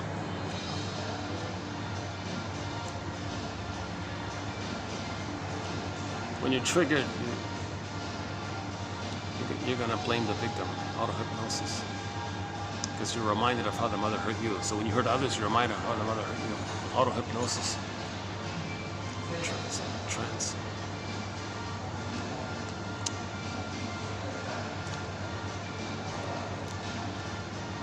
Yeah. This is my second time here at night. Yeah, my second time.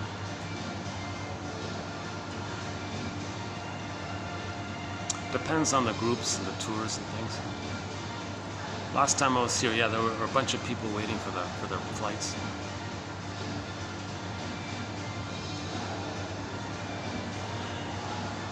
What else?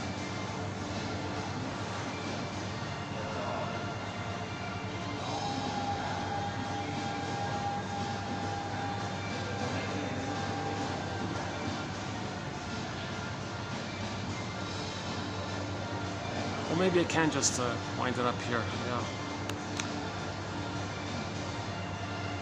So in part one, we did some assortment of quotes. The last one was from David Tacey. Yeah, he said that indigenous people are the soul of the place because they've lived there for 150,000 years and have developed a culture and a language and a harmony with nature. So that's really like the soul of the place, right? But they're safe. They're safe. So in projection, you find someone who's safe, put your original safety, your child innocence onto them, act like the aggressor, treat the safe people the way you were treated when you were safe with your mother. See? So that's why the indigenous people, they're safe, they're kind, they have the tradition of loving their babies. But now they're under so much pressure from all of the stinger activities. And now they're distressed.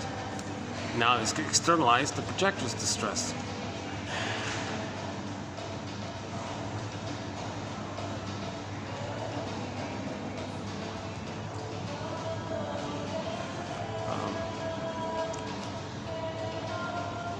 Yeah, so an undeveloped theory about prejudice as well is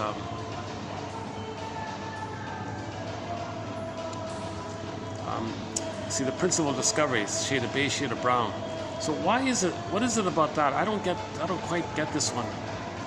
But maybe those of the shade of brown maintain a loving tradition, so they're considered to have like a little more embodied, a little more passion, a little more feeling or something in that area. Now those who lost their passion in all this,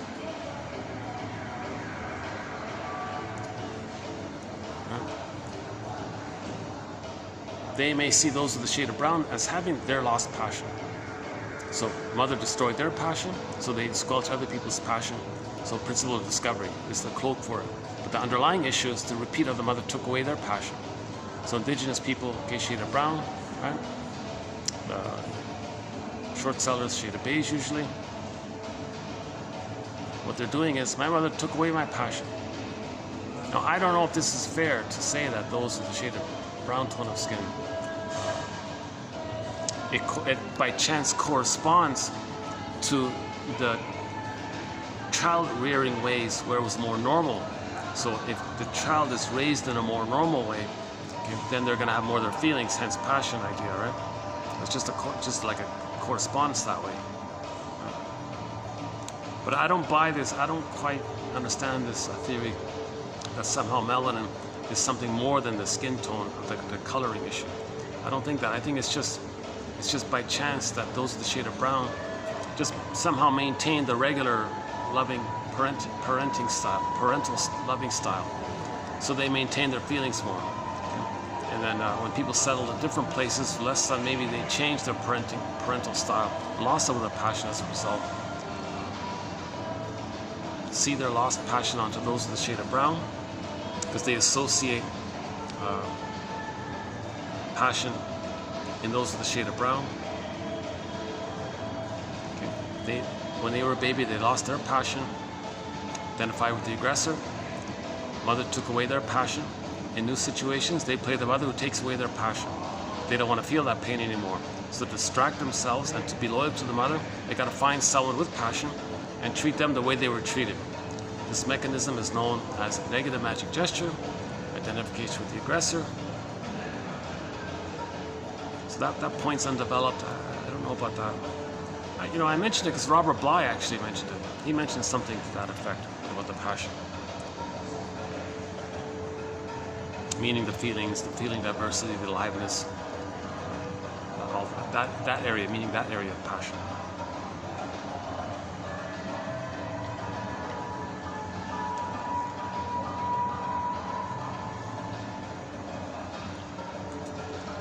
actually, let's see, what is it? Is it worth going up? What time is it? 8:30. I don't, yeah, my phone is confusing me here. I'm not sure why I'm getting this extra storage.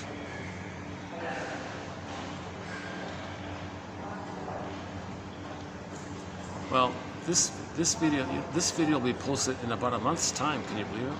Because my backlog videos, they're waiting in line kind of thing. Yeah, it's taking forever to upload these videos.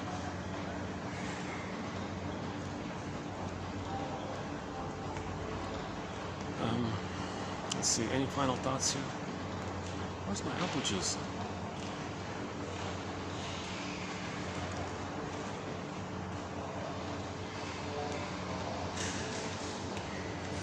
That's right. I was sitting and a guy sat beside me, right? And I moved because of that. And I looked back and my apple juice is gone. That guy who sat beside me took my apple juice. Maybe. Son of a gun. Jesus. He looked like yeah, he was like a, maybe a guy in his early 60s or something, right?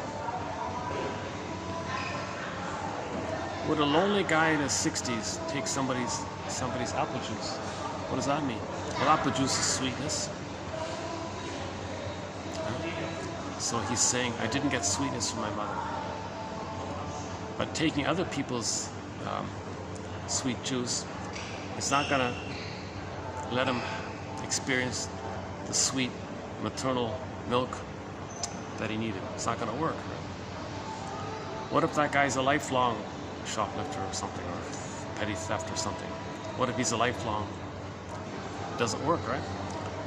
But he feels important because it keeps him safe with the mother. Mother destroyed. Okay, mother violated, took away the nourishing fluid. He takes away other people's nourishing fluid. Now, he probably didn't know in the bag there was apple juice, right? But it was some material symbol for mother. Some other took away the mother that he needed. He identifies with the aggressor and takes away mother from other people. But in the present, mother for other people, from a traumatized baby, is going to be material. So that could be one theory about these. Yeah, in the show Nashville, yeah, there's a TV show called Nashville. That one young lady had a shoplifting habit, and I think it was about missing the maternal nurturance, because she would usually take things like lipstick and like feminine maternal items, right? Like blush or something, all these feminine things, right? So thinking maybe mother could have caressed her or touched her or kissed her or something like that. Yeah, she took lipstick, right? So the blush would have been like the tender touch, the caress maybe, the lipstick might have been like the mother kissing the child or something. So she would steal these things in the store, thinking, I didn't get that. Look, mother of mine, look what I needed from you. Can you see what I'm doing? I'm communicating what I needed from you. You didn't give it to me. Now I'm showing you what you needed to me through the symbol. So now there's no time machine. She can't go back in the past, believe that the mother understood the message, changed her ways, and changed the past. It doesn't work. But the woman doing this is for her to know that she didn't get mother's caress and kisses and all this, right? And that young lady in the show was a very wealthy one, right? So it wasn't about that. It wasn't about that, right? It was psychological. It was psychological, not logical. Psychological. Yeah, that entered the song. It must be something psychological. KDD. It must be something psychological. She sings the song. I like this guy. Because he's unattainable. He's unattainable. It's really quite explainable. It's because he's unattainable. Meaning the mother was unattainable.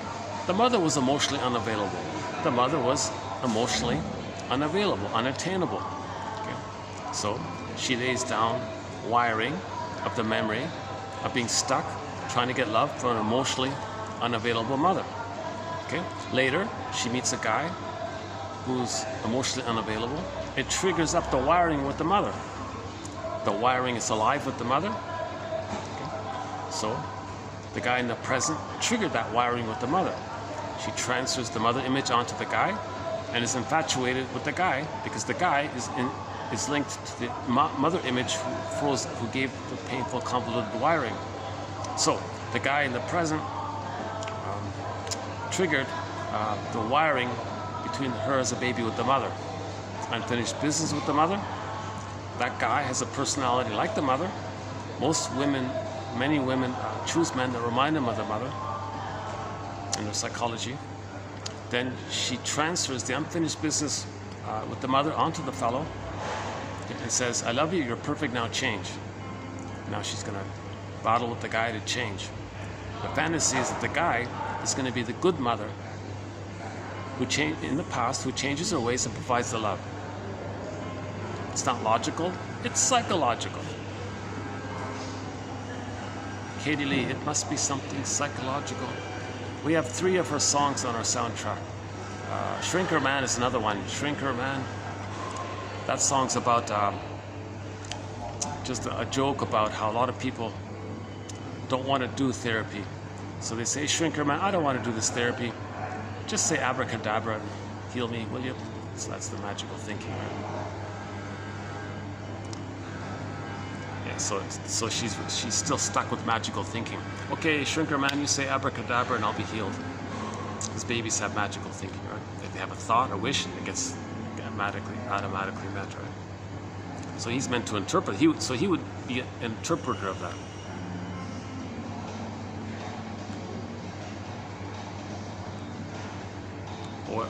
Or to have some empathetic recognition of her condition, right?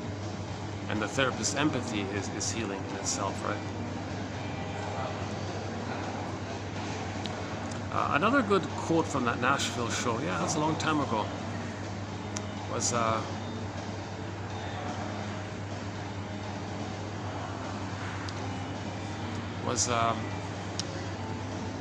one couple, they broke up and all this, and the guy was moping around and doing something self-defeating. And he thought that he could do something self-defeating and that would make her feel guilty for dumping him. So she said to him, don't punish me by punishing yourself. Right? Oh yeah, he thought maybe, hang on, hold on a second. Oh yeah, he was angry at her for dumping him. So he thought by hurting himself, it would punish her because she'd feel badly. You're trying to make me feel badly by doing this?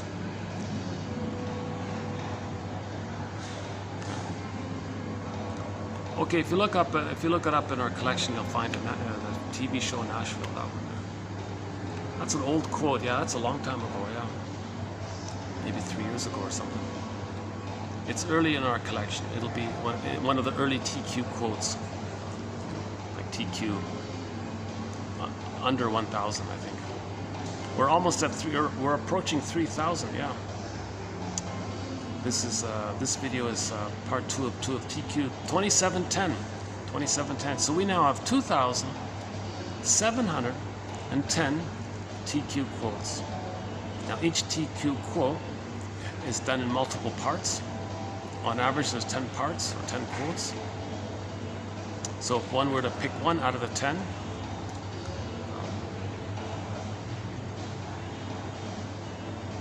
well, no. There are many short videos. Overall, a better way of saying it, overall, there are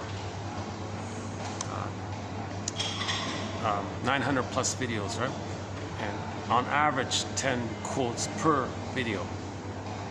So if one plucked out one quote per video, they would have 900. They would have 900 plus quotes for their own collection, moving towards 1001.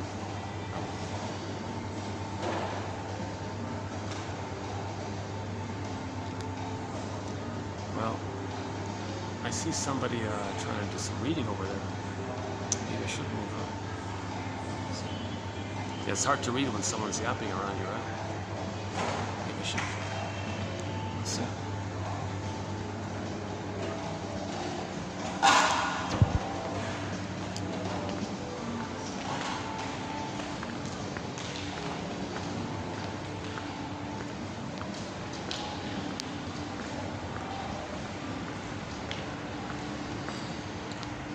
No, let's check out the. Yeah, let's check out the.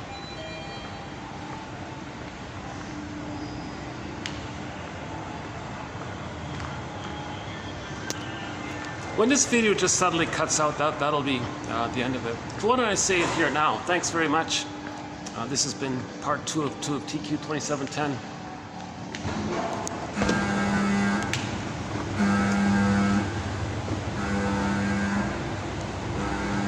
And we'll be adding more quotes to our various threads. The next video, it'll be sort of a. We have a very undeveloped thread, this PR1, very undeveloped. We only have a handful of quotes on it. So we'll add some more next time.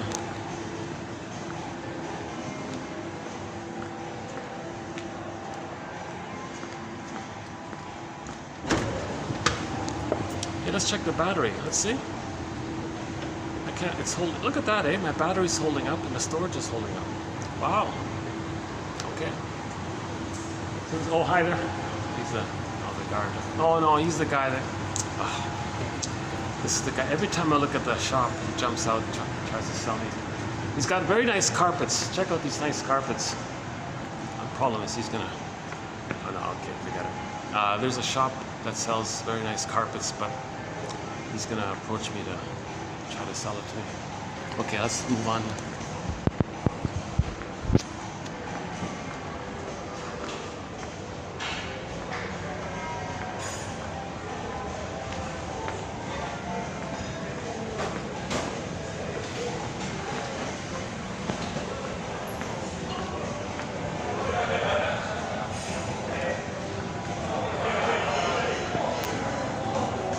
Maybe I can wind it down here then.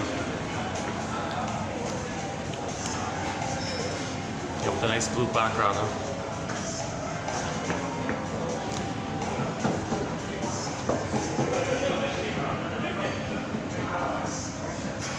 We're looking for therapeutic turning points.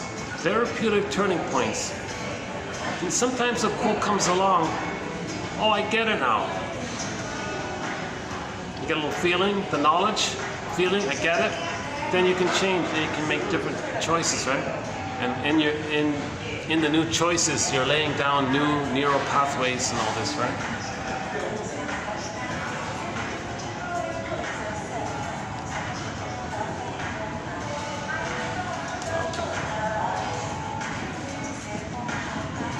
Yeah, it's worth it for me to come to this location. It takes me a while to get here. It's worth it. It's nicer here. Yeah, much nicer here.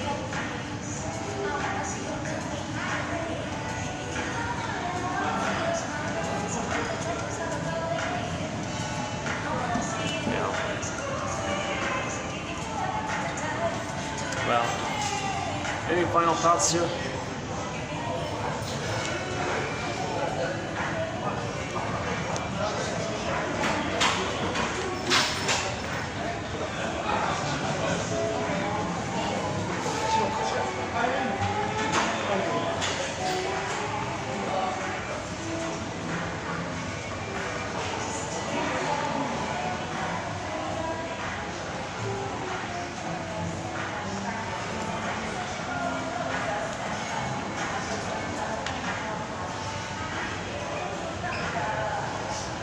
What about right here? And it's hard to do it in the mall here, the shopping area.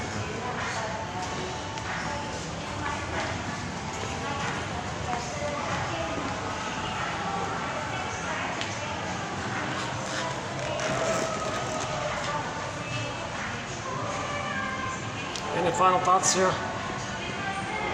Psychoanalysis, yeah, Dark Horse Publishing, very good place to begin.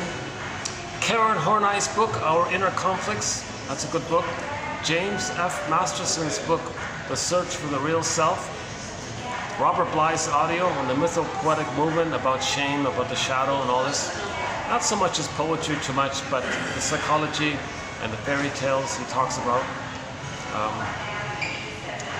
There's an animated film, it's hard to find, by Vadim Krzyzewski of Peer Gynt. One of our threads is the Peer Gynt story, Ibsen's story. You know, Robert Bly, he actually wrote a translation of it. but didn't make it available to the public. It was just for some rich guy or something. So I'm surprised about that. But yeah, Ibsen's play The Peer Gynt, we discussed that one as a thread, mainly by Karen Horney, one of our mentors. She talks about it. But there's a very good animated film by Vadim Krzyzewski. Last time I checked, they pulled it from YouTube. I don't know if it's back or not. It's only 30 minutes long. It's in Russian with English subtitles. That's the best film rendition of the story Peer Gynt. The Odyssey, the one starring Armand Assante, filmed in Turkey. That's the best. Film, in my opinion. Oops. That's right. I was getting busier here. The Armand Assante, the Odyssey, the TV series. That's a great one. Bob and His Enlarged Amygdala, just sort of a comedy film, only 30 minutes long, about EAS, Enlarged Amygdala Syndrome. At the end of that film, Bob gives a little Q&A. Tell me about politics. Oh, straw man. Tell me about religion. Oh, imaginary friends and magical thinking. Tell me about, a little bit like this. Right? So it was very good.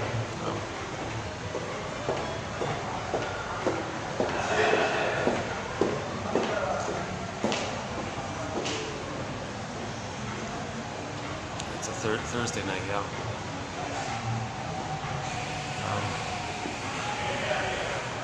Rollo May's book is good, The Cry for Myth. Rollo May, that one. Ursula Le Guin's rendition of the Tao Te Ching. Ursula Le Guin. I think that's pretty good.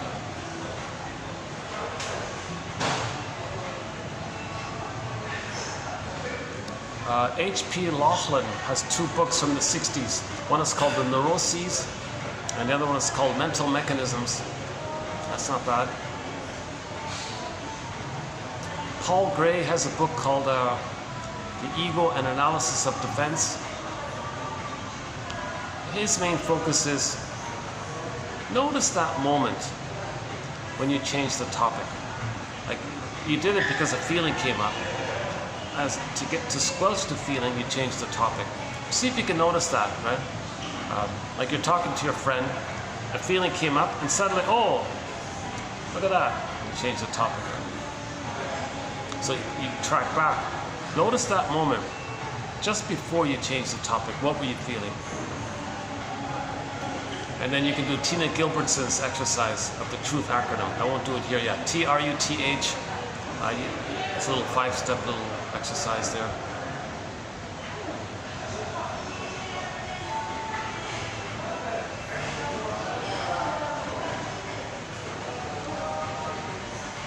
Yeah, I mentioned the stepping out painting, yeah.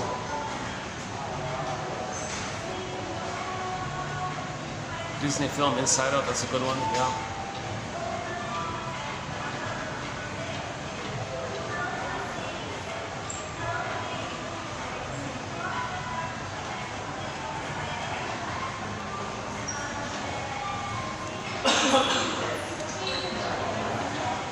Well, I guess I should wind it down.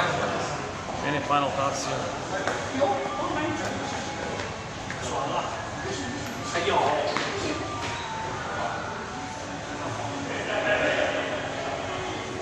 Any final thoughts here? Yeah, it's getting busier here.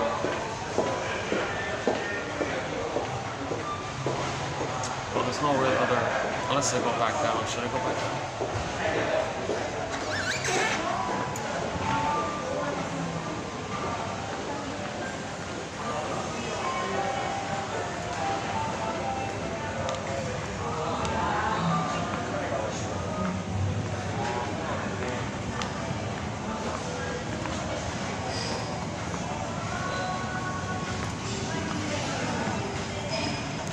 Okay, let's just end the video here. Yeah, so the next video, we'll be doing TQ 2711 and on the PR thing. Yeah, mainly by a guy named Stuart Ewen, E-W-E-N, and his wife, a couple there.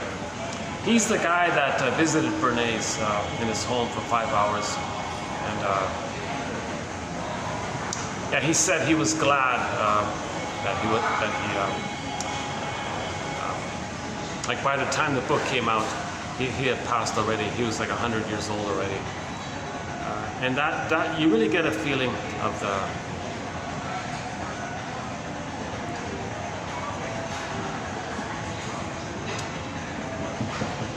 In the Disney film Inside Out, the key image is joy and sadness, our feeling self, our soul, our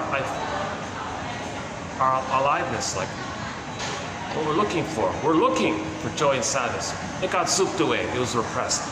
And then at the console was the reactivity of the fear, anger, disgust. Oh yeah, hold on a second. The character discussed in that film was mainly about distaste and dis-smell. Sort of like the physiological area related to survival, right? So that guy like Bernays, he was all about survival, all about cynical survival. Forget about feelings, trust. He had contempt for that. If anybody trusted, he had contempt for the human area, right? So very, very troublesome, that guy. Smart, of course, clever, of course. But didn't use that knowledge to enrich and to. He didn't use that knowledge to enrich the human soul, right? Oh, this passing over. Okay, let's try somewhere else.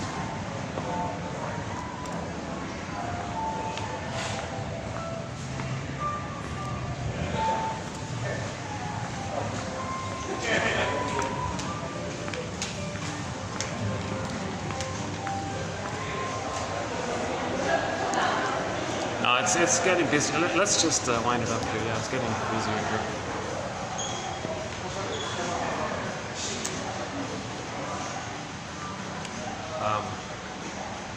Yeah, so stay tuned. If you're interested in the psychoanalysis or the psychology or some of the psychological point. Put it this way, one shrink said, if you study the psychoanalysis of prejudice, you really can know yourself and others. Likewise with religion, PR, personality patterns. All of these topics, all of the 60 threads that we have, each are like a little doorway or like a lantern giving us night vision to know ourselves and accept ourselves. So that's what we're trying to do. We're trying to accept ourselves. We're trying to accept ourselves, our true self. Because many mothers didn't accept the baby's true self. Because when they themselves were a baby, they didn't have the experience of their true self being accepted by their mothers. Because maybe their mothers were victims of the pillage and the plunder system. Maybe our grandmothers, maybe a person's grandmother was a victim of the pillage and the plunder system. So so anger's at their console. And their joy and sadness are frozen down a tunnel, down a cavern. Okay? Emotional hypothermia, emotional catatonia, feeling unreal, numb, going through the motions of life, sleepwalking through life, feeling that life is passing you by. When does life begin? Okay? Feeling that you're living the provisional life. So we need night vision. Night vision. I love this by Jeanette Paris. Jeanette Paris says, psychoanalysis gives us night vision. Psychoanalysis gives us night vision. On that note, I'll end it here, and I'll see you in the next video. And unless there's any final thoughts here.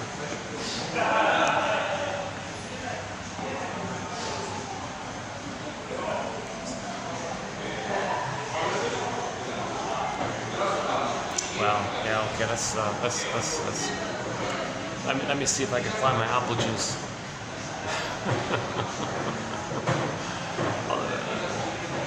I can't believe it. Just hold on a second.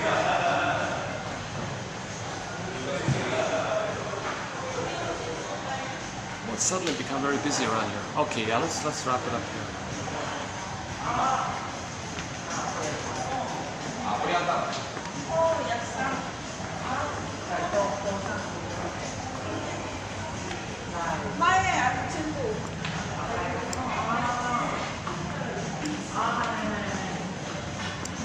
Let's end up with the cherry blossoms. Let's go to the cherry blossoms tree.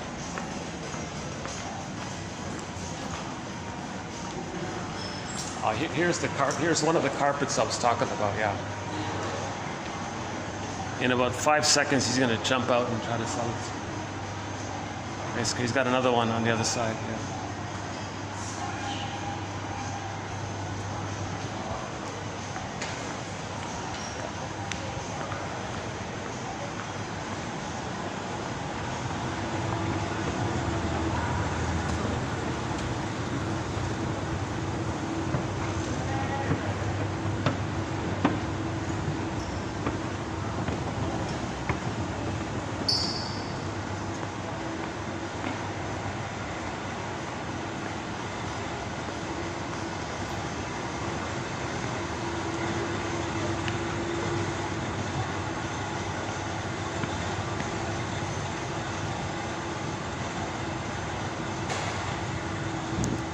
Well, maybe we can end up here. Here it's nice and quiet here.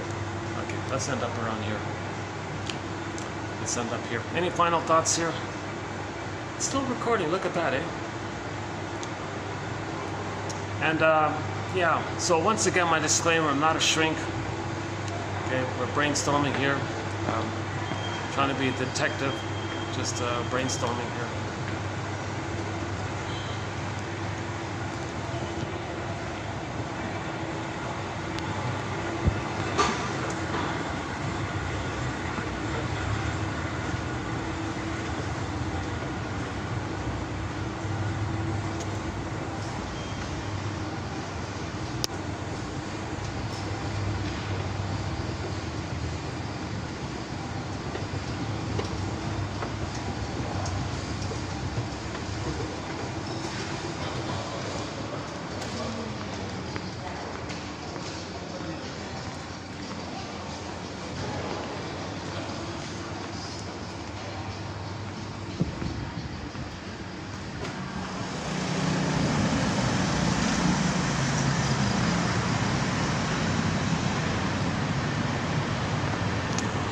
How's the lighting out here?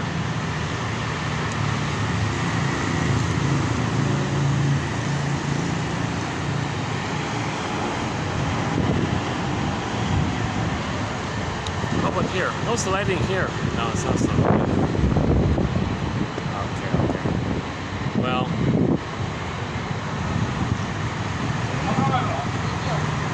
Let's wrap it up at the cherry blossom tree.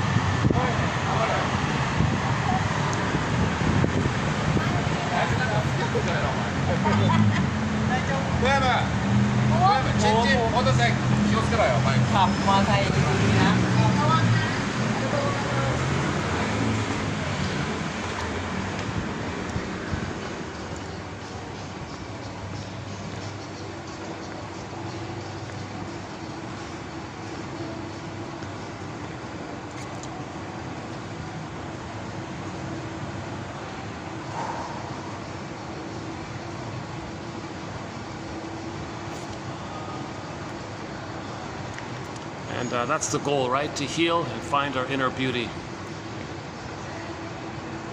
Until next time.